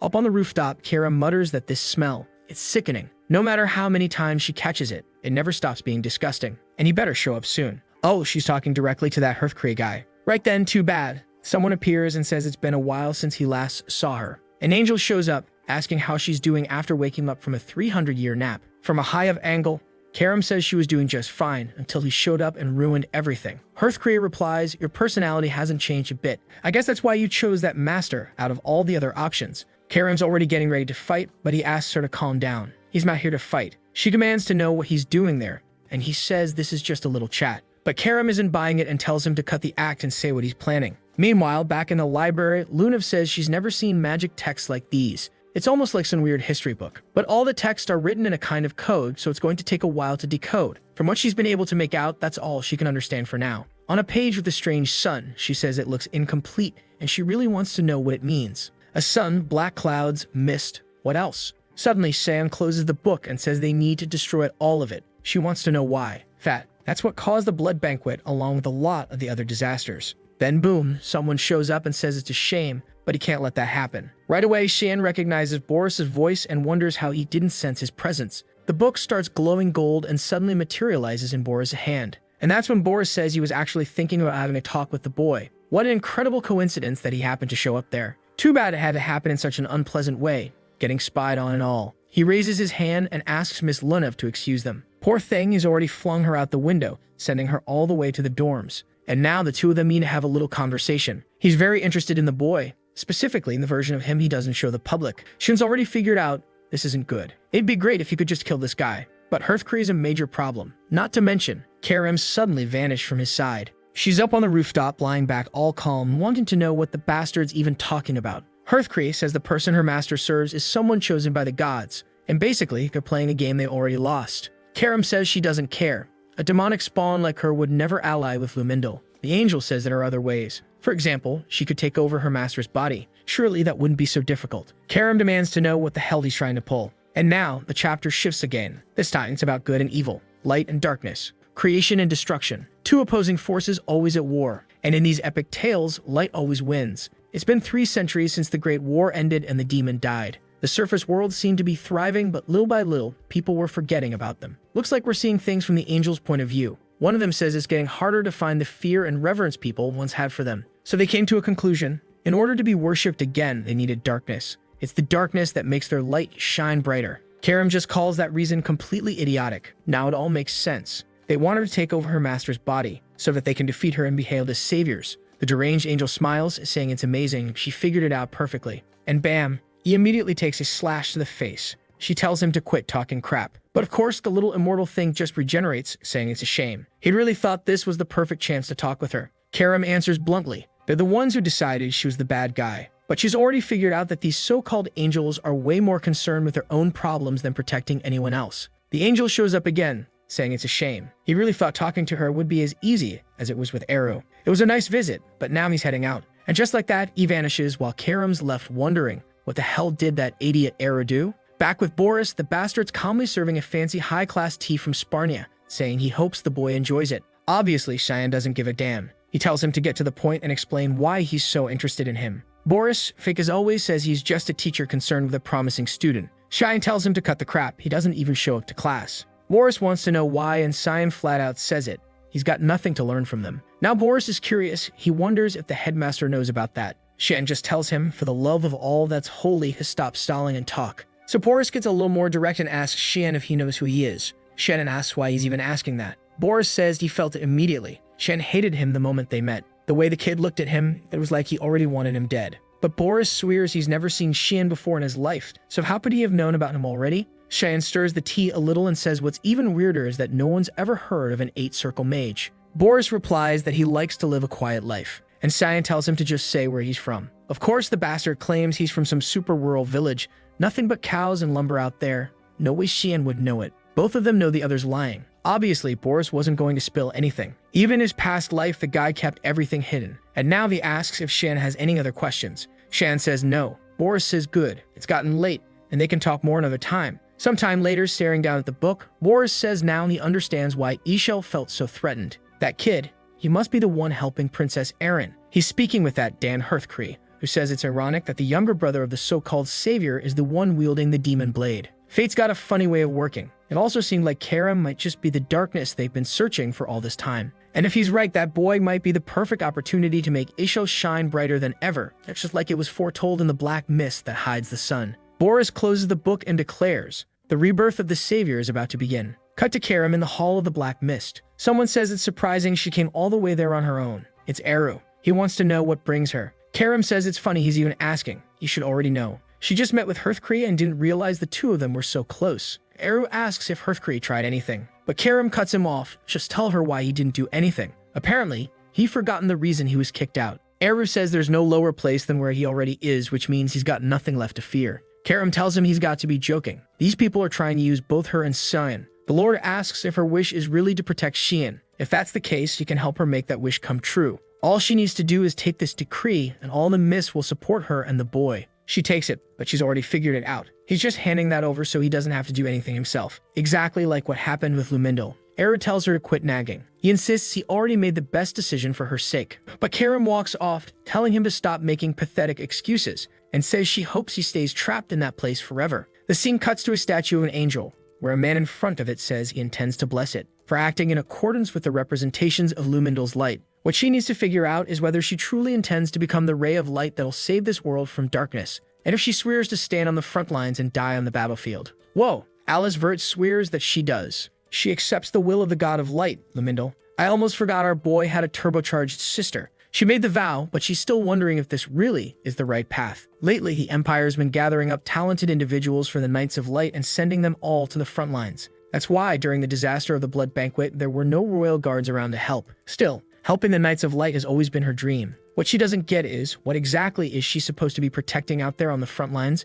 Right then, someone congratulates her. She turns and sees it's Cecilia, who says Alice finally achieved her big dream. Alice says it's nothing, she just became a rookie knight. But Cecilia tells her there's no need to be so formal anymore. They're equals now. Weirdly, this lunatic drops to the ground and says, "No way, I can't do that. You'll always be my senior." Sometime later, it looks like Alice confided her worries. Cecilia tells her it's impossible, she picked the wrong path. She's known her for a long time. This has always been her dream. But Alice says she's still unsure. She could hear people screaming for help. So if her friend says she knows the perfect way to find out if the front lines are really where she belongs. When she gets there, they'll fight together. Apparently, this Duke Villiarth confirmed an important mission. It would be Alice Vert's first official assignment, but she finds it kind of odd, since the one who gave her the mission was her father. Boots are on, swords in hand, Brian's ready. The girls ask where he's going, and he says he doesn't even know. Sheehan just told him to be on standby. That's when our boy shows up, saying they won't take long this time. He tells Nana not to worry and tells Brian to move it. Brian asks where they're headed, and Cyan says this time it's to the Lemia Valley. Emily points out that for someone saying, "We won't take long, that place is super far away." But Sheehan opens a portal right there with his ring, saying they won't take long if they go through that. And it had to be now, because today was the day Alice was supposed to die. On the battlefield, someone yells for everyone to hold formation. A man turns to the young lady and says it must have been a tough journey, but Alice tells him not to call her that. The guy praises her, says he's super proud that she's finally standing among the Knights of Light. She awkwardly tells him to stop, she still has a lot to learn. Still, he's confident she's going to do great and that the Duke will be proud. Suddenly, she steps forward and introduces herself. The eldest daughter of House Vert reporting in after receiving the summons. Her father turns and says the third and fourth princes, as well as the second princess, are all coming to visit. She better be prepared. Alice notices he didn't praise her at all. Still cold as ever. He already tells everyone to greet the guests. They should arrive by now. And there they are. Third prince, Phagian Severus. Fourth prince, Nerovian. At least their names are easy to remember. And then comes the second princess. Alright, why is she showing that much thigh? Who is she trying to seduce here? Me? Her name is Violet Severus, the bold one. Right away, everyone from our boys' family bows and greets them. But Nerovian's already done. He says they've finished the formalities, so can they leave now? Fabian's nervous. He's scared that white-haired guy's going to get attacked by monsters. But Shan's dad tells him to relax. They're in the rear guard. Monster activity is super low here. Plus, the best knights are stationed right there, so there's nothing to worry about. Well, look who's here. That damn bull-headed Eshel. Alice gives him a quick glance, and her father turns to him and says he better fulfill all his duties. He says he won't disappoint, while that Fabian guy over there says they better take out the monsters before they get any closer. His body's too valuable, unlike theirs. Okay, your highness is really asking to get slapped. Now here's a body that is actually valuable. Violet's already thanking Eshel for his hard work. He just replies that it's an honor, and she wants to know, where's Lunel? He's not the type to miss formal events like this. Eshel explains that Lunel had an important matter to attend and couldn't make it. She side-eyes that answer, saying it's good to have him as a bodyguard. Wait, what's going on here? Did something already happen between these two or what? Everyone's in formation and Alice is getting a weird feeling. Eshel always protects the first prince. That's just how it is. But now he's here with the twins and the second princess. What is this? A coincidence or something else entirely? Eshel then mentions he heard she joined the knights as the top of her class and congratulates her. But it didn't sound sincere at all. She immediately recognizes that familiar look in his eyes, and we flash back to her 9th birthday. He patted her head, congratulated her. That day, Eshel gave her a magic scroll. A 4-star spell scroll she couldn't even use yet. The idea was for her to one day get strong enough to finally use it. Years later, she did reach 4 stars, and finally, it was time to activate the scroll. But the moment she started, someone grabbed her hand and told her to stop. It was Cecilia. She asked what was going on. Her friend explained that scroll would summon a mid-level monster. They could have died if it actually went through. What the hell, man? Eshel planted a live bomb when she was 9 years old. He's the king of Counter-Strike. Now here she is staring him down, wondering if he really gave her that scroll on purpose. If so, why would her brother do something like that? The group's still escorting the carriages. Inside one of them, Nerovian asks if Lunel is the one who assigned Eshel to this escort. Fabian says the whole thing's suspicious.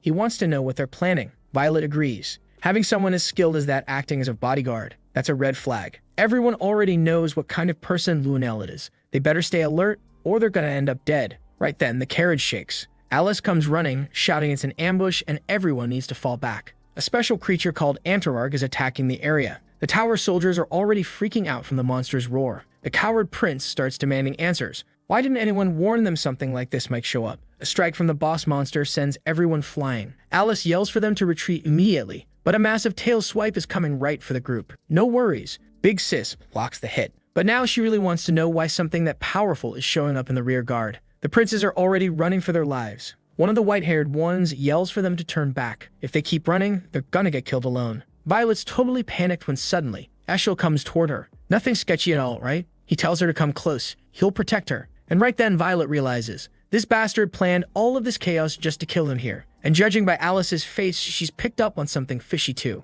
Then, bam, a windflower spell slams into the boss monster. Cecilia shows up to help and yells at Alice to escape through the side path. Right away, she grabs her friend and also pulls Violet along, who's just confused and being dragged, but honestly, anywhere away from Eshel is the right move. Still, Alice's gut is telling her something seriously wrong. She felt an overwhelming bloodlust coming from her own brother, and when she looked back, she saw the monster about to land a clean hit straight at his neck. But then, out of nowhere, a strange barrier blocked the strike. Alice's head is spinning. What's going on here? But Cecilia just shouts at her to move. The monster is still flying, going in for another attack on Eshel. But more troops show up nearby and yell for everyone to get back in formation. She glances to the side and realizes the 3 damn girls are gone. Meanwhile, the soldiers are shouting not to let that creature, Antararg, get anywhere near the royal hairs. The monster starts charging up another purple energy blast, and Eshel looks like he's losing it, growling that this thing's really starting to piss him off. Then a golden light bursts out from his back and he orders everyone to stand down. Boom! Massive explosion. Did that deal with the monster?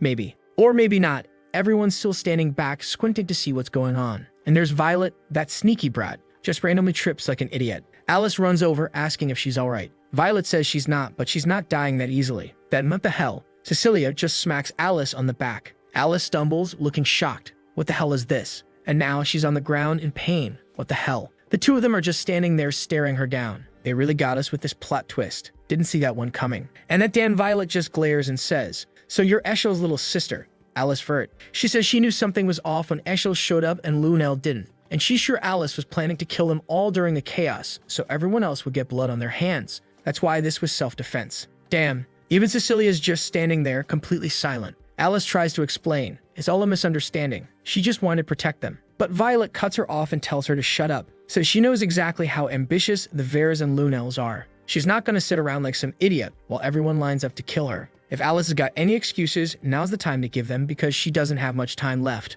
Violet throws down a scroll and says she hopes Lumindal won't save her. And poof, looks like the two of them just teleported out of there. Alice, though, she's not thinking straight. She's sitting there wondering how impulsive Cecilia must have been to betray her like that. She has to be under some kind of mind control, or there has to be another explanation. Tears in her eyes, she mutters that it can't be real. But now some creatures appear in front of her. She struggles to stand up, saying she has to pull herself together. She can't die here. She has to survive and asks Cecilia why she did this. She begins activating a power, calling out to her dear mother, the source of all life, the monster's charge, and she begs the goddess to act through her hands. She triggers a skill from Udine and the spear, sending blasts flying in every direction. Meanwhile, over at the Varda hideout, yep, it's the two traitors, Violet and Cecilia, just lounging. Violet throws herself onto the bed, saying that was disgusting. Cecilia agrees, sitting quietly, thinking about little Alice from her childhood. She closes her eyes, maybe a little conflicted. Then Violet asks, "Why'd you let Alice live? You could have killed her right then and there." "Girl, close those toothpick legs, you're acting weird." Cecilia, a bit hesitant, says,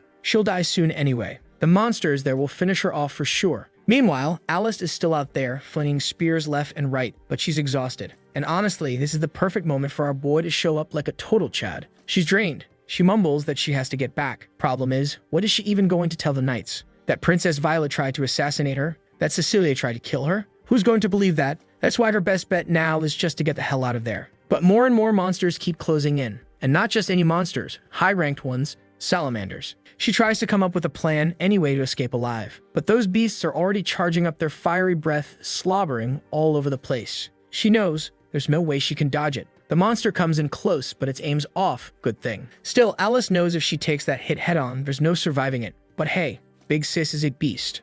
So don't worry. because little bro just showed up. Our boy slices right through it, and Alice immediately looks up trying to figure out who it is. Before she can even process what's happening, someone grabs her by the shoulder, apologizes, and takes off with her. It's Brian coming in clutch to save her. And the moment she sees him, she realizes if Brian's here, then that must mean he's here too. Those salamanders were still creating a sea of fire. Brian and Alice were hiding nearby, and he told her to just hold on a little longer. But she knew that holding on wasn't going to cut it. Those things were closing in fast, and they were going to catch up any second. That's when, bam, Karam drops right in front of them. Off in the distance, an explosion lights up the sky. The creatures all turn toward it, staring. And Karam, of course, shows up saying those damn things must have eaten something poisoned. Why else were they spewing out everything inside them like that? She tells Shan to hurry up and finish the job already. Alice hears the name and is visibly confused. Shan, did she hear that right? And then, there he comes. Third form of the descent of mist. The monsters shoot out their flames, but he cuts straight through, rips one's head in half, explodes the body,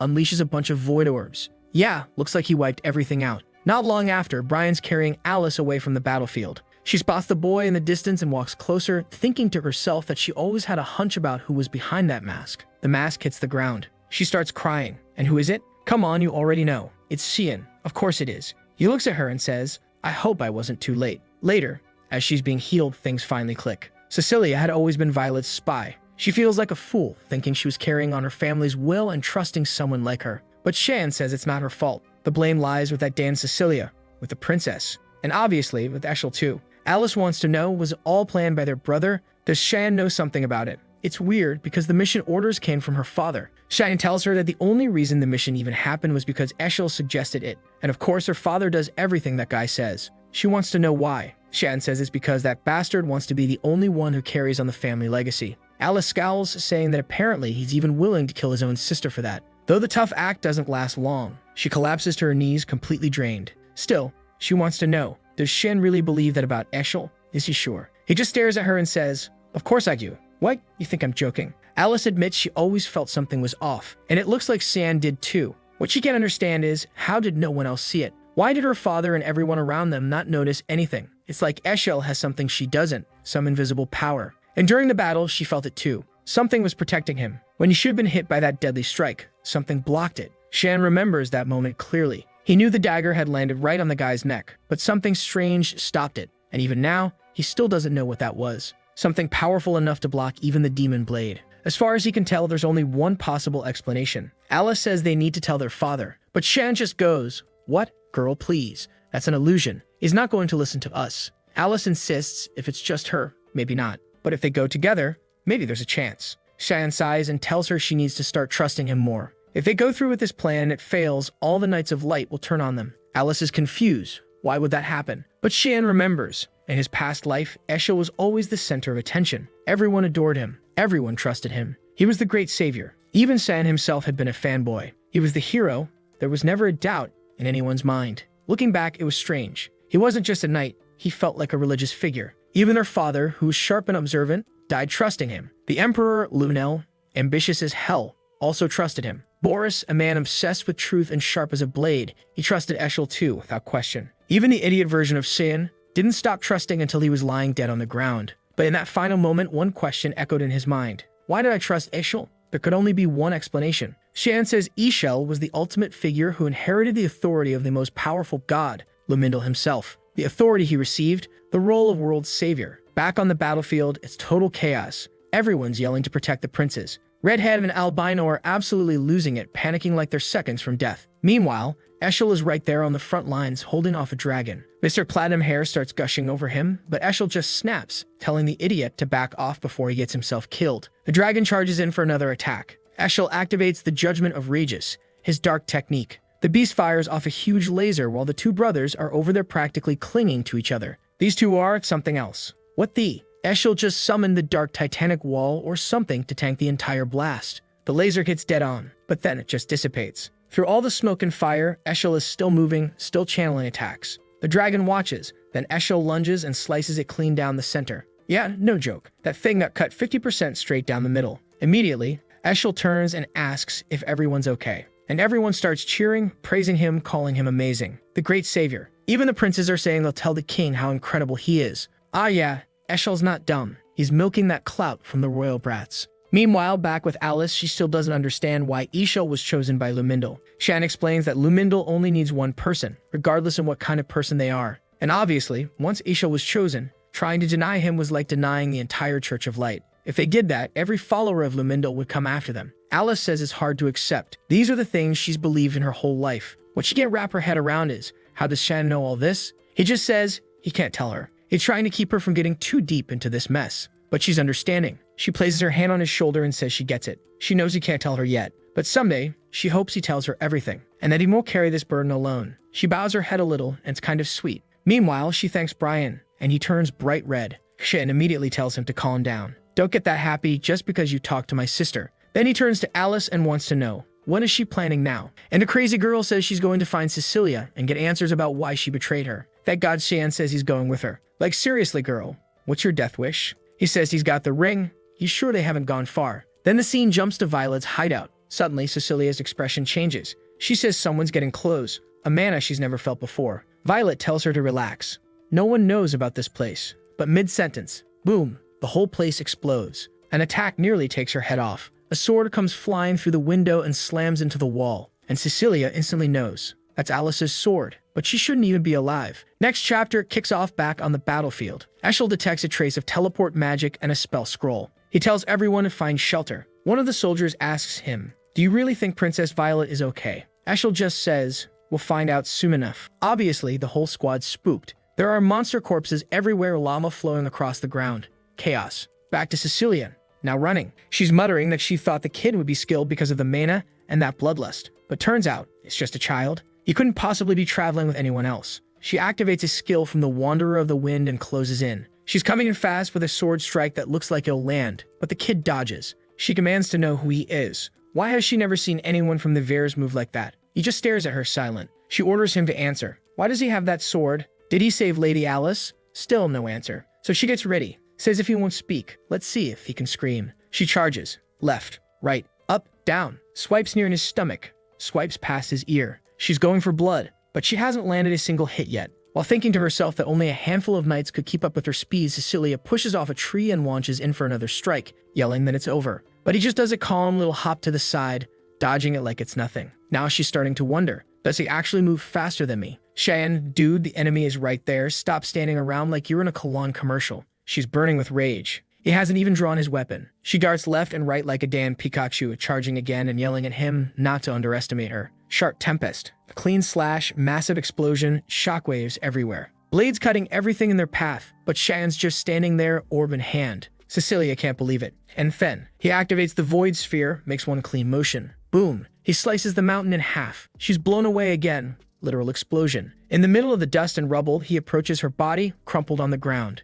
She mutters, barely conscious. What a pathetic way to lose. I never thought I'd die in a place like this. He really is the Grim Reaper, not even saying a word. But now that she's dying, she just wants to know, is Lady Alice still alive? That's when, for the first time, Shan actually speaks. He says he's curious. Why does she look so relieved? Most people about to die would be terrified. Cecilia responds, that's called retribution. In the end, this is the fate I deserve. Then, retribution for what? A voice cuts in. Cecilia flinches. It's Alice. Walking up, eyes locked on her. She wants to know why. Why did she betray her? Cecilia's crying now, completely emotional. Says she's just happy to see Alice alive. But Alice isn't having it. She tells her to shut up and answer the damn question. Here comes the tragic backstory, folks.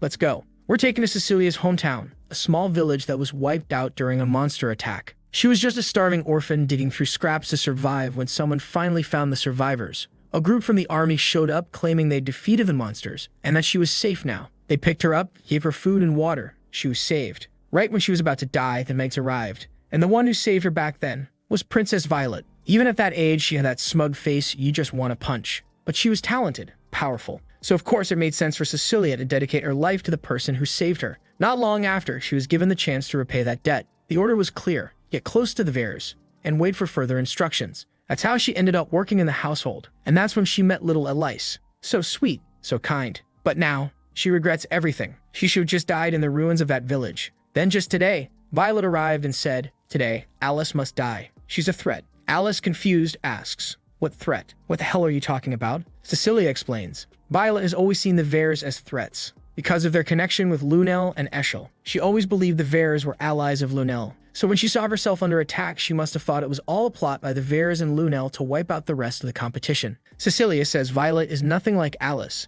Alice actually trusted her, believed in her until the very end. But Shan cuts in. Don't. Stop trying to justify it. Just admitting she was wrong doesn't mean she deserves forgiveness. Cecilia is shaken. Alice tells him to hold on, just listen a bit more. But Shan already drew his blade, tells her this isn't some light matter. Cecilia, she accepts it, says she's ready. Meanwhile, Alice is desperately pleading, asking him to wait to listen to think. Brian gently tells Alice to calm down. Trust in Master Shingen. Then, Shan raises the dagger, swipes it. Blood hits the ground. Looks like she's dead. And the scene cuts. We're in Violet's room. Everything's been torn to pieces. She's looking around, demanding to know who's there. She wants to know where Alice is. But the person who walks in, yeah, it's the worst possible option. Yeah, it's him. Bullhead himself, Eshel, walking in and saying he's here to escort Her Highness. But Violet's trembling, barely holding it together. She blurts out that he looks way more like he came to kill her. Kind of rude, barging in like that. Eshel doesn't even bother lying. He says it straight, yeah, he was planning to kill her. The perfect setup? She, Fabian and Erovian, all of them die in the monster attack. Violet reaches for something behind her, saying he's not going to get away with the consequences of a move like that. But he flicks a divine sting, knocks the item out of her hand. It burns. He tells her to calm down. He hasn't even finished explaining yet. Violet growls at him to just spit it out. What exactly was his grand plan? He steps in, cool as ever, and says, no one knows. But then he spots Alice's sword jam in the wall and asks, where's her sister? Violet smirks, says she killed her. She didn't know if Alice was working with Lunel or not, so she figured she'd play it safe and make sure she was dead. And hey, Eshel probably liked that too, didn't he? Wasn't he planning to get revenge on his sister? But Eshel says not this time. He was actually planning to change the plan. Now she's confused, shaken. He draws his sword and says she's being way too calm for someone who's been killing off every suspicious person in her circle. Smart strategy. He admits he's surprised. She's nothing like Lunel in that way. Now Violet's bluff is backfiring. She faked the whole Alice is dead line, but now realizes Eshel really doesn't care. Eshel then says the whole plan was doomed from the start,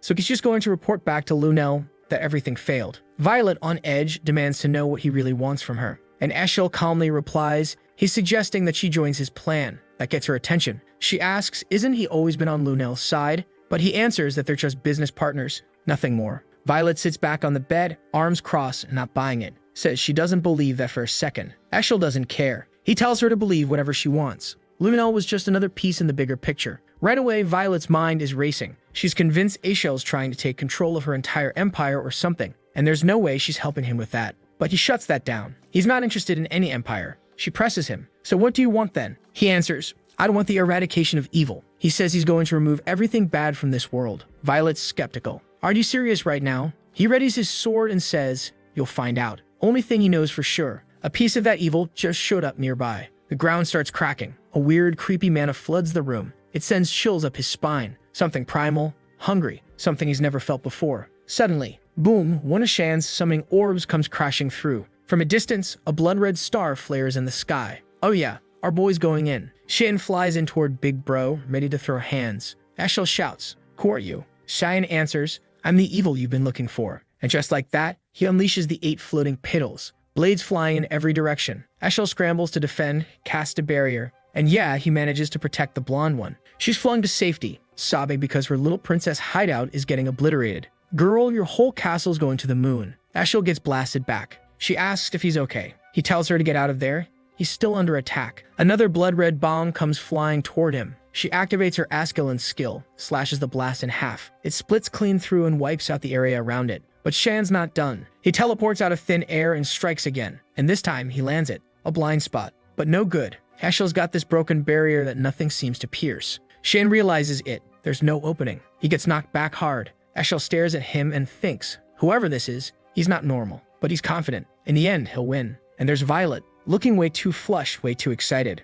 Like she thinks she's the main heroine now. Then Cyan turns to Karim and asks, what's wrong? And she winces. Says, it hurts. It hurts like hell. Like her entire body's being torn apart. Obviously, that pain was from Eshel's barrier. He turns to Cyan and asks why he stopped. Didn't he show up saying he was gonna bring the end of everything? So what's he waiting for? Truth is, Cyan would love to kill him right then and there. But seeing how he can't even scratch that barrier, and not even understanding what the hell it is, yeah, best move now is to fall back. That's when he pulls out of the ring the shield and umbrella soaked in Cecilia's blood. And Violet immediately wants to know what the hell he just did. He simply says, that girl's been purified. Violet doesn't get it. and Eshel spells it out. She's dead, sweetheart. Now he's starting to put the pieces together. He just wants to know who ordered Xian to do this. Xian replies, I am the mist, and the mist, they don't forgive anyone. But this wasn't some divine purification. This had a different purpose. Eshel seems surprised. So if the mist is acting again, before he can say more, Xian disappears. Eshel's left alone, frustrated as hell. Why are so many people suddenly standing in his way?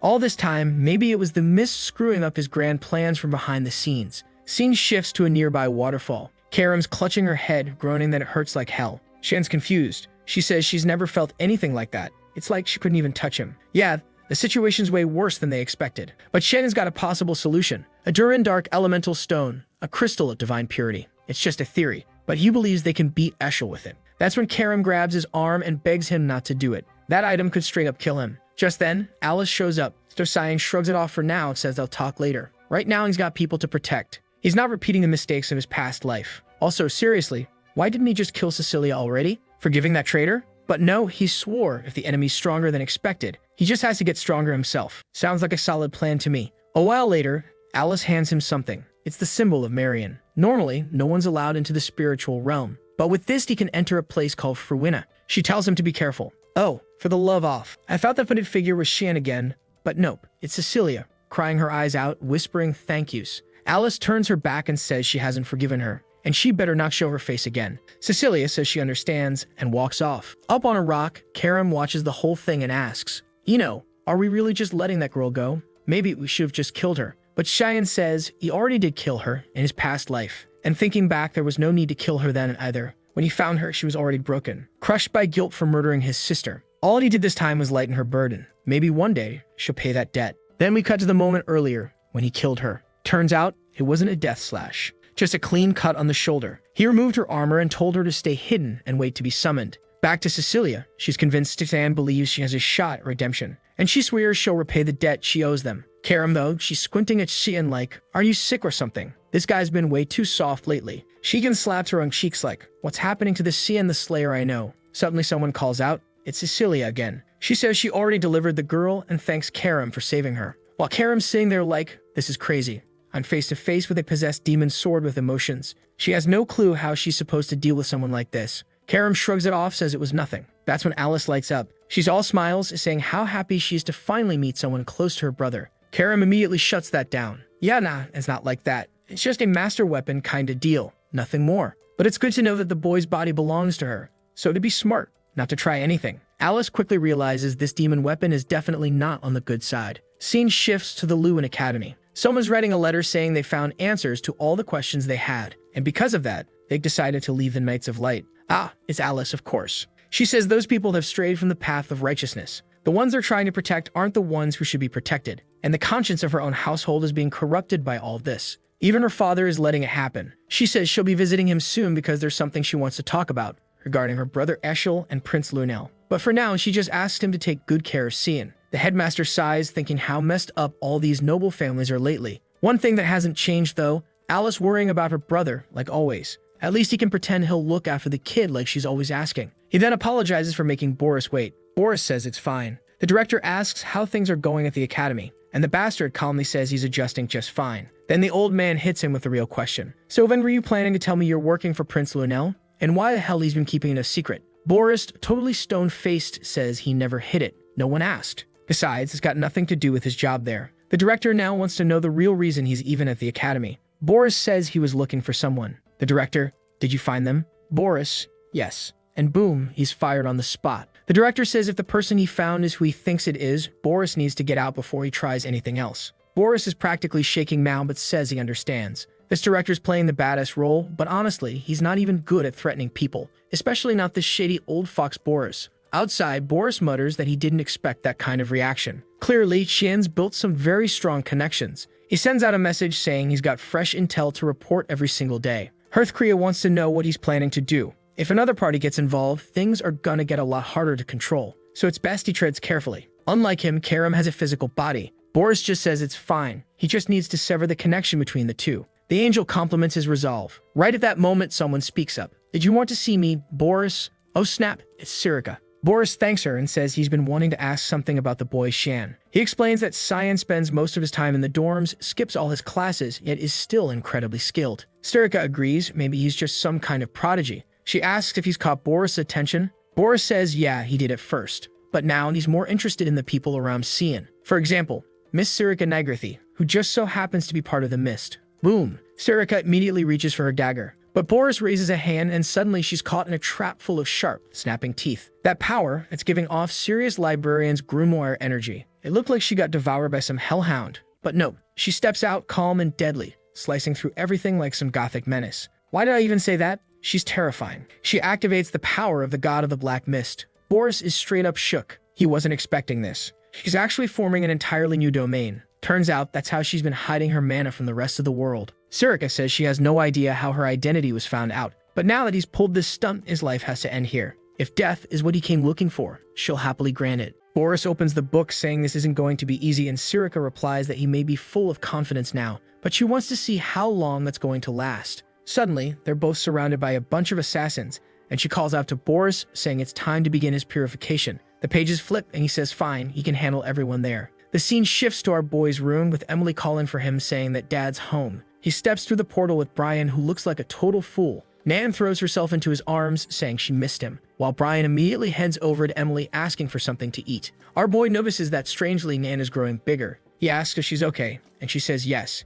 She's been getting along with Sturika just like he asked. He realizes that her training with Sturika must be going well then. Some time ago, he asked Sturika to start training Nan so she could learn to control her emotional collapses. He didn't want a repeat of what happened at the blood banquet. Sturika's training obviously isn't easy, but when it comes to controlling instincts, she's the best. He compliments Nan, telling her she's really putting in the effort. She agrees, but says that today, Sturika told her there wouldn't be training because she had other plans. San is already curious. What plan? Karim says it's probably a purification. That's because, well, Karim was the one who requested Boris be purified. Shan looks confused, and she explains that Boris is working here as an instructor. And of course, it'd be easy for Sturika to get close to him since they work in the same place. Shan responds that there's no way Eru would have allowed something like that. Didn't he know who she was fighting against? Karim asks if he's talking about the scripture, like Sturika and Misty couldn't handle that. Then right away, our boy says she must already know about Hearthcray too. And it looks like he didn't realize she didn't know, because now both of them are confused. Honestly, I thought everyone was already in on everything.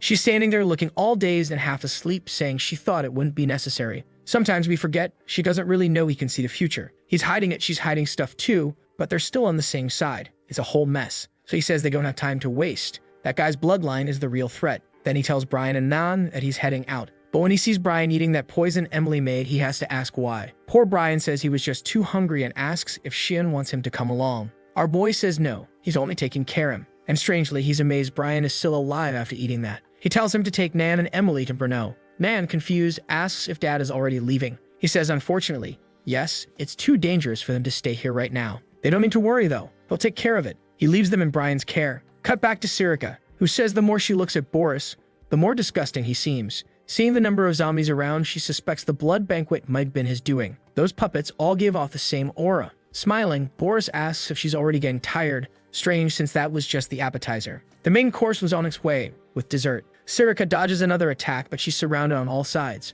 She activates the Raging Mist Tempest skill, and every skill in this series is a whole mess of slashes flying everywhere. She unleashes 8 fluttering petals along with Bloodthirst Surge, but even then, Boris is still just floating there calmly, casting Lance of Judgment as the clueless ones run for their lives. She notices, strangely, that he's using a ton of high-level skills, and she doesn't even have time to breathe. One more puppet sneaks up behind her, and she has to dodge its grab by stepping up onto a pillar. Oh my god, the girl doesn't get a single second to breathe. She can't even pull off another skill. She uses something called Nadusting and boom. Explosions everywhere, sweeping through the sky. She can't understand how each one of those puppets had that much mana inside. Clearly, that's not normal at all. Whoa, the whole area just got vaporized. You're not killing my little purple goth like that, Boris. I'll come after you myself. But it seems the bastard doesn't care, because he just says it's time for her to die and activates his war hammer. The attack lands straight on Sturika. It looks like she got crushed, and Boris comes down. She says now she understands how those puppets work. Apparently, they can track an opponent's mana,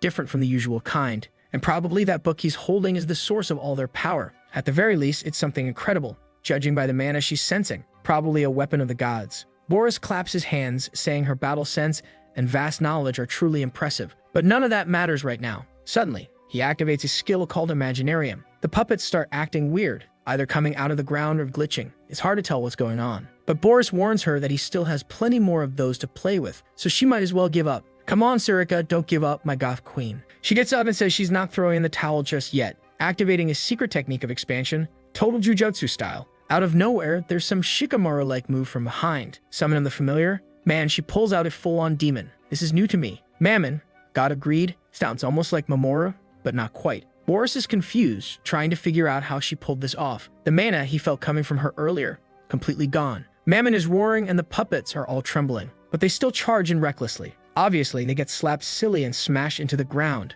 Wait, nope. Turns out they're like cursed ants clinging to his arm. But then Mammon activates some kind of spikes and pierces through everything. From a distance, Boris says it's unthinkable that she would create a demon like that with her own mana. She's truly talented. But even so, all it was going to do was buy some time. At this point, she's completely drained, just a hollow shell with no mana left. Oh no, what just happened? Why is Surika's hair white now? I've got a bad feeling about this. Boris says that even casting a simple spell will be hard for her now. Unfortunately, her choice was a mistake. But she suddenly lunges at him from the side, saying it looks like he thought he wasn't in any danger. She strikes, and those protective shields of his show up again.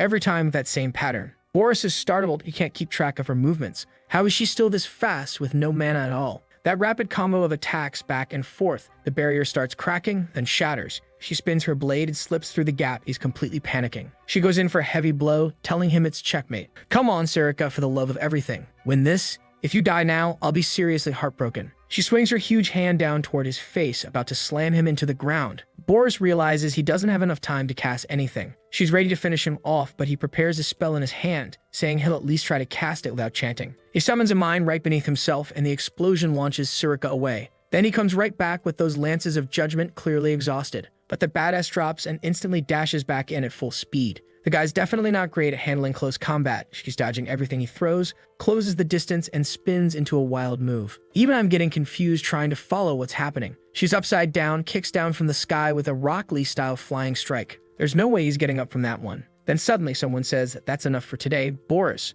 She was coming down to finish him off from above when a strange golden barrier appears. He calls out to Lord Hearthcree. Right away, Surika realizes that's the divine weapon protecting him. The book then states that it had no information on this girl. It thought she was just some low-level servant of Eru. But with skills like hers, at the very least, she got to be a high-ranking officer. And in his current condition, Boris didn't stand a chance. Holy hell, good to know, but now I'm worried. Surika's staring him down, and she notices that black blood is leaking out of Boris. She asks if he's a member of the Black Blood tribe. She thought they were extinct. Wiping his face, he says that's exactly why he avoids getting injured. It was really unfortunate that she figured it out. The puppets at the blood banquet, the stunned stones, all of it came from the Black Blood tribe. And now Surika is sure he was the one responsible for that massacre. Boris, totally unbothered, says that, well, it looks like the secret's out. It's going to be hard to keep working around here now. What a shame. Surika charges at him again, telling him to shut up, but he simply activates the book, saying they'll meet again some other time. But she's not letting him go that easy. The demon comes up from behind and smashes both him and the book.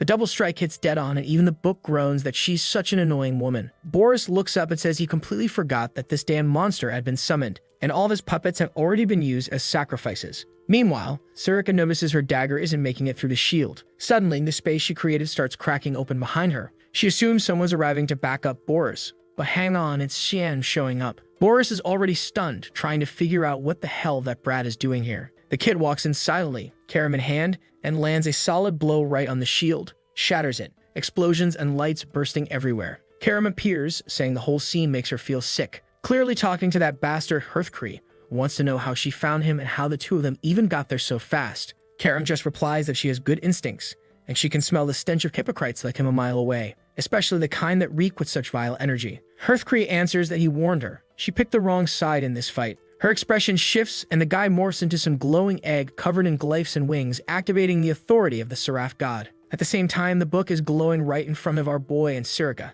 The creature lets out a blast, energy expands outward. And my god, this damn Boris still won't die seriously. Surika calls out to Xian, and man, he's holding the line, not backing down one bit. The kid's resisting divine authority, but she can't understand what kind of power could even pull something like that off. The demon sword alone shouldn't be enough. As he pushes forward, Xian says that Eru had been hiding something way more dangerous than they thought. Then Boris speaks up, saying he'll help Hearthcree after all. Because, well, the wielder of the demon's sword they were supposed to eliminate was standing right in front of him. Hearthcree, however, tells Boris to stop and not interfere because they weren't strong enough. Looks like something's already taking over him, battling with his mind. Suddenly, the book senses something strange. A dagger slices through it. Wait, did Shan just tear through the book? And then he stabs Boris right in the chest. Boris can't even comprehend how that brat managed to break through Hearthcree's protection. Now he's sure that cursed fog covering the sun, that was the symbol of Cian Vert. That boy is the blade destined to be pointed at Eshel in the future, and he has to get rid of him now. From afar, Surika can tell by the amount of mana he's using that Shan won't last much longer. She has to act before it's too late,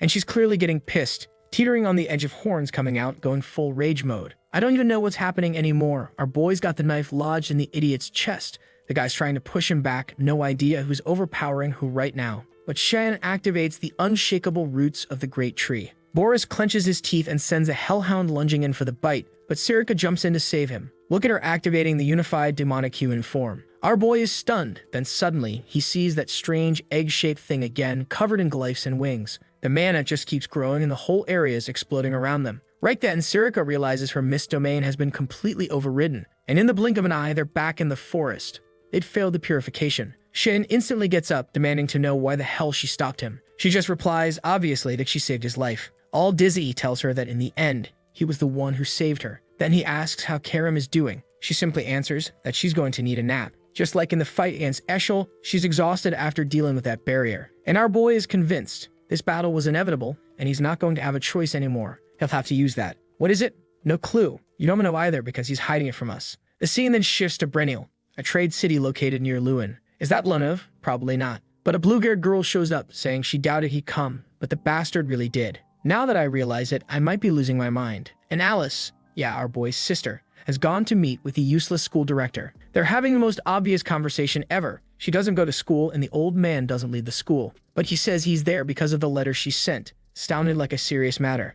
She assumes it's about her leaving the Order of Knights, but he replies that he figured she'd eventually follow her own path. What the family wants doesn't matter. It's what she said about Eshel and Luenel that really caught his attention. Alice grabs her glass and wants to know if he has any information on Eshel. The old man says no, but asks what she thinks would happen if Eshel became the family's leader. Alice says plenty of talented people join the Knights of Light, so he'd probably become the leader of the Empire's strongest army. The director agrees and says Luenel would side with him and would also lead the Knights of Light. Alice says that's exactly what worries her most and wants to know what the old man thinks. He tells her about that time when Sian asked him what was more important, the Empire's prosperity or the family's honor. It was almost like the kid already knew what was going to happen. And now he realizes he hadn't been careful enough about what they might have already done. Alice questions what he means by Shan knowing the future. He stands up, saying he's not certain, but for now, she should leave the Empire. She doesn't understand why. He just says a major disaster is about to fall on this place. He'll do what he can to set things right, but there are no guarantees. She's still confused, and he brings up the possibility of a coup d'etat.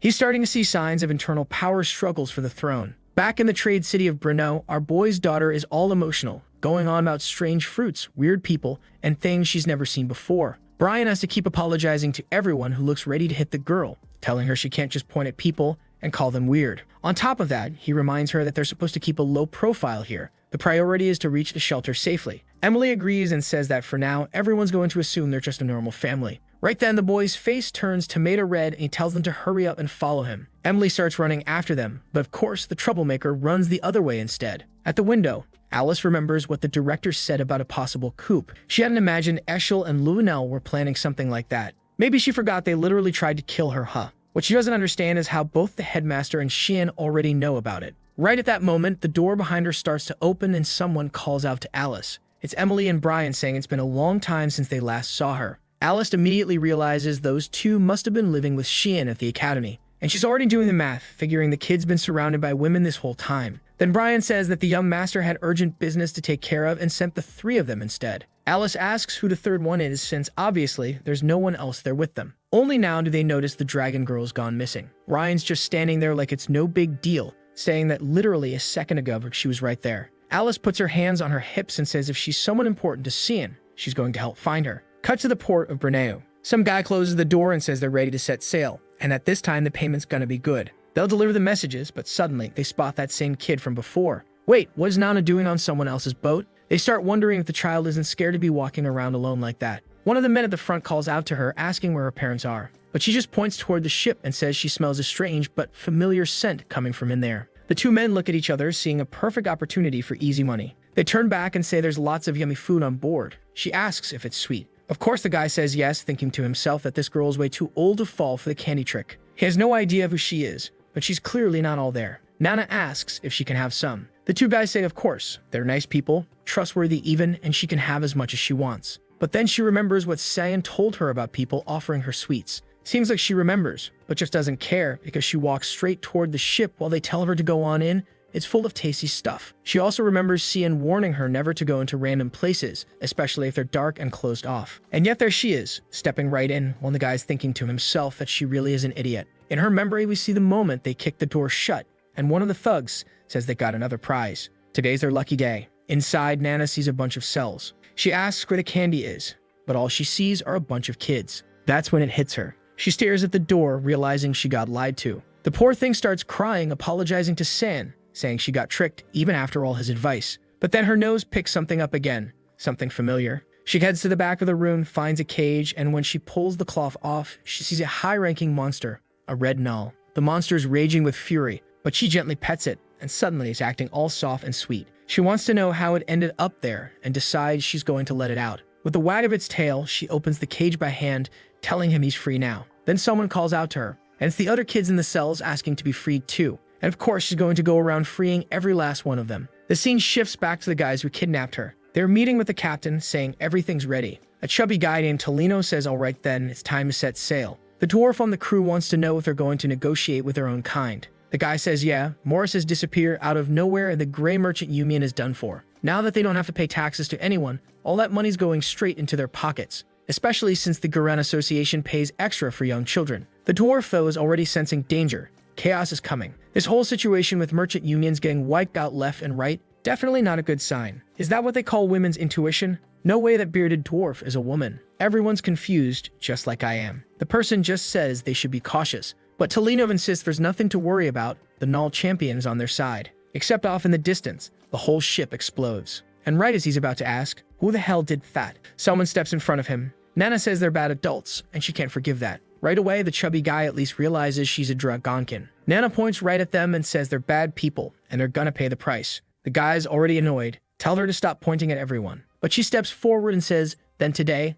I'll just go without this finger. They charge in recklessly, only to each take one punch and drop flat beneath her foot. Tolino, though, activates a mark on his hand and says, oh, so you want to play. That's when Nana notices the Null behind him start to move and charge at her. Could that be the parent of the one she saved? Imagine that, Mom or Dad. The attack looks like it landed square on her, and Tolino even says it would have been better to leave her alive. He calls her an idiot for damaging such a valuable product. But of course, Nana blocked the attack with one hand. She notices that the Null's collar has the same mark as the one on Tolino's hand. The monster tries a few more attacks, but she dodges with ease. Meanwhile, Tolino's losing it, wondering how these guys can't be a child. He activates the mark again and says she's big enough to take this down now. The Null charges in again, but this time Nana charges up a purple energy in her hand and slams it right into its chest. The creature gets launched straight into Tolino, crushing him entirely. Back in the city, Brian and the others are running when they spot a giant cloud of smoke from far away. The moment they see it, they know that much mana doesn't belong anywhere near here. Tolino is getting back up, growling that this damn brat isn't leaving alive. He tries to activate the slave mark one more time,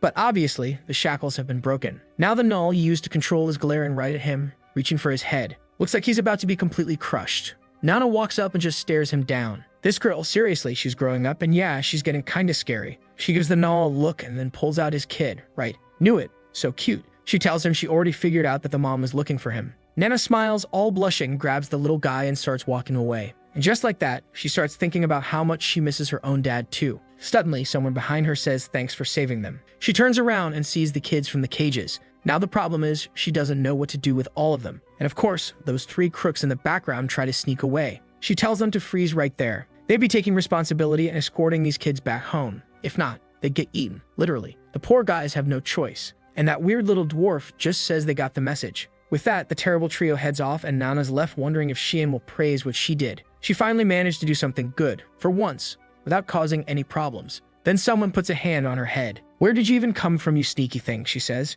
And he praises her, telling her she really did something great. She asks how he found her, and he just thinks to himself. With mana like that, it's harder not to find her. The moment he saw the shelter was empty, he already guessed she disappeared. And now when he catches Emily and Brian, they're seriously getting scolded. All gentle, he tells Nana that he can find her no matter where she is because he's her dad. While Nana celebrates, he can't help but notice just how insanely powerful her man already is. Then here comes Brian, yelling out for the young master, completely panicked, saying he's so glad Nana's okay, and that he was really worried something might have happened to her. Shin calmly says it's pretty clear Brian knows exactly how badly he messed up. Meanwhile, Alice realizes the person they've been looking for this whole time was a Dragonkin girl. The scene shifts to the empire of Yusuf in the Quizelle mansion. A blonde guy is running down the stairs, demanding to know why this person came here. He never leaves the academy. And then the headmaster shows up, and the blonde boy calls him father. The old man says they need to talk. It's been a long time since they've seen each other. In another room, he says it's been 10 years since he handed over the title of Duke. That's why he doesn't interfere much in how things are run. What he doesn't understand is why the property taxes have dropped so much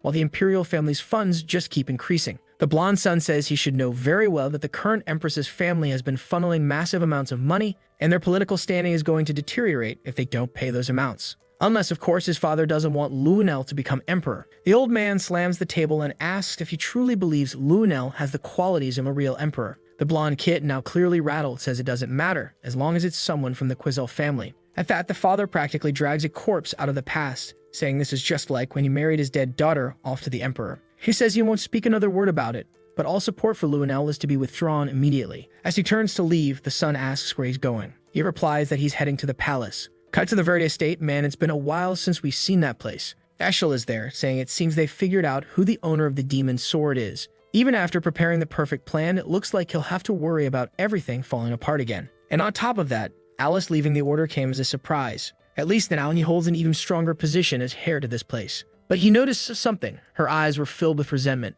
Could she already know something? That thought is starting to make him angry. Suddenly, a portal opens beside him, and out stumbles Boris, completely wrecked. Eshel immediately wants to know what happened, and if this is the real appearance of the Black Blood tribe. Boris apologizes, saying he didn't want to reveal this form. But Eshel just demands to know who did this to him. He thought Boris was still at Lewin Academy. Boom, truth bomb. It was his own brother, Cian, who left him like that. Eshel is visibly shaken, but Boris says that at least he completed the mission. He acquired the mana from the demon's sword that was found at the blood banquet. Now, he finally knows who the blade belongs to. It clicks for Eshel. From the beginning, it was Cian. He was the one ruining all their plans, and to think he never even suspected it until now. Boris apologizes for not having the strength to eliminate that thing. Eshel tells him it's fine. He'll take care of it himself. He's already fought the boy, and it won't be easy, but he knows he can do it. Even so, Boris warns, it's not time yet. Eshel is confused, but Boris explains, the followers of the Black Nerva are with that boy. In a situation like this, it's far too unpredictable. The blonde wants to know why, and Boris simply pleads with him to follow the prophecy. The Saint will guide him to the sacred sword,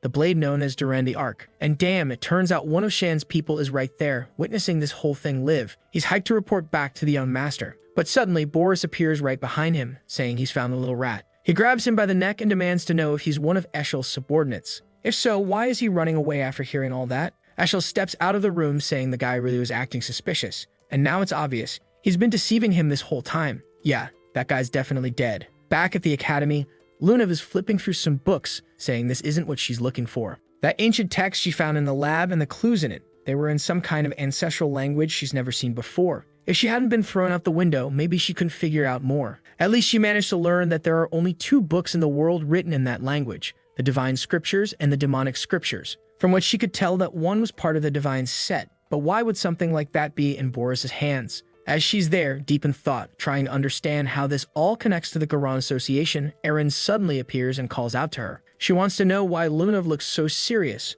but Luna, of course, wants to know what she's doing there. Strangely enough, Erin jumps straight to the point, asking if she's seen Xian around. Where's that black-haired boy? Luna replies that no, she hasn't seen him. She spends all her time in the library, and he rarely comes by. But is Erin missing him by any chance? The braided girl immediately flares up, saying, not a chance. It's just that the weirdo said he was coming to school, and then suddenly stopped showing up. She doesn't get it. Lunav says he'll turn up soon. Erin asks how she can be so calm about it, and Lunav simply answers, because that's just how he is. Erin's left speechless, staring at Luna while the contemplative music practically plays in the background, until suddenly, Rezimus bursts in saying they've got a problem. What is it? Rezimus hands over a card from the palace. Erin takes a look and immediately recognizes her father's handwriting. Something on it confirms strong ties between the Vert family and the palace. It was a marriage notice between the 5th princess, Erin Severus, and Cyan Verte. Wait, what? This was a promised engagement. some kind of future union between the two families. Hold on a second. Did he just marry off the kids?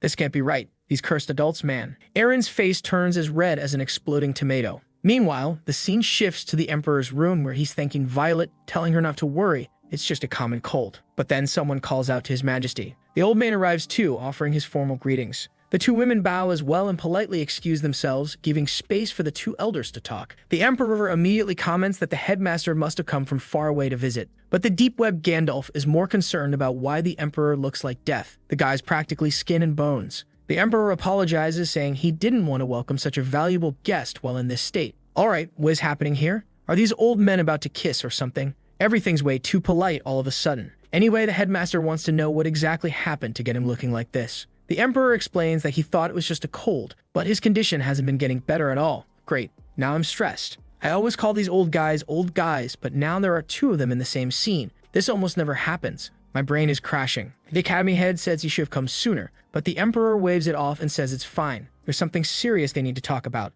After all, he knows full well the headmaster wouldn't leave the Academy unless it was important. Then he asks, does he have any concerns about Luvinel? The director confirms it. From the sound of it, the Emperor already knows. At first, the headmaster didn't think it was that big a deal, but things are definitely serious now. The Emperor starts forming a little energy sphere in his hand, saying that as long as he's alive, that boy won't cause any problems. Yeah, well, you're forgetting the part where you're basically dying in bed, aren't you? And the Academy director notices that too. The Emperor's mana, while still strong, is wildly unstable. It's not just his appearance that's decayed. But then the Emperor brings up something else that's been bothering him. He wants to know how Princess Erin's been doing at the Academy. The headmaster says she was Eshel's student. Not only did she work hard, but she had real talent too. He's confident that before long, she'll become a true princess, and that the Emperor has nothing to worry about. The father lets out a relieved breath, saying she was always such a crybaby, and used to worry so much about what would become of her. But it looks like she's changed a lot ever since meeting a certain boy. Obviously, right? It's the black-haired kid. And yep,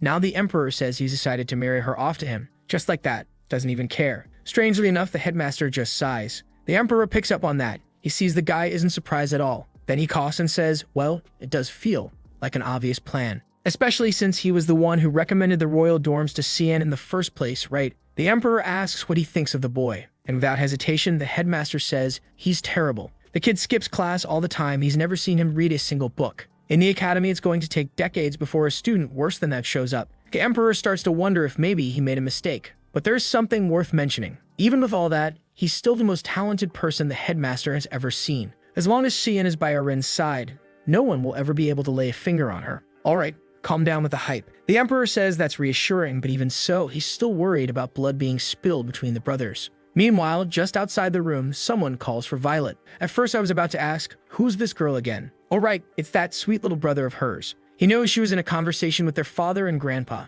and now he wants to know what that old guy is doing there. But Violet just chuckles and tells him to go in and ask if he's that curious. He tells her to knock it off, but she just tells him to shut his mouth because he's too damn annoying. Now the brat's ready to throw hands, but she grabs his chin and pulls him in close. She reminds him more than anyone else. She's made it crystal clear. She knows exactly what he tried to do to their brothers. In that moment, he tears off her arm and tells her to stop messing around. He's going in to speak to his father. But he already knows someone betrayed him. And now, this girl knows too much. Little does he know, it was Eshel all along, the one pulling the strings. Violet, still looking beautiful as ever, just stares him down. You're my enemy now. Back with Erin, who's still basically a melted tomato at this point, completely confused about the whole marriage to Cian thing. Her father can't just make a decision that important without her. Lunav tells her not to worry, it's simple. Just say no. But Erin, face still buried in the desk, says maybe it's not so bad. It's not the worst idea she's ever heard. Allied families do grow stronger together after all. Resamis, though, jumps up and stomps on the table, shouting that she fully supports this marriage. It would be amazing. She's witnessed everything they've gone through.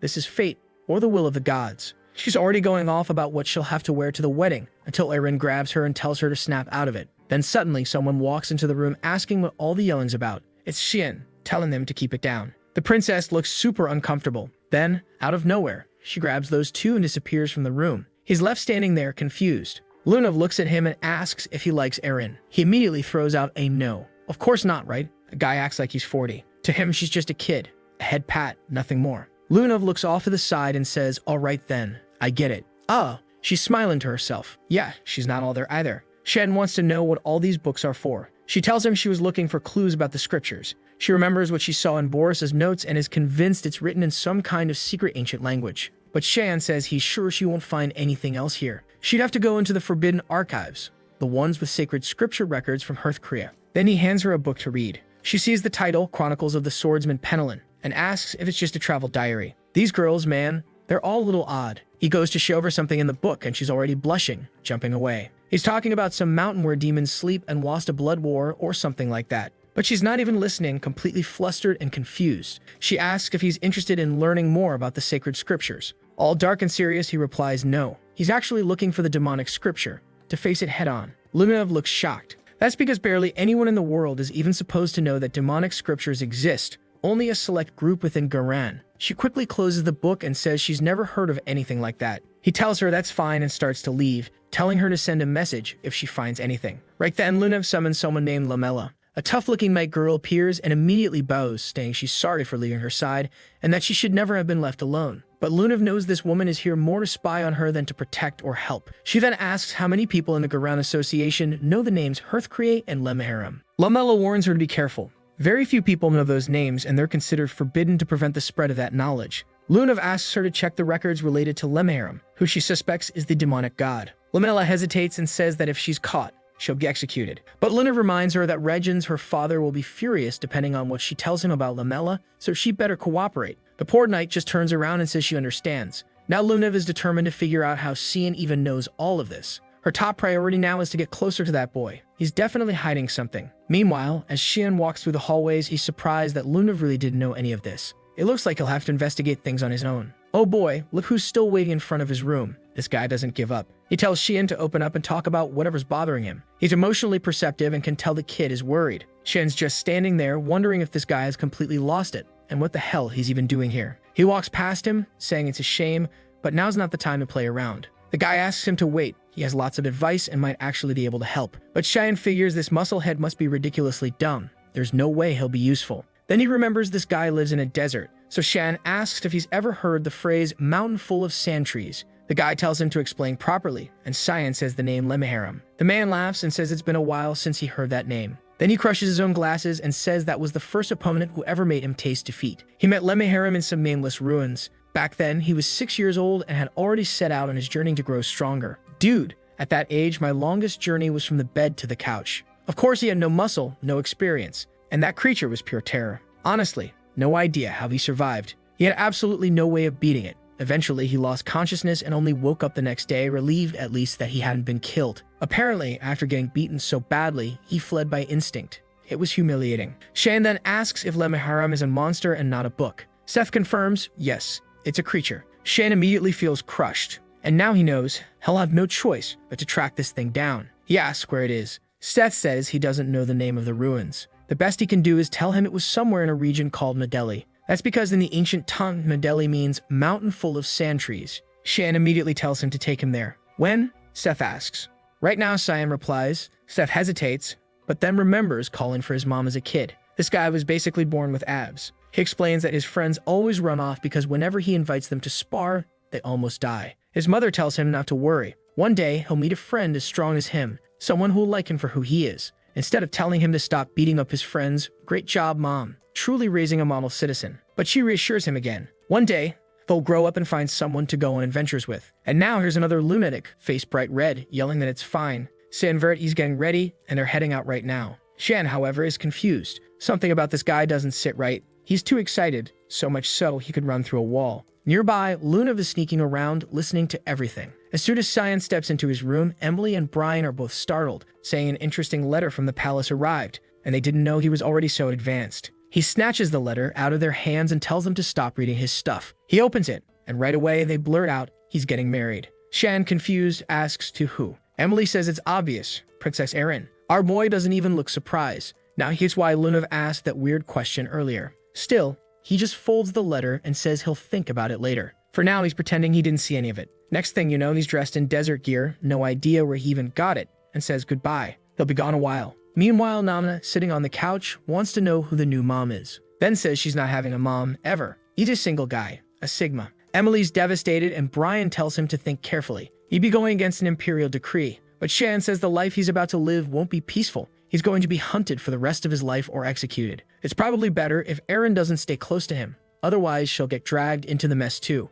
He slams the door behind him, leaving everyone in this super sad, heavy silence. Emily gets emotional, saying it's hard to watch him live like that, especially when it's Eshel who's behind all the evil. But Brian places a hand on her shoulder and says not to worry, they won't let anything bad happen. They're going to do everything they can to support the young master. Nana adds that she'll help too, but something seems off when they turn around. They see she's basically transformed into Cyan 2.0. Scene cuts to the kingdom of Esparnia, deep in the southeastern part of Nordeli. Oh boy, they're all riding on a flying carpet like Aladdin. Our boy's loving it, saying this thing's awesome. Seth says yeah, it's insanely fast for traveling around here. What Shin wants to know is, does Seth actually know where they're going? Seth tells him not to worry, his memory is perfect. All they have to do is cross this tiny sandstorm. The only problem is, this is Esparnia's sandstorm. Apparently, it didn't go so well. Shin opens his eyes to find they already made it through. He's collapsed on the ground. Seth immediately tells him to get up and asks why he fainted. He's totally fine. Our boy tells him to shut up and demands to know how much longer they're staying in this desert. They've been flying on this carpet forever and still haven't arrived. Just as Seth is about to respond, San says he finally sees something. Off in the distance,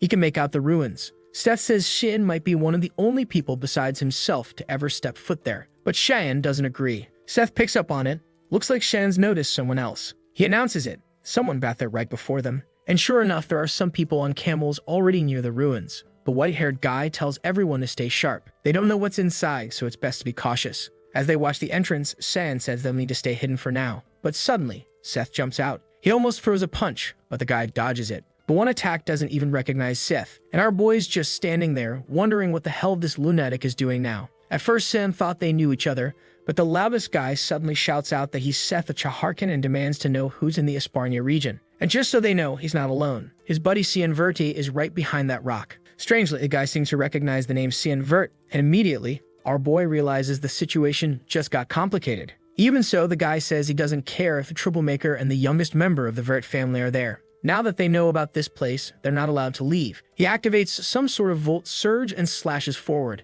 It looked like a direct hit, but obviously Seth just used a sand construct to block the attack and countered with a punch. Fast exchanges, like it's Tyson in his prime, crash into the wall. Turns out the strike didn't really land. It only scratched the guy's face. Snowhair is starting to realize he overestimated both of them. Meanwhile, Seth's more upset that he missed than concerned about the fight. The guy yells at him to stop being arrogant. This is serious. He could die here. Then he glances back, only to see Shan had already dealt with his team. Our boy went full Dragon Ball Z, flared his aura, and declared they wouldn't be forgiven. But suddenly, another voice tells him to stay where he is. He glances to the side, and what the hell? There's Lamella growing stronger beside Lunav. Yet it's safe to say Shan might actually have a shot with this one. Lunav calmly tells the guy, rings for it to lower his sword. She says both of them are with her. He immediately apologizes, bows his head, and is turning red as a beet. Why? No idea. But it kinda looks like he's flustered. He's clearly into her. Weird guy. Lunav turns all cheerful and asks how Shan's doing. He just replies that he's fine, but he doesn't understand what she's doing here.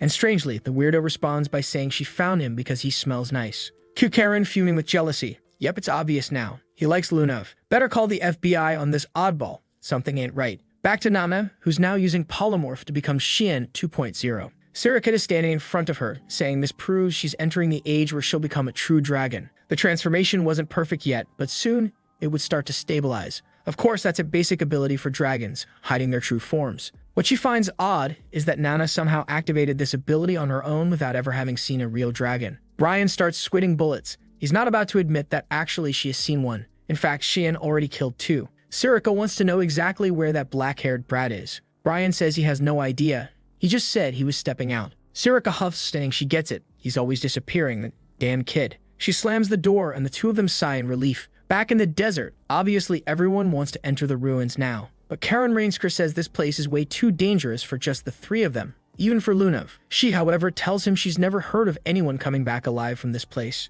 And if that's the case, it's better that they all go in together. If they go one at a time, they'll just end up dead. She says she trusts the two of them, but they insist it's not worth the risk. That's because they're already above the 7th star. With them here, things change drastically. That's when Seth raises his hand and says he's already been in there and made it out alive. The others doubt him, saying that's impossible. There are no records of such a thing. But Seth says that once they go in, he can prove it. They'll see a bunch of lizard men near the entrance. Shan knows those creatures are high level, and it's odd to see them right at the beginning. Oh, and there's another problem. They broke the entrance open earlier, meaning one of those lizard men is about to come out. Cyan tells everyone to get ready. Whatever they were expecting to find inside is already on its way out. Our wonderful Lamella instantly draws her sword, declaring she'll protect Lunav. The others charge in too, shouting that they'll help. One guy fires off a perfect lightning strike, Lamella unleashes a blinding slash, and Lunav starts freezing everything in sight. But the creatures just keep coming, until someone suddenly pulls a sphere out of the void. Is this guy trying to be Gojo? Look at this guy, conjuring a bunch of purple void orbs and launching them, ripping those monsters to shreds.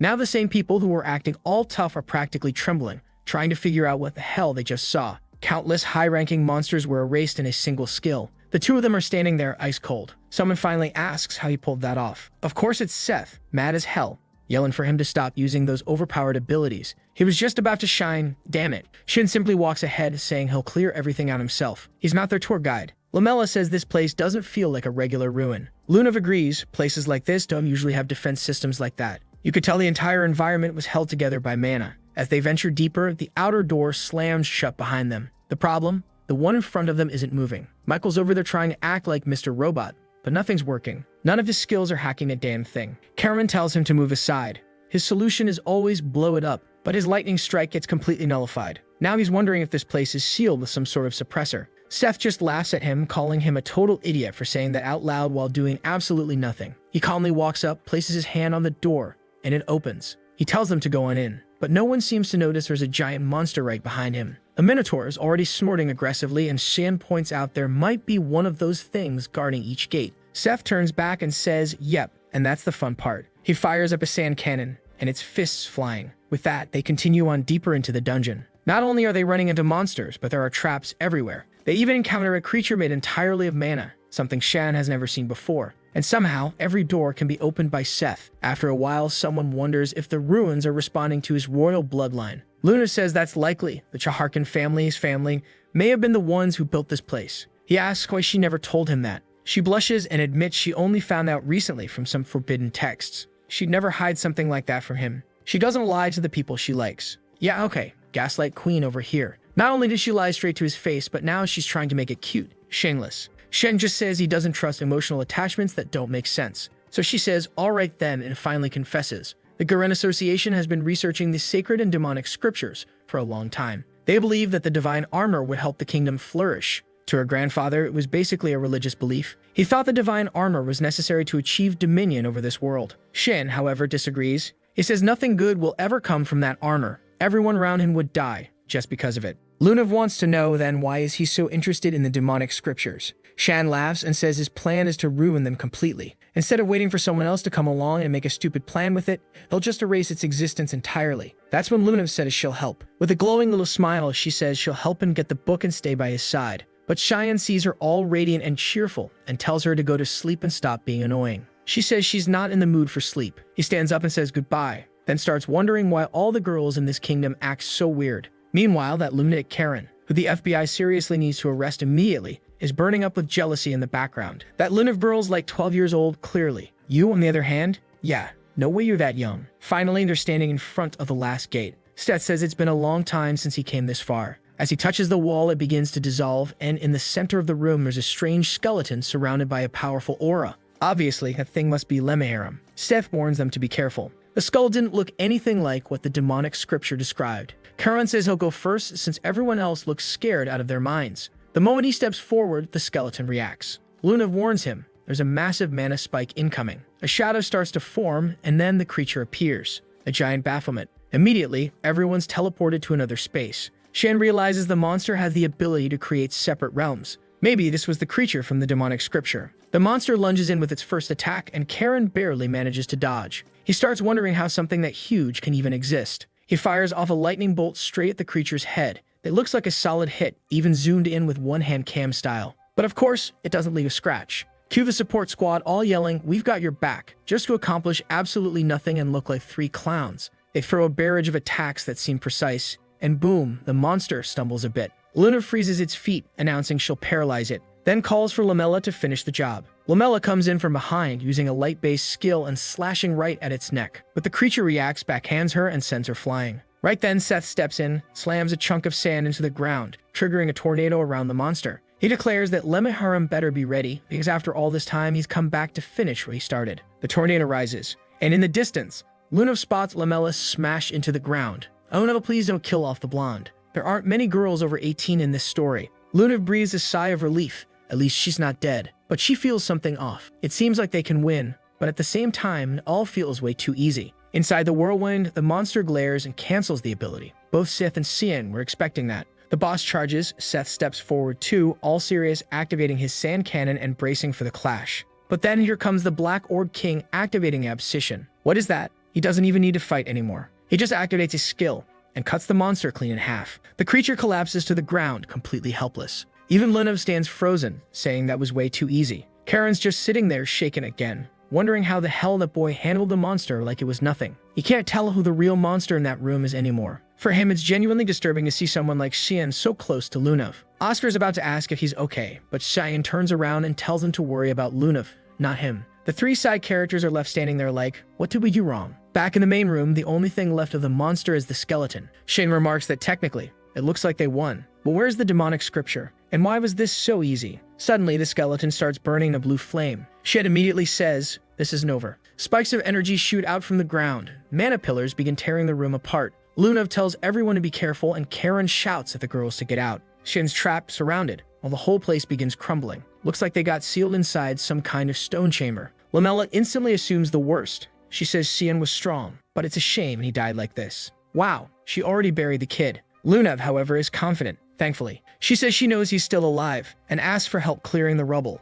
Lamella hesitates, while Lunav's playing the badass, declaring with certainty that he's still in there. Girl, just start moving those rocks and quit the dramatic monologue. Meanwhile, our boy is staring at a waterfall. Whoa, dude ended up in a completely different realm with a dead monster stabbed by a spear the size of the moon and a giant demon standing in front of it. Looks like a Balro or something. The mana from this thing doesn't even compare to what he felt before. He tells Seth to get up. The things come back to life. But when he turns to the side, Seth's been straight up turned into charcoal. Did he actually die? Seriously. Didn't even dodge the hit. Must have been too much mana. Shen realizes this situation just got way more serious than he expected. The monster lets out a roar that shakes the entire place. Then Karam appears, saying this is perfect. Now she can finally show up, since no one will see them fighting in here. The Balrog makes a motion like it's telling him to come at it, which only pisses Shan off more. He says his mood was already trash. Charges in, activates Tempest of the Raging Mist. These names are getting ridiculous, and follows up with a flurry of attacks. Next thing you know, the thing's face planted into the ground. Seriously,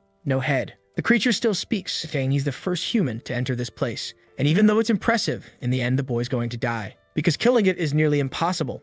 It can regenerate endlessly. But Shan just blows up its head mid-monologue by triggering a bunch of Abscission skills. Then pulls Karam in, delivers another slash, and mid-attack he spots a core. The monster reforms again and says it's all useless. They'll keep regenerating and soon the kid will be too exhausted to continue. But Shan just raises his dagger and says, that's great news. I've been dying for a real fight. Now the Balrog is confused. Why isn't this lunatic even a little scared of an immortal creature? Meanwhile, outside the girls are still blasting spells at the rubble, but nothing's happening. Lamella says they'll be stuck doing this forever. It won't change anything. Lunav already knew. There's some kind of overwhelming energy protecting the area. They weren't going to break through this, not on their own. If only they had Seth with them, maybe it'd be possible. Right then, Karan shows up looking wrecked, saying he's glad she's okay. He tells her he remembers where the exit is, but of course she refuses. Karan warns the whole place could collapse and kill everyone, but Lunav says if Shan's in there, she's not leaving. If Karen's that worried, he can go. He argues there's no way Cian survived being crushed under all that. Honestly, I don't get why everyone's so scared of a few rocks.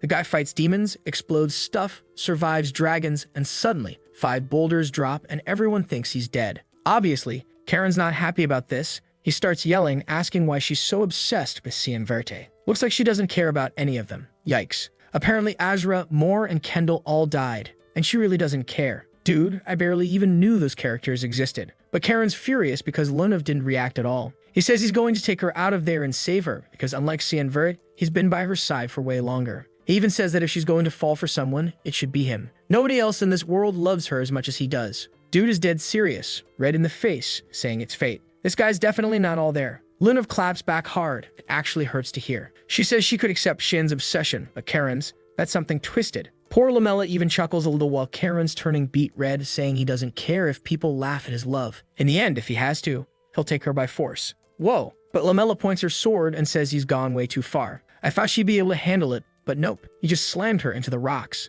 And then this bastard actually says she's getting bold for standing up to him like that. Dude hits her with electricity. Don't do that, man. Seriously, he just electrocuted her. The girl got fried. "Oh my god, stop burning everyone, author." And right then, the weirdo turns to Luna and says, now it's just the two of them. Until suddenly, a voice tells him to stay right where he is. Karan, confused, asks who it is and demands they show themselves. The voice replies, "Fine, I'll show myself, but you're gonna pay the price for asking." Phew sets back, still alive. He's totally wrecked, staring at the sun like he just got deep fried. He's wondering if he actually died and what the hell kind of attack that was from Lemharam. Then someone behind him says it's fine, he's not dead yet. Wait, who is that? My girl Cleopatra? All Egyptian looking, covered in tattoos, total badass. She tells him it's been a long time since she's seen him, the Hera Chaharkan. Steve, still groggy, asks who this crazy woman is. The queen says it's okay if he doesn't remember, it's been ages. She saved him when he was on the brink of death. But what really interests her now is who he brought along this time. She says she'll have to borrow his body again, then boom, plants a kiss on him. Of course, he wakes up right beside Xian, who's swinging that 8-petal sword left and right, blazing this cuts, slicing the chest, the gut, while the monster just keeps smiling. He spots the core, activates the void sphere, and this time slices it clean in half. The beast crumbles into sand, asking how he could lose to a human. But yeah, we all know that wasn't the real final boss. Most likely, the actual Lemharam is that angry little Egyptian queen. My boy's got a sword that's a woman, a book that's a woman, a daughter, like 300 women around him. His whole life is women. He was out there punching the floor like, of course it's him. In the middle of the dusty ruins, Sin finds a page that looks like part of the demon's scripture. But turns out he came all this way for nothing. It just crumbles away. Seems like he still can't properly use Karam's powers because she's been recovering ever since that fight with Boris. He wonders why he's even still in this place if the demon's already dead. Then suddenly, he senses blood threads, Seth's coming up behind him. Shan instantly steps back, asking why he attacked. But he notices the man is different, so who is this person? Outside, someone says they weren't planning to step in, but it looks like he's about to hurt that kid. If the explanation's not good enough, he's getting killed. Okay then, now a demon shows up. Guess that's the real Lemharam, not that Egyptian lady. Karan's already drawing his sword, but Lemharam tells him to answer first. This guy's bold, thinks he has a chance, and charges. But the demon just raises his hand and says he's pathetic. His entire arm starts twisting. One finger snap and boom. Blows his arm clean off. Doesn't stop there, slams him into a wall. Then he summons a giant hand from nowhere and demands an answer. Karan can't even speak from the pain, and the creature just calls him pathetic again before finishing the job. Then the monster turns to Luna and asks, "What are the words?" Poor girl just says, "Thank you." I mean, what else could she say? Of course she wants to know, is this guy really Lemharam? He steps closer and confirms it. He stares at her. Luna is completely confused, trying to figure out what this weirdo is thinking. Then he gets right up in her face and says now he understands. Her body's got a really unusual makeup. There's a kind of seal inside her heart and the mana that made it feels a lot like his own. That's why he felt something familiar about her. So now it's clear it's connected to that black-haired kid inside. When Luna hears this, she figures Shin must still be okay. And the monster wants to know why she seems so close to him. But she doesn't care about that. All she wants to know is he alright? Lemharam tells her to relax. Right now, he's in the ruins having a conversation with the owner of this place. He glances over at Lamella but wonders if it's really okay to just let her die like that. Luna, honestly, this girl doesn't seem to put much effort into saving anyone. She just says there's nothing she can do. She doesn't have any healing powers to help her. And that's it. Dead. But Lemharam raises his hand and says there is one option. He tells her there's a condition in exchange, and if she agrees, he'll gladly share the truth. That part was kind of unclear, but meanwhile, Shan's dodging a storm of sand attacks. One nearly takes his head off. He manages to deflect it with his dagger. He's wondering if this crazy prince has gone way beyond human limits. Seth's watching from the sidelines, and yeah, Shan's really getting pushed hard. He just can't understand how someone could be that strong using sheer muscle. Then bam, he takes one to the ribs. We already know it's the Egyptian lady possessing the guy, all flirty and sending little heart signs like, "Gotcha." But seriously, ain't she go back to her own body already? Poor Shin can't catch a break. He's barely dodging anything now. Worst part is, Seth's flying around like some kind of anime boss. Then he lands and says it's time they cut to the chase, calling out to the hare. Shen's like, what the heck is he talking about? And right then, the Sanapophis attack comes flying in. That's when Karam speaks up, saying she was just trying to sleep. She appears and sets up a void surveillance. San hesitates, saying he was wondering when the hell she'd wake up. She's there with her arms crossed, saying she barely slept, and the second this ends, she's going right back to bed. Seth floats down and says it's been a while since they last met. Their last encounter was during the war between the gods and the demons. Kiram shoots back, telling Sabulum, the goddess of sand, to quit pretending to be her friend after attacking her master. But Sabulum shows the symbol on her chest and says it marks her servants. That's why she has to get involved. Besides, she's just having a little fun messing with the boy. Shan's not having it. He wants to know why the goddess of sand was guarding the demon's scriptures. Sabulum explains she's just renting the place. The dungeon was built by the tribe she once served, and after the war between gods and demons, she allowed Lemharam to take shelter there. All of it was to stop the divine armor from falling into the wrong hands. Now she wants to know, why is he here to get Lemmiharem? And Cyan, being straightforward, just says, there's a human I want to kill. I need the demon scriptures to do it. She asks if that's really all, and he nods. Yep, that's it. But if she tries to stop him, she'll be killed too. She laughs, saying it's hilarious to hear a human threaten to kill a goddess. At this rate, he'll probably say he wants to kill the supreme god next. But his boldness actually intrigues her. She says fine. She'll observe his journey using Set's body. Of course, Cyan tells her to let go of Set's body. That thing's taken, girl. She winks and tells him not to worry. She'll only use it when necessary. And while she's in there, it's a good thing, because this way Seth won't die. As Shan's thinking maybe that's not so bad, since Seth probably died from a cold in his past life, Karam's already heading back to sleep. Then Sabulum lifts her foot, stomps the ground, and says, now it's time for a like on this video that helps Mamoru make more juicy content for his viewers, activate the cheeky little bell, and I'm out.